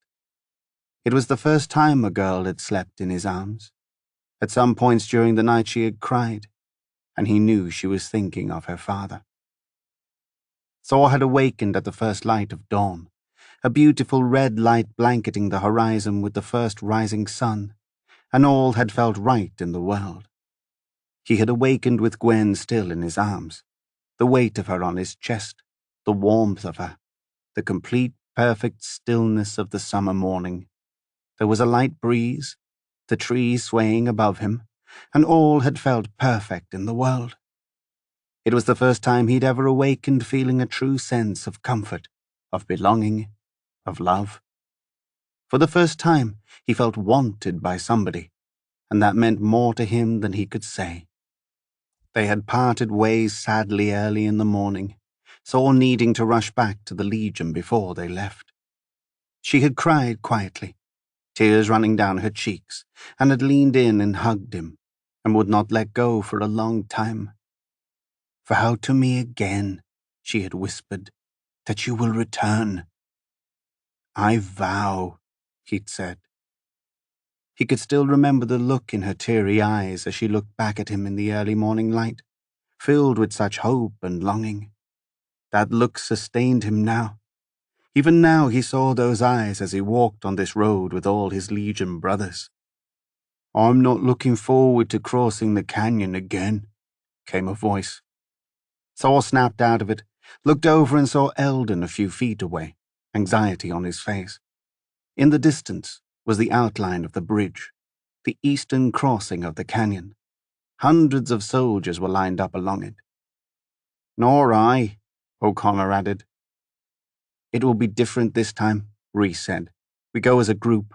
We are in the wilds only for a short bit, and then we are at the ships. It is a direct route to the ships. We do not venture deep into their territory before we arrive at the ocean." "Still, we're beyond the canyon and anything could happen," Conville said. The group fell silent, and Thor listened to the sound of hundreds of boots crushing rocks, of Crone panting beside him, of horses being walked next to some of the warriors, clumping. He could smell the horses from here, the sweat of men afraid. Thor was not afraid. He was excited, nervous maybe, and overwhelmed with longing for Gwendolen. "Just think, when we return next season, we will all be different men," O'Connor said. "None of us will be the same." "If we return," Reese corrected. Thor took a good look at all the boys and men around him and thought about that. Nothing would ever be the same. He felt the world constantly changing around him, every minute of every day. It was so hard to hold onto anything. He wanted to freeze all of this, but even as he did, he knew that he could not. They finally reached the base of the western crossing of the canyon, and the group paused before stepping onto the bridge. Thor could see the look of wonder and fear in the eyes of his fellow Legion members. He remembered when he had first seen this bridge and understood how they felt. Even now, looking at it for his second time, it inspired the same sense of awe and fear and wonder in him. The bridge spanned forever, disappearing from sight, and the drop-off below was bottomless. Although the bridge was lined with hundreds of the king's soldiers, it felt as if the first step onto the bridge was a step of no return. They all proceeded onto the bridge, marching silently forward, and as they did, Thor felt the stakes raised. No longer was this another training exercise. Now they were leaving the actual protection of the ring. Now they would be real warriors, out there in the wilds, where anyone could kill them at any moment. Now it was life or death. Everybody came a little bit closer to each other as they marched, and Thor could see the others clenching up, tightening their hands on their swords, everybody more on edge. Howling winds whipped at them from every direction, and more than one of them looked over the edge, then quickly pulled back. Despite himself, Thor looked too, and immediately wished he hadn't. He saw a plunge down to nothingness, ending in a mist. He swallowed hard, and wondered for the millionth time about the power of this place. Crone whined and came in close to Thor, rubbing against his ankles. They marched and marched, and the span over the canyon felt like it would last forever. Thor heard a distant screech and looked up to see Astophiles, high up, circling. She dove down lower and lower, aiming right for Thor. Thor lowered his canvas sleeve and raised one arm, hoping she would land on it. But instead she dove right at him, and as she got close, he could see she was carrying something in her claw. It looked like a scroll. As she neared, she opened her talons and let it drop. It flew through the air, landing near Thor's feet. She screeched, flapped her wings, and flew off again. Crone ran over to it, picked it up in his mouth, and brought it to Thor. Thor bent down, curious, and took the piece of parchment. "What is it?" Reese asked. "A message, perhaps?" O'Connor remarked. Thor held it close as he opened it, slowly unrolling it, feeling protective of whatever it was. Clearly it was a message just for him. Before he'd even finished unrolling it, he spotted the handwriting and knew who it was from. He held it even closer, guarding it jealously. It was from Gwen. He read with trembling hands as he walked. "Many days will pass until we see each other again. It is possible we may not see each other at all. I cannot begin to tell you how this makes me feel. I cannot stop thinking of you. I'm with you on your journeys, wherever it is you go. Know that you hold my heart in your hands. Do not hold it lightly. Think of me, and return to me. Yours in love, Gwendolen." "What is it?" Eldon asked. "What message do you hold?" Conval prodded. But Thor rolled up the scroll and tucked it away in his pocket, not sure that he wanted the others to know. "Is it from my sister?" Rhys asked softly.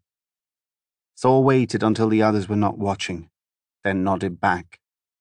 Rhys nodded, then turned back to the road. "She has fallen for you, my friend. I hope that you treat her well. She is delicate and I care for her very much."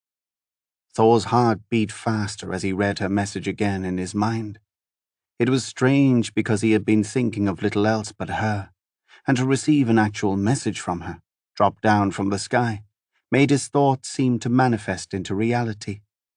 He loved her more than he could say, and in a sense, he was already counting the days until his return. For the first time in a long time, he felt he had something strong to hold on to. Thor did not know how much time had passed when they finally stepped off the bridge and onto the soil on the far side of the canyon. But he felt it like an electric jolt, felt the leaving of the ring, beyond the protection of the energy shield. He immediately felt unprotected.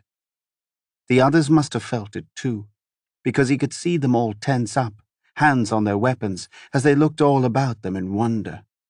Strange animal noises rose up as they followed the path as one, into a deep and dark wood.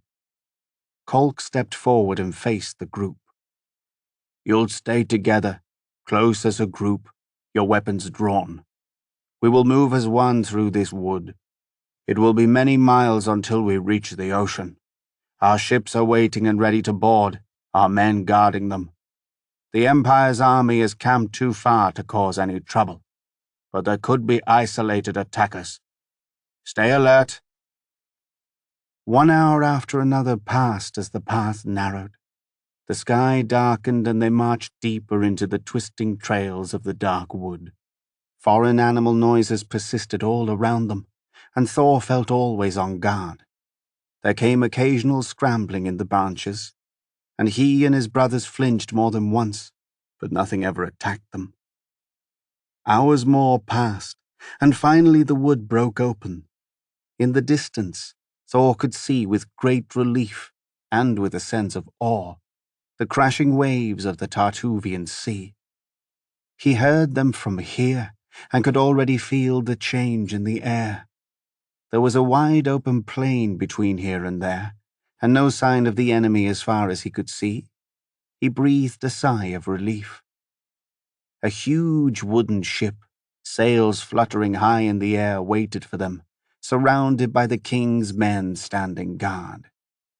"We made it," O'Connor said. "No, we didn't," Eldon said. "We reached the ships, that is all. We still have to cross the ocean. That will be much worse."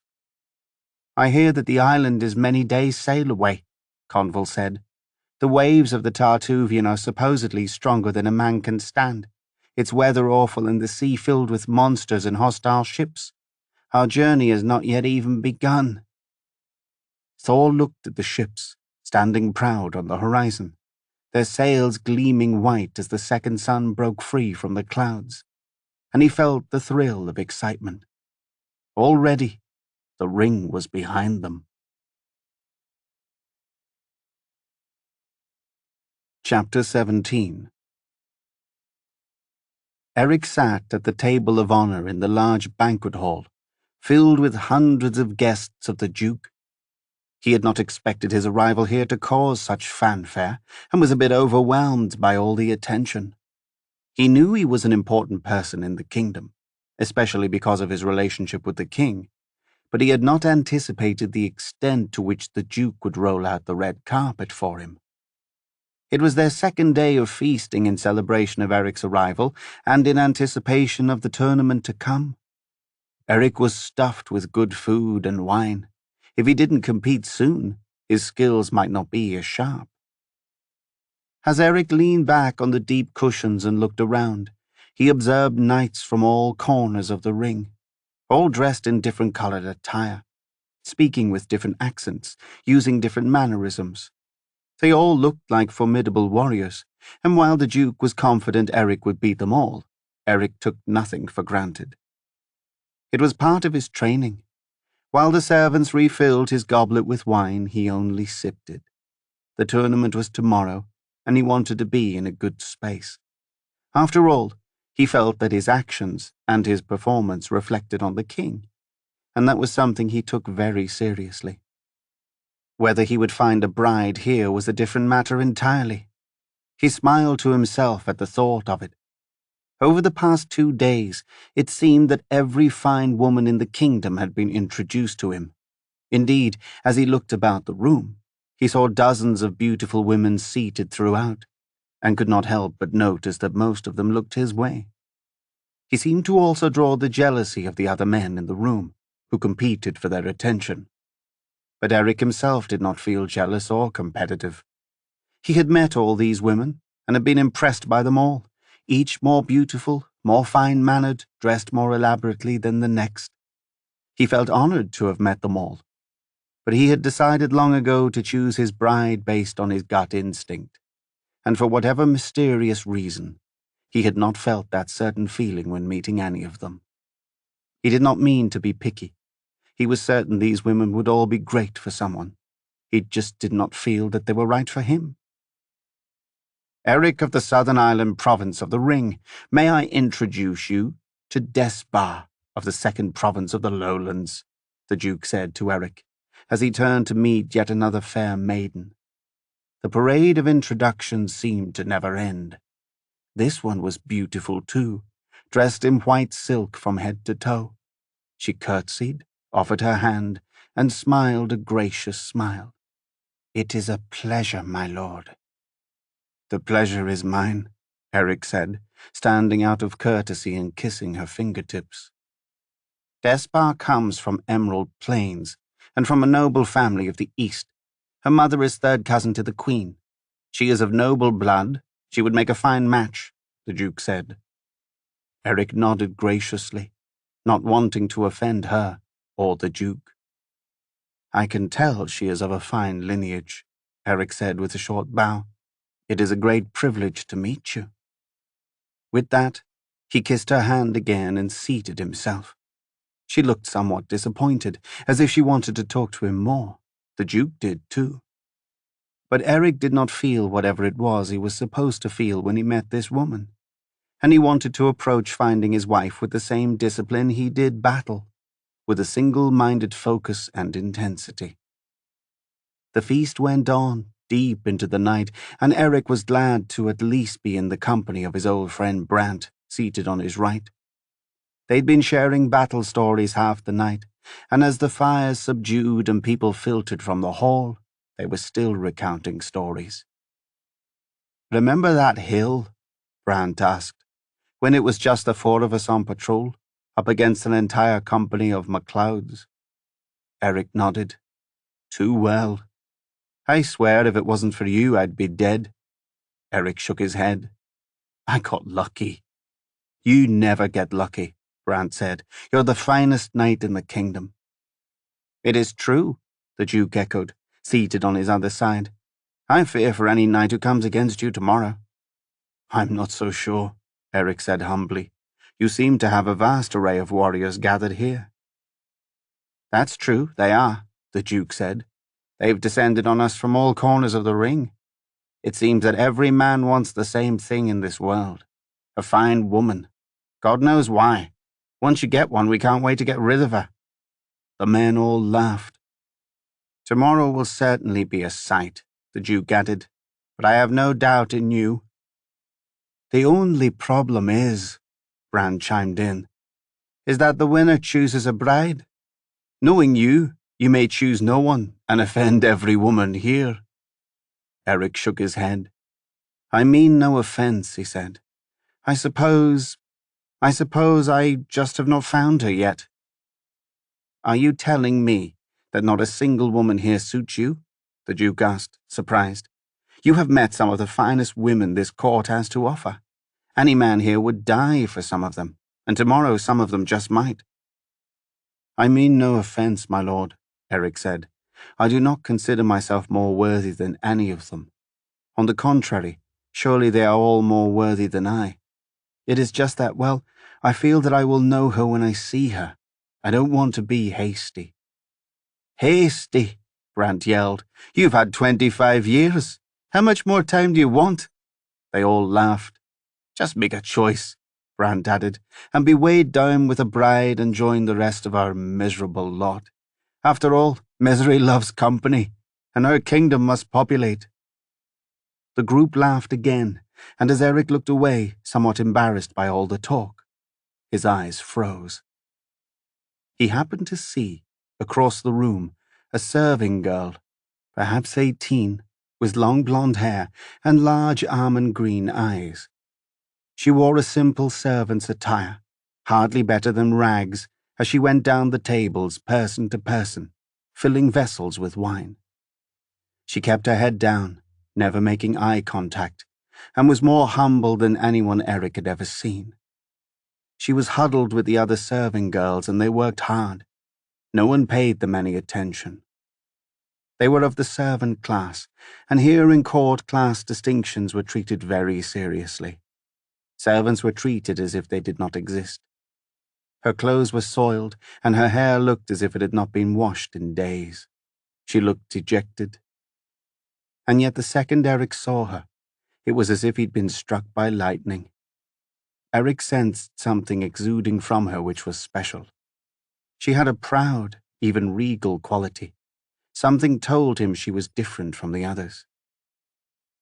As she came closer, filling each goblet, he caught a good look at her face as she turned, and his breath stopped. He had never felt this way before, not upon meeting anyone, not even any royalty. It was the feeling he had been hoping to feel his entire life, the feeling he did not know if he was ever capable of feeling. She was magnificent. He could hardly speak. He had to know who she was. "Who is that woman?" Eric asked the Duke, nodding. The Duke and several others turned excitedly to follow his gaze. "Which do you mean? Esmeralda with her blue gown?" "No," Eric said, pointing. "Her." They all followed his glance in silence and confusion. "Do you mean the servant girl?" the Duke asked. Eric nodded. The Duke shrugged. "Who knows? Just another servant," he said dismissively. "Why do you ask? Do you know her?" "No," Eric answered, his voice catching in his throat. "But I wish to." The girl came closer and reached their group and bent down to fill Eric's goblet. He was so mesmerized he forgot to raise it. Finally, she looked up at him. As she did, so close, as her eyes met his, he felt his whole world melt away. "My lord?" she asked, staring back at him. Her eyes froze in his and seemed to widen too. She too seemed captivated by him. It was as if they were meeting again.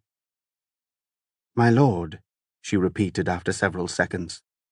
"Shall I fill your goblet?" Eric stared at her, forgetting his manners, too dumbfounded to speak. After several seconds of staring back at him, finally she moved on. She turned and checked back over her shoulder a few times as she went, looking at him. Then finally, she set down the pitcher, turned and ran from the hall. Eric stood, watching her. "I must know her," Eric said to the Duke. "Her?" the Duke asked in shock. "But she's a servant girl. Why would you want to know her?" Brant asked. Eric stood, electrified, knowing for the first time exactly what he wanted. "She is the one I want. She is the one I will fight for." "Her?" Brant asked, stunned, standing beside him. The Duke stood too. "You could choose any woman in the kingdom, on both sides of the ring. You could choose a princess, a lord's daughter, a woman with a dowry as wide as the kingdom, and you would choose her, a servant girl." But their words hardly fazed Eric. He watched, mesmerized, as she fled from the hall, out a side room. "Where is she going?" he demanded. "I must know." "Eric, are you sure about this?" Brant asked. "You're making a grave mistake," the Duke added, "and you would snub all the women here, all of high royalty." Eric turned to him, earnest. "I aim to snub no one," he answered, "but that is the woman I am going to marry. Will you help me find her?" The Duke nodded to his attendant, who ran off on the mission. He raised a hand and clasped Eric's shoulder, and broke into a hearty smile. "It is true what they say about you, my friend. You do not defer to what others think, and that is, I think, what I love about you best." The Duke sighed. "We will find you this servant girl, and we will make a match." A cheer rose up around Eric as others clasped him on his back, but he paid attention to none of it. His mind was only on one thing, that girl. He felt without a doubt that he had found the love of his life. Chapter 18. Gareth stood there in his father's ruling chamber, looking out through the open window over King's Court, like his father used to love to do. His father used to stroll out onto the parapets, but Gareth felt no need to do that. He was perfectly happy standing here, indoors, at the edge of the window, hands clasped loosely behind his back, and looking out over his people from the shadows. His people. They were his people now. He stood there, rooted in place, the crown securely on his head, as it had been since the ceremony. He would not take it off. He also wore his father's white and black mantle, even in the summer heat, and clutched in his hand his father's long golden scepter. He was beginning to feel like a king, a real king, and he loved the feeling. All his subjects as he walked bowed to him, not to his father. It made him feel a rush of adrenaline unlike any he had felt before. All eyes were turned to him, all hours of the day. He had really done it. He had managed to kill his father, to cover up the crime, and to wipe out all obstacles between him and the kingship. They had all fallen for it, and now that they had crowned him, there was no turning back. There was nothing they could do to change it. Yet now that Gareth was king, he scarcely knew what to do. All his life he had dreamt of this moment. Now that he'd achieved it, he did not know what was next. His first impression was that being king was lonely. He had stood here, alone in this room for hours, watching the court. Down below in the lower chambers, his council awaited him for a meeting. He had decided to make them wait. In fact, he enjoyed making them wait. He was king, and he could make anyone wait that he wanted to, for as long as he wanted. As he had stood here, watching over his people, he had pondered how to solidify and secure his power. To start with, he would have Kendrick imprisoned, then executed. It was too much of a risk to have Kendrick alive, the firstborn, the most loved of his family. He smiled as he thought of the guards already on their way to take Kendrick in. Then he would have Thor killed. He too was a threat, given how close he had been to his father. Who knew what his father had told him while on his deathbed? Perhaps he had even identified Firth. Gareth was pleased with himself for setting into motion plans for his assassination. He had wisely paid off a Legion member to do the trick. Once they reached the Isle of Mist, he would ambush Thor and finish him off. He was assured that Thor would not return. When Thor and Kendrick were out of the way, he would turn to Gwendolen. She too posed a threat. After all, his father's last wish was for her to rule. As long as she was alive, the possibility of revolt lingered. Finally, most importantly, was the one issue that loomed in his mind most: the dynasty sword. Would he attempt to wield it? If he could, it would set him apart from every McGill king that had ever ruled. It would make all the people love him for all time. It would mean that he was the chosen one, the one destined to rule. It would validate him, and it would secure his throne forever. Gareth had dreamt his whole life of the moment when he would wield it, from the time he was a boy. A part of him felt certain he could. Yet another part of him was not so sure. The door to his chamber suddenly burst open, and Gareth turned, wondering who could be so impudent as to barge in on the king. His face fell as he saw it was Firth, strutting in past the guards, who gave Gareth a befuddled look. Firth had grown too brazen since Gareth had become crowned. He acted as if he ruled the kingdom with him. Gareth resented him barging in like this, and wondered if he had made a mistake in elevating him, in making him his adviser. Yet at the same time, he had to admit that he was happy to see him. A part of him was tired of being alone, and he hardly knew who he could be friends with now that he was king. He seemed to have isolated everyone in his life. Gareth nodded to the guards, who closed the door behind Firth. Firth crossed the room and embraced Gareth. He leaned back and tried to kiss him, but Gareth turned away. Gareth wasn't in the mood for him. He'd interrupted his thoughts.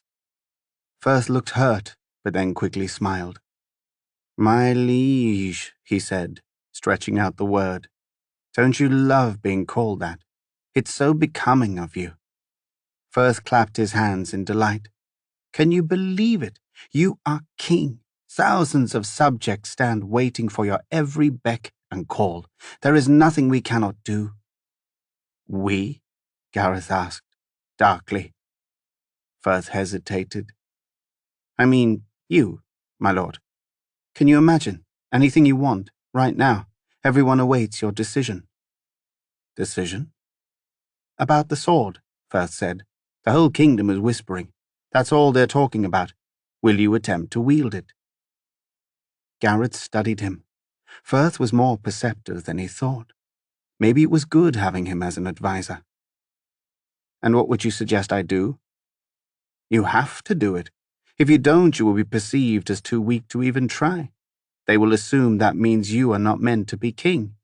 Because in their eyes, if you truly felt entitled, then you would certainly try to hoist it." Gareth thought about that. There was some truth to his words. Maybe he was right. "Besides," Firth said, smiling, coming up beside him, linking arms and walking with him towards the window, "you are meant to be king. You are the one." Gareth turned and looked at him, already feeling aged.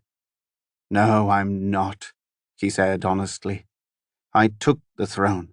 It was not handed to me." "That does not mean you're not meant to have it," Firth said. "We are only given what we are meant to have in this life. For some, destiny is handed to them. Others need to take it for themselves. That makes you greater, my lord, not lesser. Think about it," he said. "You're the only McGill to have taken a throne, who didn't sit back and have it lazily handed to him. Does that mean nothing to you? It does to me. To me it means that you and you alone of all the McGills are the one meant to wield the sword, to rule forever. And if you do, just imagine, all the peoples, from all corners of the ring and beyond, will bow down to you forever. You will unite the ring. No one would ever doubt your legitimacy." Firth turned and looked at him, his eyes shining with excitement and anticipation. "You have to try." Gareth pulled away from Firth, crossing the room. He thought about it, wanting to take it all in. Firth had a point. Maybe he was destined to be king. Maybe he had underestimated himself. Maybe he had just been too hard on himself. After all, his father was meant to die, or else he would not have died. Maybe it all happened this way because Gareth was meant to be the better king. Yes, maybe killing his father was for the good of the kingdom. Gareth heard a shout, and turned and looked out over King's Court and saw the parade passing below, the celebration for the new king, the banners being raised. He saw his soldiers marching in formation. It was a beautiful, perfect summer day. As he looked down, He could not help feeling as if all of this had been destined. Like Firth said, if he was not meant to be king, he would not be king. He would not be standing here right now. He knew this was the most important decision of his entire kingship, and it was one he would have to make now. He wished that Argan were here now, to offer him counsel, but he also sensed that Argan hated him, and even if he gave him advice, he wondered if it would be the right advice. Gareth sighed and finally turned from the window. The time had come to make the first major decision of his kingship. "Summon the guards," he ordered Firth as he turned and walked for the door.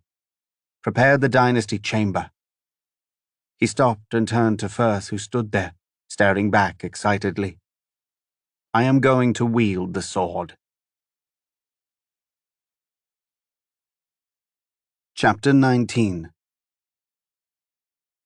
King MacLeod sat on his horse on the peak of the Highlands, flanked by his son, his top generals, and hundreds of his men, looking down greedily at the McGill side of the ring.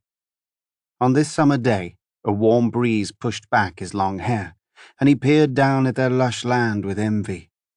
It was the land he'd always wished for, the land his father and his father before him had always wanted, the choicer side of the ring. With more fertile land, deeper rivers, richer soil and purer water. His side of the Highlands, the MacLeod side of the ring, had been adequate, maybe even good, but it wasn't choice. It wasn't the McGill side. It didn't have the very best vineyards, the richest milk, the brightest rays of the sun. And MacLeod, as his father before him, was determined to change that. The McGills had enjoyed the better half of the ring for long enough. Now it was time for the MacLeods to have it. As MacLeod sat at the very top of the Highlands, eyeing the McGill side for the first time since he was a boy, he felt optimism. The fact that he was even able to be up this high told him everything he needed to know. In the past, the McGills had always guarded the Highlands so carefully that the MacLeods could not even find a single way to pass through, and certainly could not sit on the high ground. Now his men had cleared it with only the slightest skirmish. The McGills were truly not expecting an attack from their ancient adversaries. It was either that, or MacLeod supposed, the new McGill king was weak, unprepared. Gareth. He'd met him on several occasions. He was nothing like his father. To think that the kingdom was now in his hands was laughable. MacLeod knew an opportunity when he saw it, and this one was once in a lifetime, one that could not be passed by. It was a chance to strike the McGills hard, once and for all, deep in their territory, before they had a chance to recover from the death of the king. MacLeod was gambling that they would still be reeling, still unsure how to react under the rule of this novice king. Thus far, he had been right. MacLeod speculated even further, reasoned that McGill's assassination pointed to a division within the McGill dynasty. Someone had executed him and had gone about it very well. There were chinks in the armor, all down the chain. That meant weakness, division, all excellent signs, all pointing to a fractured kingdom, all pointing to the MacLeods after centuries finally having their chance to crush them once and for all, to control the entire ring. MacLeod smiled at the thought of it, as close to a smile as he could come. The slightest bit at the corner of his mouth, barely moving his thick, stiff beard. All around him, he could feel his men watching him as he watched the horizon, looking to him for the first sign of what to do, how to act. What he saw below pleased him immensely. There were small villages spread out in bucolic hills, smoke rising from chimneys, women hanging clothes out to dry, children playing. There were entire fields of sheep, farmers harvesting fruits, and most importantly, no patrols in sight. The McGills had become sloppy. His smile broadened. Soon, those would be his women. Soon, those would be his sheep. "Attack!" MacLeod shrieked. His men let out a cheer, a battle cry, all of them on horses, raising their swords high. As one they all charged, hundreds of them down the mountain. MacLeod went first, as he always did, the wind in his hair, his stomach dropping as he stormed down the steep descent, and as he kicked his horse mercilessly, galloping faster, ever faster, he had never felt so alive. Chapter 20.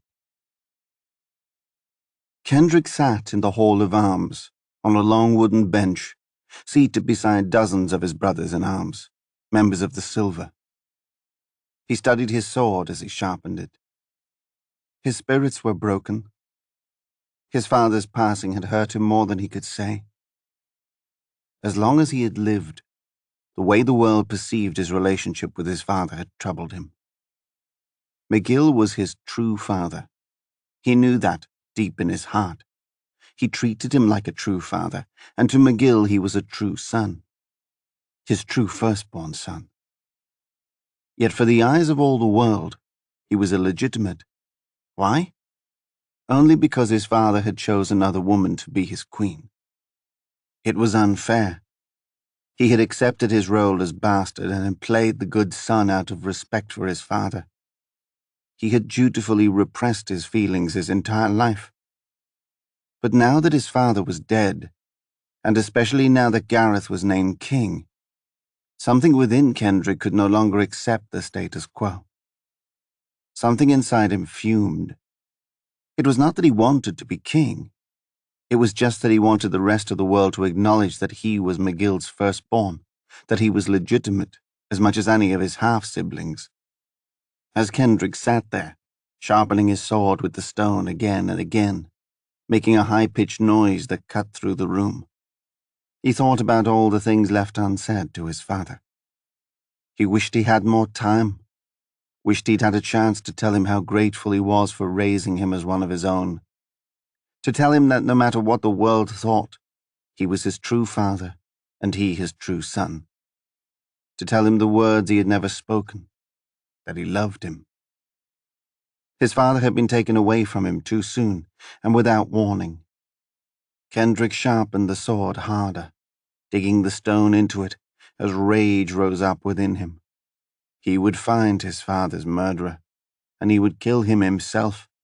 He was determined. Many suspects floated in his head, and hour to hour he pondered one after the next. The one he pondered most of all, unfortunately, was the one he was most afraid to think of, the one closest to him, his younger half-brother Gareth.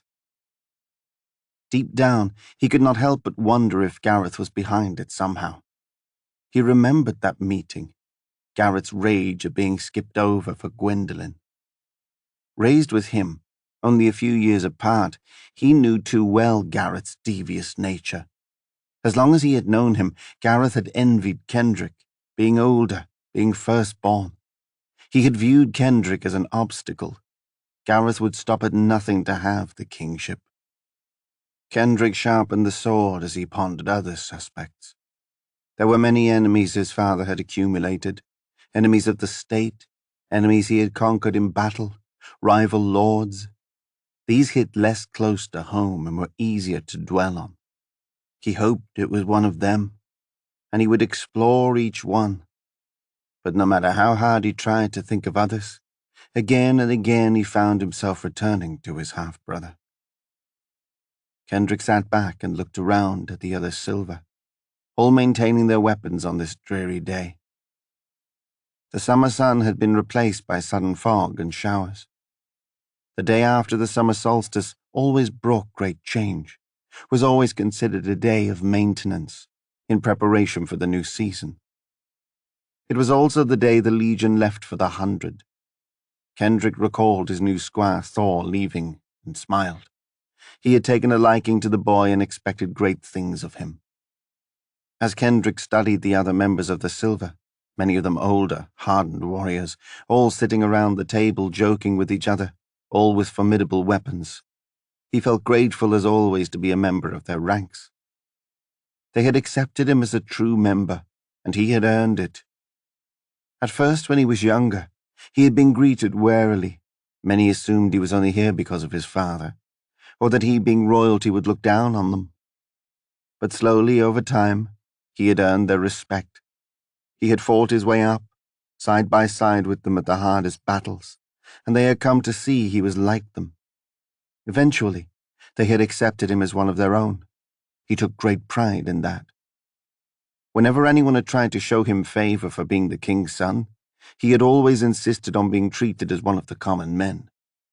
Over time, the men had come to see that he was genuine, and they had come to love him. Over many years, Kendrick knew he had become the most loved member of the royal family, even more so than his father. He was the only one, in fact, that the Silver respected and treated as a true soldier in his own right. That meant more to Kendrick than anything he had done in this world. All he'd ever wanted was to be a true and respected warrior of the Silver. Looking around, he saw the respect in his brothers-in-arms' eyes, and could tell that many of them, especially the younger ones, were beginning to look at him as a leader. Since the death of his father, more than one of them had come to him and expressed dismay that he had not been chosen to be king. He could feel they wanted him as their leader, but his father clearly had wanted Gwen to rule, and above all, Kendrick must honor his father's wishes. That was what mattered most to him. On the other hand, he resented Gareth usurping the throne, and worried for the future of the kingdom. Gwen was not strong enough to lead a revolt of the men. If it came down to it, then he would rather rule over Gareth, only for the sake of the well-being of the ring. When Gwen was older and able, he would gladly hand power to her. "What did you think of the ceremony?" asked Atme, sitting beside him, polishing his axe handle. Atme was a fierce knight with bright red hair and beard, from the far eastern corner of the kingdom. Kendrick had fought with him in many battles. He was a close and trusted friend. "What do you think of your younger brother's being king?" he added. Kendrick looked back at him, saw his earnest expression, and saw behind him several warm members of the Silver, watching for his response. He could see in their eyes how badly they all wanted him to be king, and how anxious they were for his brother's rule. No one trusted his brother. That much was obvious. Kendrick debated how to respond, how much to say. It was clear from Atme's use of the term younger that he was goading him on. What he wanted to answer was, "I think it is horribly unfair. Gareth is unfit to rule. It is a disaster. He will bring our kingdom to its knees. My father never wished for this. He is turning over in his grave, and something must be done." But he could not say this. Not to these men. Not now. He would demoralize them, and possibly cause a revolt. He had to think carefully of his next move, of how best to handle the situation. In the meantime, he had to be careful with his words. "Time will tell the fate of all things," he answered, non-committal. The men turned and looked away, nodding, pretending to be satisfied, but he knew they were not. Suddenly, a great crash came through the doors of the hall, and all heads turned as in rushed a dozen of the king's guard. Kendrick was surprised that they would burst in like this, into the Hall of the Silver, and that they would dare bear arms inside this hall. It was something he had never seen before. The Silver, hardened warriors, all reacted, wheeling, watching. The king's guard rushed through the room, a dozen of them, and as Kendrick watched, they headed right for him. They wore stern expressions, and Kendrick wondered what was going on. He could detect their urgency, and at first wondered if they were coming here with a request for help. They stopped before him, and one of them, one of his father's deputies, Datlock, a man whom Kendrick recognized and who had been loyal to his father for years, stepped forward with a grim expression. "Kendrick of the Clan McGill of the Western Kingdom of the Ring," he announced in a formal, grave voice as he read from a scroll. "I hereby declare that under the law of the king, you are hereby arrested as a traitor to the realm for the assassination of King McGill." Kendrick's hair stood on end, and his entire body went cold. An outraged gasp spread throughout the room as his brothers in arms slowly stood from their seats, tense, on edge. A thick silence blanketed the room as everyone watched Kendrick for his reaction. Kendrick stood slowly, trying to breathe, to understand. He felt as if his life flashed before him in a single moment. Kendrick studied Darlock's face, lined and grim, and could see that he was earnest. Darlock, Kendrick said steadily, forcing himself to keep calm, his voice resonating in the dead silent room. You have known me my entire life. You know that these words you read are not true. Darlock's eye twitched. My liege, Darlock answered sadly. I'm afraid my personal beliefs do not matter. I am but a servant of the king, and I am merely carrying out what I have been commanded to. Please forgive me. You were right. I could never believe such slander myself. But my beliefs are subservient to those of the king. I'm afraid I must follow orders. Kendrick stared back at the man, and he could see the solemnity on his face, could see how upset, how conflicted he was at having to be in this position. He actually felt bad for him. Kendrick could hardly conceive the audacity of it.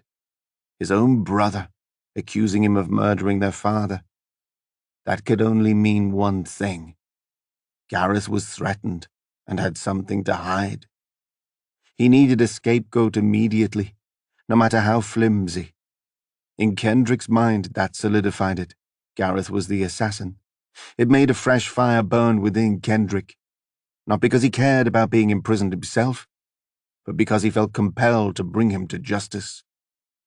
I am sorry, Kendrick, but I am going to have to take you in, Darlock said, and motioned to one of his men. As the soldier took a step forward, Atmay suddenly jumped to his feet and stepped like lightning between the man and Kendrick, drawing his sword. If you wish to touch Kendrick, you will have to go through me, came his grave voice. Suddenly, the room was filled with the sounds of swords being drawn, as every member of the Silver, dozens of them, leapt to their feet and confronted the king's guard. Darlock stood there, looking very afraid, and in that moment he must have realized that he had very badly miscalculated coming here. He must have realized that the kingdom was just one move away from a fully fledged civil war. Chapter 21. Gwen stood on the sandy shore as ocean waves crashed too close to her feet. Huge, fierce waves, hitting her legs with enough strength to make her wobble.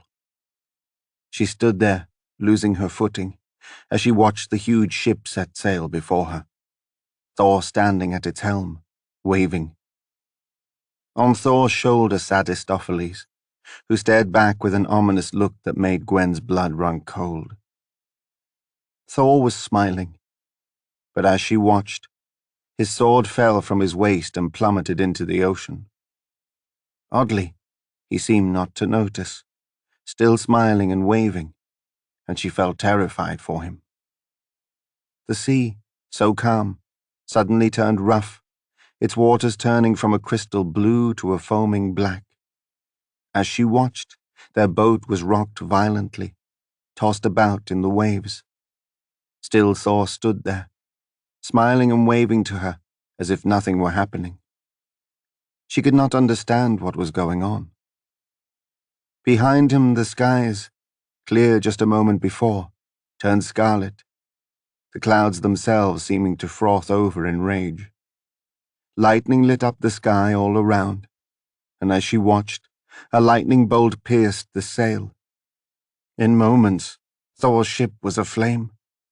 The ship, on fire, gained speed, sailed away, faster and faster, sucked out into the sea on massive currents. "Thor!" Gwen shrieked. She shrieked again as the ship went up into a ball of flames and was sucked into the dark red sky. disappearing on the horizon. She looked down, and a wave crashed before her, up to her chest, knocking her onto her back. She reached out to grab hold of something, but there was nothing. She felt herself getting sucked out into the ocean, faster and faster, the currents consuming her, as another huge wave crashed down, right on her face. Gwen shrieked. She opened her eyes to see herself standing in her father's chamber. It was empty and freezing in here. Nighttime, the wall lined with torches. Too many torches, all lit up, flickering. In the room stood a sole figure, standing on the window ledge, his back to her. She sensed immediately it was her father. He wore his royal furs, and on his head, the crown. It seemed bigger than it had ever been. "Father?" she asked as she approached. Slowly, he turned and looked at her. She was horrified. His face was half skeleton, eyes bulging from the sockets, flesh decomposed. He looked at her with a look of horror, of desperation, as he reached out one hand. "Why won't you avenge me?" he moaned. Gwen's breath caught in her chest, horrified as she rushed towards him. He started to lean back, and she reached out to grab his hand, but it was too late. He fell slowly, backwards out the window. Gwen shrieked as she ran forward and stuck her head out to watch. Her father plummeted down into the darkness, falling and falling. The ground gave way, and he seemed to fall into the bowels of the earth. She never heard him hit. Gwen heard a rattling noise, and turned and surveyed his empty chamber. There was his crown. It must have fallen off his head, and now it rolled on its side across the floor, making a hollow metallic sound as it did. It rolled in circles louder and louder until it finally settled down. It sat there, in the center of the bare stone floor. From somewhere, his words rang out again. "Avenge me." Gwen woke with a start, sitting upright in bed, breathing hard. She rubbed her eyes and jumped from the mattress, hurrying over to her window, trying to shake herself of the awful nightmare.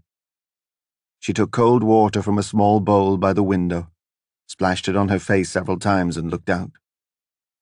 It was dawn, and King's Court was quiet, the light just beginning to break from the first rising sun. It looked like she was the first one to rise. The dream had been awful, more like a vision, and her heart pounded as she replayed it. Thor dying on that ship. It felt like a message, more like she was seeing the future than a dream. Her heart broke as she felt with certainty he would soon be dead. And then here was that awful image of her father, the decomposed skeleton, his rebuke to her. The images were all so real she could not go back to sleep.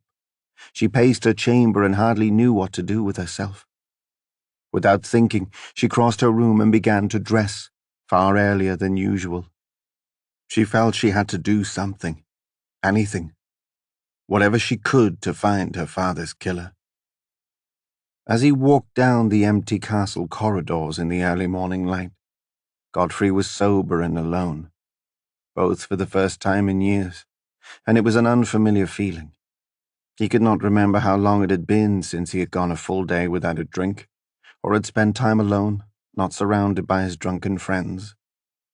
His feelings of loneliness, of gravity, were all new to him, and he realized that this is what everyday people must feel like, as they live their normal lives. It was terrible, boring. He hated it, and he wanted to run back to the alehouse, to his friends, to make it all go away. Real life was not for him. But for the first time in his life, Godfrey refused to give in to his impulses. He did not know what was overcoming him, but watching his father being lowered into the earth had done something to him. Since his death, something had stirred inside him. He was like a cauldron simmering on a low flame. He felt a sense of discontent, of unease he never had before. He felt uncomfortable in his own skin. For the first time, he turned a harsh light upon himself, re-evaluated who he was, how he had lived his life, and how he might spend the rest of it. And when he looked honestly in the mirror, he did not like what he saw. Godfrey also looked upon his friends with fresh eyes, and could no longer stand the sight of their faces. Most of all, his own. This morning, for the first time, the taste of ale was rotten to him. For the first time in as long as he could remember, he had a clear head, a presence of mind. He needed to think clearly today, to summon all his wits, because there was something burning inside him, something he did not fully understand, which was driving him to find his father's murderer. Perhaps it was his own guilt that drove him, his unresolved relationship with his father. In some ways, he saw this as his chance to finally gain his father's approval. If he could not have it in life, perhaps he could achieve it in death. And if he found his father's killer, he might also vindicate himself, vindicate what had been thus far of his life. Godfrey burned, too, with the injustice of it all. He hated the idea of his brother Gareth sitting on the throne. Gareth had always been a scheming, manipulative human being, a cold bastard with no love for anyone but himself. Godfrey had been around shady types all his life and could spot one a mile away. He recognized it in Gareth's eyes, the evil welling up and shining like something from beneath the earth. This was a man who wanted power, who wanted to dominate others. Godfrey knew Gareth was dirty, and he felt certain he had something to do with their father's murder. Godfrey climbed another flight of steps, turned down a corridor, and felt himself grow cold as he walked down the final corridor leading to his father's chamber. Walking down it brought back memories, too fresh, of the approach to his father's chamber, of being summoned by him, chastised by him. He had always hated walking down this final stretch to his chamber. Yet now, oddly, it brought forth a different sensation. It was like walking the hall of a ghost. He could almost feel his father's presence lingering here with each step he took. Godfrey reached the last door and turned and stood before it. It was a large arched door, a foot thick, and looked 1,000 years old. He wondered how many McGills had used this door. It was strange to see it here like this, unguarded. Not once in Godfrey's life had he seen it without guards before it. It was as if now no one cared that his father had ever existed. The door was closed. Godfrey reached out, grasped its iron handle and pushed. It opened with an ancient creak, and he stepped inside. It was even more eerie in here, in this empty chamber which still hummed with his father's vitality. The bed was still made, his father's clothes still draped across it, his mantle still hung in the far corner, his boots by the fireplace. The window was open, a sudden summer breeze rushed in, and Godfrey felt a chill. He felt his father standing there, right with him. The breeze billowed the linens hanging over the four-poster bed, and he could not help but think it was his father speaking to him. Godfrey felt overwhelmed with sadness. Gareth walked the room, feeling a chill as he realized this is where his father was murdered. He did not know what he was looking for exactly, but he sensed that here where it happened would be the place to start. Perhaps there was some small clue overlooked that could help spark an idea. He assumed the council had already combed over his room, but he wanted to try. He needed to try for himself. But after minutes of scouring, he saw no clues that jumped out at him.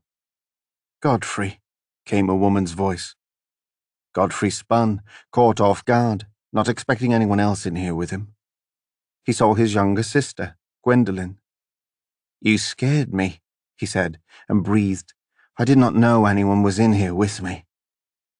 "I'm sorry," she said, stepping in and closing the door behind her. The door was open. I did not expect to find you in here either." He narrowed his eyes, studying her. She looked lost, troubled. "What are you doing here?" he asked. "I could ask you the same," she responded. "It's too early in the day. You must have been driven here like myself." Godfrey looked in all directions, looking for signs of anyone watching or listening. He realized how paranoid he had become. Slowly, warily, he nodded back. Godfrey had always cared for Gwen. Of all his siblings, she was the only one who did not judge him. He'd always appreciated how sensitive and compassionate she was. He had always sensed that, of all of his family members, she might be the only one willing to believe in him, to give him a second chance. And he felt he could tell her anything without fear of reprisal. "You are right," he responded. "I do feel driven to be here. In fact, I can think of little else." "I feel the same," she said. "His death was too sudden and too violent. I find it hard to relax, to enjoy life, until I know we've caught his murderer. I had a terrible dream and it drove me here." Godfrey nodded. He understood.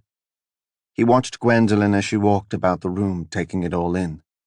He could see the anguish in her face, and he realized how painful this must be for her, too.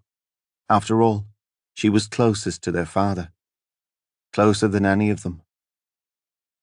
"I thought that perhaps by coming here I might find something," Godfrey said as he walked about the room again himself, looking through every corner, under the bed, through every detail. "But nothing is apparent." She surveyed the room herself, walking slowly. "What of these stains?" she asked. He turned and hurried over to where she was looking. On the floor against the dark stone, there was the faintest outline of a stain. They walked towards the window, following the trail, and as they entered the sunlight, he could see it more clearly. A blood stain.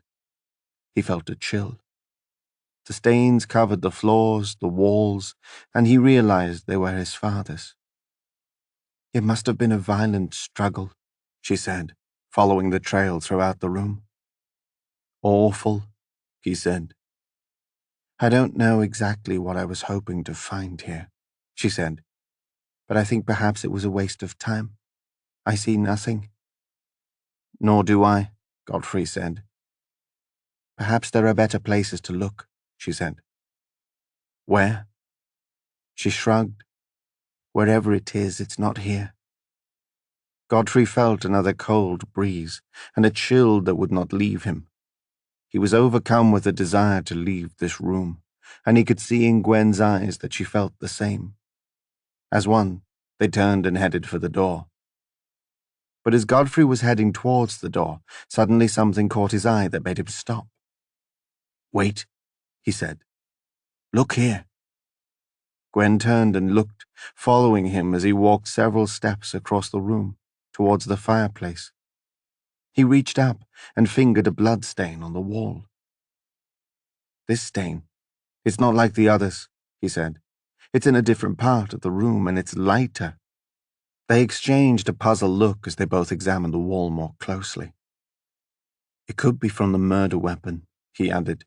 "Maybe he tried to hide it in the wall." Godfrey touched the stones, feeling for a loose one but found nothing. Then Gwen stopped and pointed towards the fireplace. "There," she said. He looked but did not see anything. "Beside the fireplace pit, do you see it? That hole in the wall, it's a chute, the waste chute." "What of it?" he asked. "Those stains from the dagger. They surround it. Look at the ceiling of the pit." They got down on their knees and looked closely, and he was amazed to realize that she was right. The stains led right to the chute.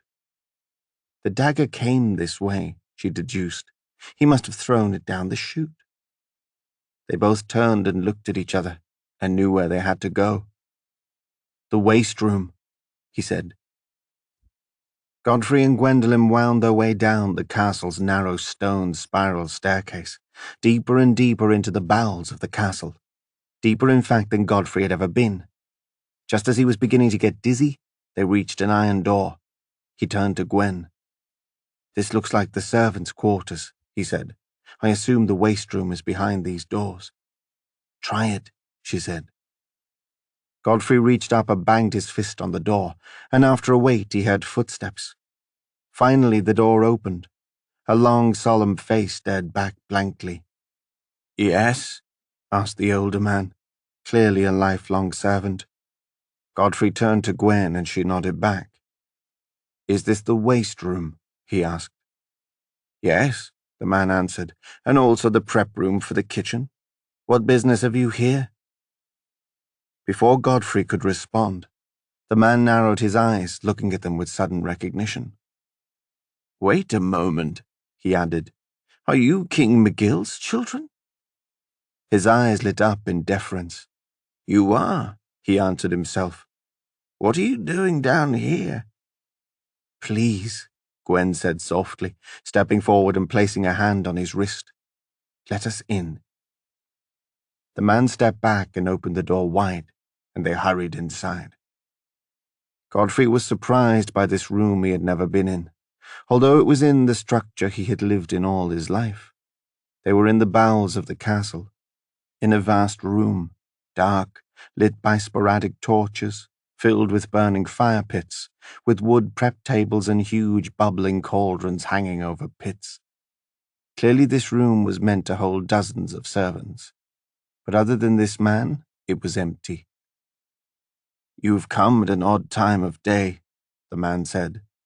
We have not yet begun the breakfast preparations. The others will arrive shortly. That's all right, Godfrey answered. We are here for another reason. Where is the waste pit? Gwen asked, wasting no time. The man stared back, baffled. The waste pit, he echoed. But why would you want to know this? Please, just show it to us, Godfrey said. The servant stared back, with his long face and sunken cheeks, then finally turned and led them across the room. They all stopped before a large stone pit, inside of which was an immense cauldron, one so large it needed to be hoisted by at least 2 people, and which looked as if it could contain the waste of the entire castle. It sat beneath a chute, which must have led high above. Godfrey could smell it from here, and he recoiled. Godfrey stepped forward with Gwen and carefully examined the walls surrounding it, but despite their best efforts, they could see no stains and nothing out of place. They looked down into the cauldron, but it was empty. You'll find nothing in there, the servant said. It's emptied every hour, on the hour. Godfrey wondered if this was all a waste of time. He sighed, and he and Gwen exchanged a disappointed look. Is this about my master? The attendant finally asked, breaking the silence. Your master? Gwen asked. The one who is missing. Missing? Godfrey asked. The servant nodded. He disappeared one night and never came back to work. There are rumors of a murder. Godfrey and Gwen exchanged a look. Tell us more, Gwen prodded. Before he could respond, a rear door opened on the far side of the chamber, and in walked a man whose appearance stunned Godfrey. He was short and wide, and most strikingly, his back was deformed, twisted, and hunched over. He walked with a limp, and it was an effort for him to lift his head. He ambled their way. The man finally stood before them, looking back and forth between Godfrey and the servant. It is a privilege that you should grace us with your presence, my lords, the hunchback said with a bow. Stephen would know far more about the matter than I, the other servant added accusingly. Clearly this servant did not like Stephen. With that, the servant turned and hurried off, crossing the room and disappearing through a back door. Stephen watched him go. Godfrey and Gwen exchanged a look. Stephen, may we speak with you? Gwen asked softly, trying to set him at ease. Stephen stared back at them with twisting hands, looking very nervous. I don't know what he told you, but that one is full of lies and gossip, Stephen said, already defensive. I have done nothing. We never said you did, Godfrey said, also trying to reassure him. It was clear that Stephen had something to hide, and he wanted to know what it was. He felt as if it had something to do with his father's death. "We want to ask you about our father, the king," Gwen said. "About the night he died. Do you recall anything unusual that night? A weapon falling down the waste chute?" Stefan squirmed, looking at the floor, not meeting their eyes. "I know nothing of any dagger," he said. "Who said anything of a dagger?" Godfrey prodded. Stefan looked back up guiltily, and Godfrey knew they had caught him in a lie. This man definitely had something to hide. He felt emboldened. Stefan said nothing in response, but merely toed the floor, continuing to wring his hands. "I know nothing," he repeated. "I didn't do anything wrong." Godfrey and Gwen exchanged a knowing look. They had found someone important, yet it was also clear he would give them nothing more. Godfrey felt he had to do something to get him to talk. Godfrey stepped forward, reached up and lay a firm hand on Stefan's shoulder. Stefan looked up guiltily, like a schoolboy who had been caught, and Geoffrey scowled down, tightening his grip and holding it there. "We know about what happened to your master," he said, bluffing. "Now, you can either tell us all we want to know about our father's murder, or we can have you thrown in the dungeon to never see light again. The choice is yours." As he stood there, Godfrey felt the strength of his father overcome him, felt for the first time the inherent strength that ran in his own blood, the blood of a long line of kings. For the first time in his life, he felt strong, confident, worthy. He felt like a McGill, and for once, he felt his father's approval. Stefan must have sensed it, because finally, after a very long while, he stopped squirming. He looked up, met Godfrey's eyes, and nodded in acquiescence. "I won't go to jail?" he asked. "If I tell you?" "You will not," Godfrey answered, "as long as you had nothing to do with our father's death. This I promise you." Stefan licked his lips, thinking. Then finally, after a long while, he nodded. "Very well," he said. "I will tell you everything." Chapter 22. Thor sat deep in the boat, lined up with the others on the long wooden benches, both hands on the thick wooden oar as he rowed, Crone sitting at his feet. He sweated beneath the sun, as he had for days, and breathing hard wondered when this would ever end. The journey felt endless. At first their sails had carried them, but then the wind had died abruptly, and all the boys on the ship had been set to the task of rowing. Thor stood there, somewhere in the middle of the long and narrow boat, Rhys behind him and O'Connor in front, and wondered how much more of this they could stand. He had never engaged in such hard labor for so long, and every muscle of his body shook. His shoulders, wrists, forearms, biceps, back, neck, and even his thighs. They all felt as if they would give out. His hands trembled, and his palms were raw. A few of the other legion had already collapsed in exhaustion. This island, whatever it was, felt as if it were on the far side of the world. He prayed for wind. They were only given a brief break at night time, allowed to sleep for just 15-minute shifts, while others relieved them. As he had lay there in the boat in the black of night with Crone curled up beside him, it had been the blackest and clearest night he had ever seen. The entire world filled with sparkling red and yellow stars. Luckily, the summer weather had held, and it had not been too cold. The moist breezes of the ocean had cooled him, and he had fallen asleep in moments, only to be wakened minutes later. He wondered if this was part of the 100, if this was their way of beginning to break them. He was seriously starting to wonder what else lay in store for them, and whether he could handle it. His stomach growled. Last night he had been given tack, a small strip of salted beef, and a small flask of rum to wash it down. He had given half of it to Crone, who chewed it in one bite, then immediately whined for more. Thor felt terrible he had no more to give him, but he hadn't had a good meal in days himself, and he was already starting to miss the comforts of home. "How much longer will this go on?" Thor heard a boy, a couple of years older than he, call out to another boy. "Long enough to kill us all," another boy called out, breathing hard. "You've been to the island before," one boy called out to another, an older one who sat there rowing somber. "How long until we reach it? How far are we?" The older boy, tall, muscle-bound, shrugged. "Hard to say," he said. "We haven't even reached the rain wall yet." "Rain wall?" the other boy called out. But the big boy, breathing hard, fell silent again, and the ship slipped back into silence. All Thor could hear incessantly was the sound of oars hitting water. Thor looked down for the millionth time, squinting against the glare of the sun, and marveled at the yellow color of the water. It was clear in places, especially close to the surface, and as he looked he saw several exotic sea creatures swimming alongside the boat, trailing them, as if trying to keep up. He saw a long purple snake, nearly the length of the boat, with a dozen heads on it, spaced out all along its body. As they went, its heads extended from the body up into the open air, razor-sharp teeth opening and closing. Thor could not imagine what it was doing. Was it breathing?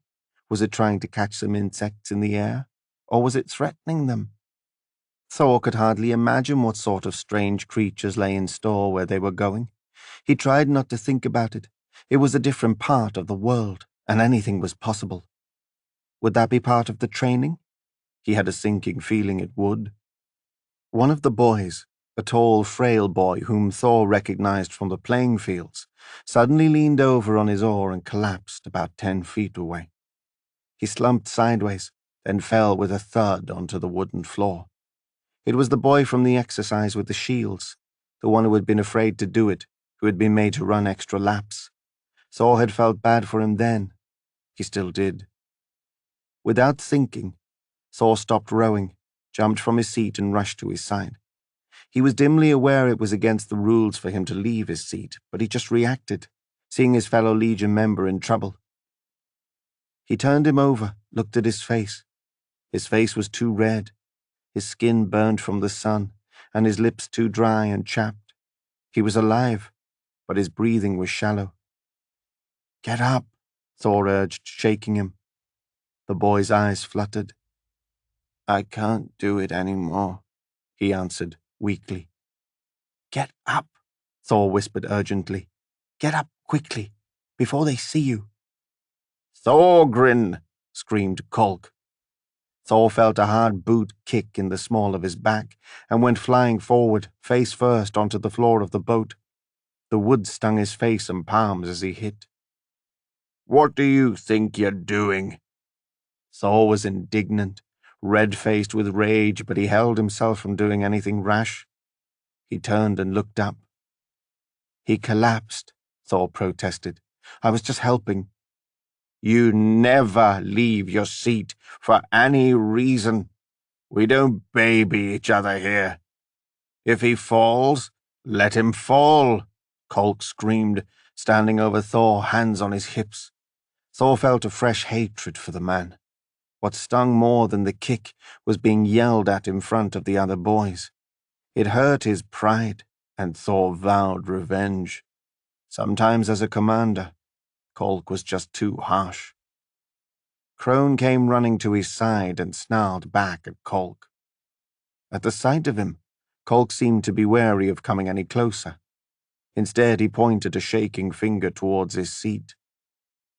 "Now get back there," he screamed, "or I'll throw you off this boat myself." Thor rose to one knee. Then suddenly he spotted something over Kolk's shoulder that made him freeze. "Look out!" Thor screamed, pointing. Kolk spun, but it was already too late.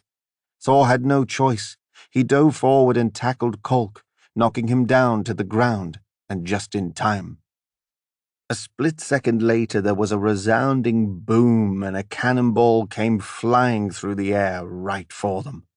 It soared across the deck of the ship, just passing where Kolk had been standing. It nearly grazed his head as he hit the deck. It singed the top railing, and there was the sound of wood splintering. Miraculously, it did not do serious damage to the ship, as the cannonball sailed by and landed with a huge splash in the water. Because of Thor's warning, all the other Legion members ducked just in time. As one, they on the floor raised their heads and looked out. There, on the horizon, rowing towards them, was a huge black ship. It sailed with a yellow flag, with an emblem of a black shield in its center, 2 horns protruding from it. "Empire ship!" Kolk screamed. It was closing in fast, its large cannon pointed right at them, and manned with at least 100 soldiers. The ships were unequally matched. Theirs was larger, had a cannon, and was packed with more soldiers.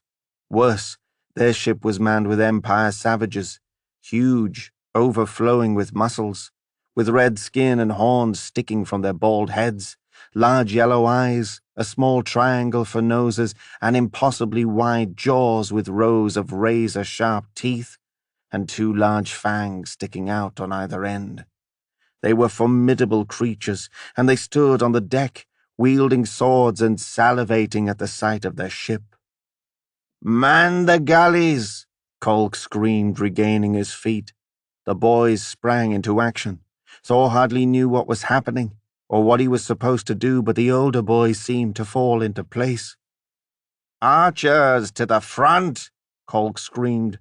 "Prepare your arrows. All others set the arrows aflame." All around Thor, the older boys, more disciplined, hurried forward to the edge of the ship as they grabbed bows and arrows from racks on the side of the ship. The younger Legion members raced to their side, grabbing rags, dipping them in oil, wrapping them onto the end of the arrows and lighting them on fire. Thor wanted to help.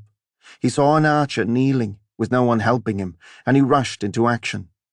He ran to his side, dipped a rag in oil, tied it to his arrow, and lit it as he placed it on the string. The boy immediately pulled back and fired, as did dozens of others around him. The arrows, alight with flames, sailed through the air. Most fell short, hissing as they landed in the sea, while about a dozen of them landed on the enemy ship. But they landed on the decks, falling short of the huge canvas sails, missing their marks. The savages, well-trained, immediately pounced on them and put them out. The first volley had done no damage. The Empire, on the other hand, adjusted its cannon and fired again. "Down!" screamed Kolk. Thor, heart pounding, hit the deck face first with all the others, and pulled Crone down with him. There came another boom, and another cannonball went flying past, again grazing the ship, though this time with a crackling noise. It managed to take out a good chunk of the railing, wood splintering and sending it like missiles over Thor's head. "Back to the bows!" Kolk yelled. The archers took their places again, and Thor rushed over to help, lighting an arrow and handing it to an archer, who immediately placed it on the string and let it fly. The boat was closer, and this time they had more luck. The Empire ship, fearless, came in fast, not worried about closing the gap, hardly 50 yards away. They must have figured they could overtake them so quickly. The arrows would do no harm. That was their big mistake. This time, several dozen of the flaming arrows hit the sails, while the savages put some of them out, enough of them caught. In moments, their sails were in flames. "Get down!" Kolk yelled. Thor looked up just in time to see the savages standing on the edge of the railing, holding huge spears and throwing them right at their ship. Thor dove down, pulling Crone, his heart pounding, as spears whizzed through the air all around him. He heard them puncturing the wood. He heard a scream, and turned to see an older boy he did not know screaming out, clutching his arm, punctured by a spear and gushing blood. Thor quickly surveyed the others and saw that, luckily, none of the others seemed badly hurt, or worse, dead. Most had managed to take cover in time. Thor looked back up and saw the Empire ship was even closer, now maybe 30 yards away. He could see the yellows of the savages' eyes. Their ship was engulfed in flames, but their warriors seemed hardly to care. They were rowing twice as hard, preoccupied with reaching the Legion ship and apparently taking it over. Crone hissed and snarled at the foreign ship. "The spears!" Kolk yelled as he ran over and grabbed one himself. "Hurl them back!" All around saw, the boys jumped into action, hurrying over to grab the spears stuck in the wood. Saw rushed over and grabbed one himself, yanking it out of the wood. It was thick and long and was stuck surprisingly deep.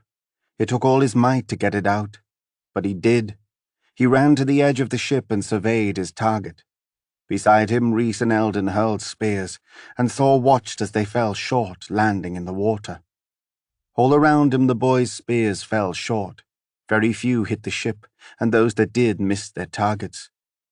Thor set his sights on a single thick rope high up on the enemy ship, holding the main mast in place. He closed his eyes and focused, feeling an energy rise up within him, feeling his body grow warm.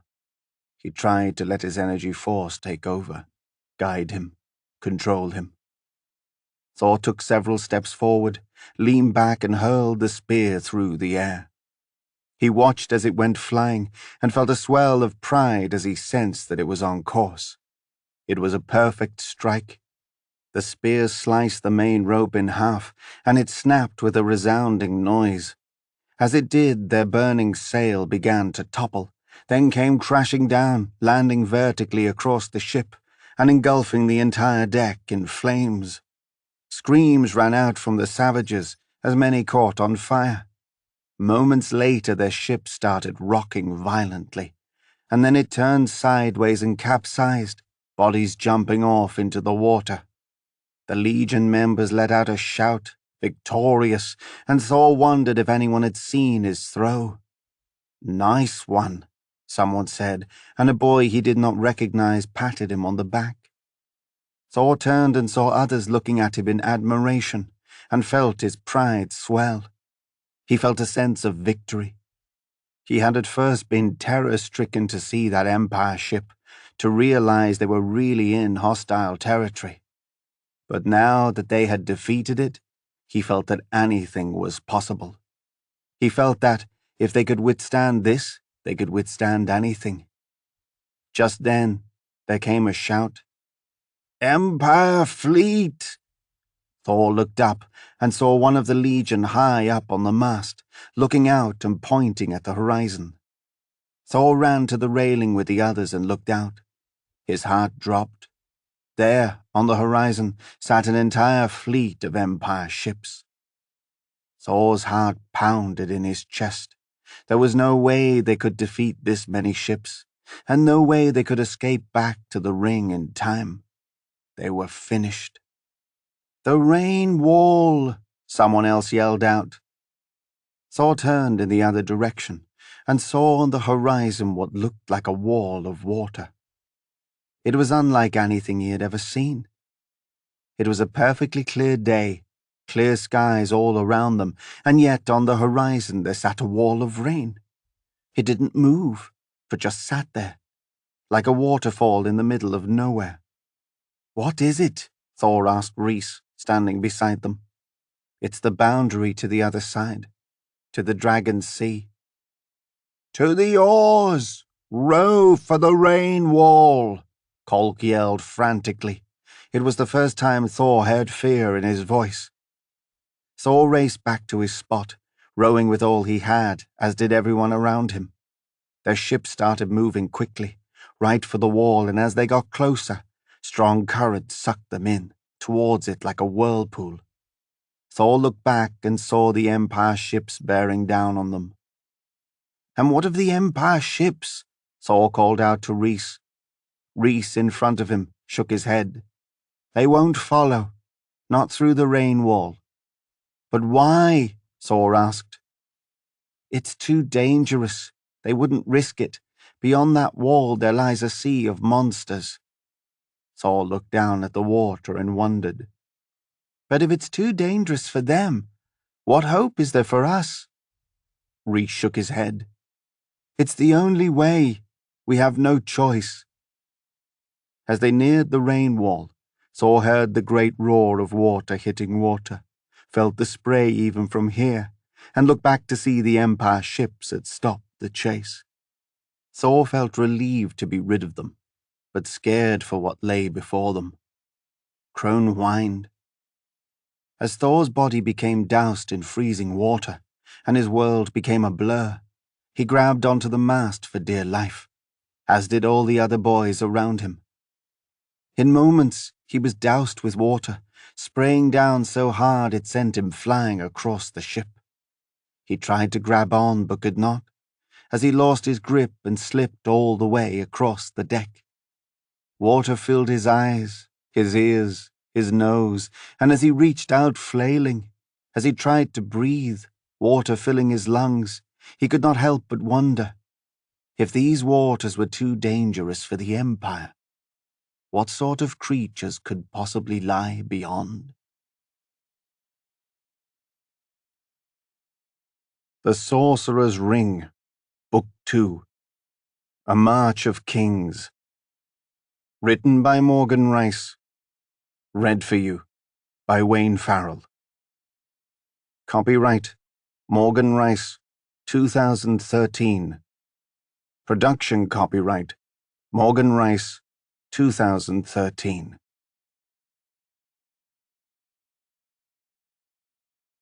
Audible hopes you have enjoyed this program.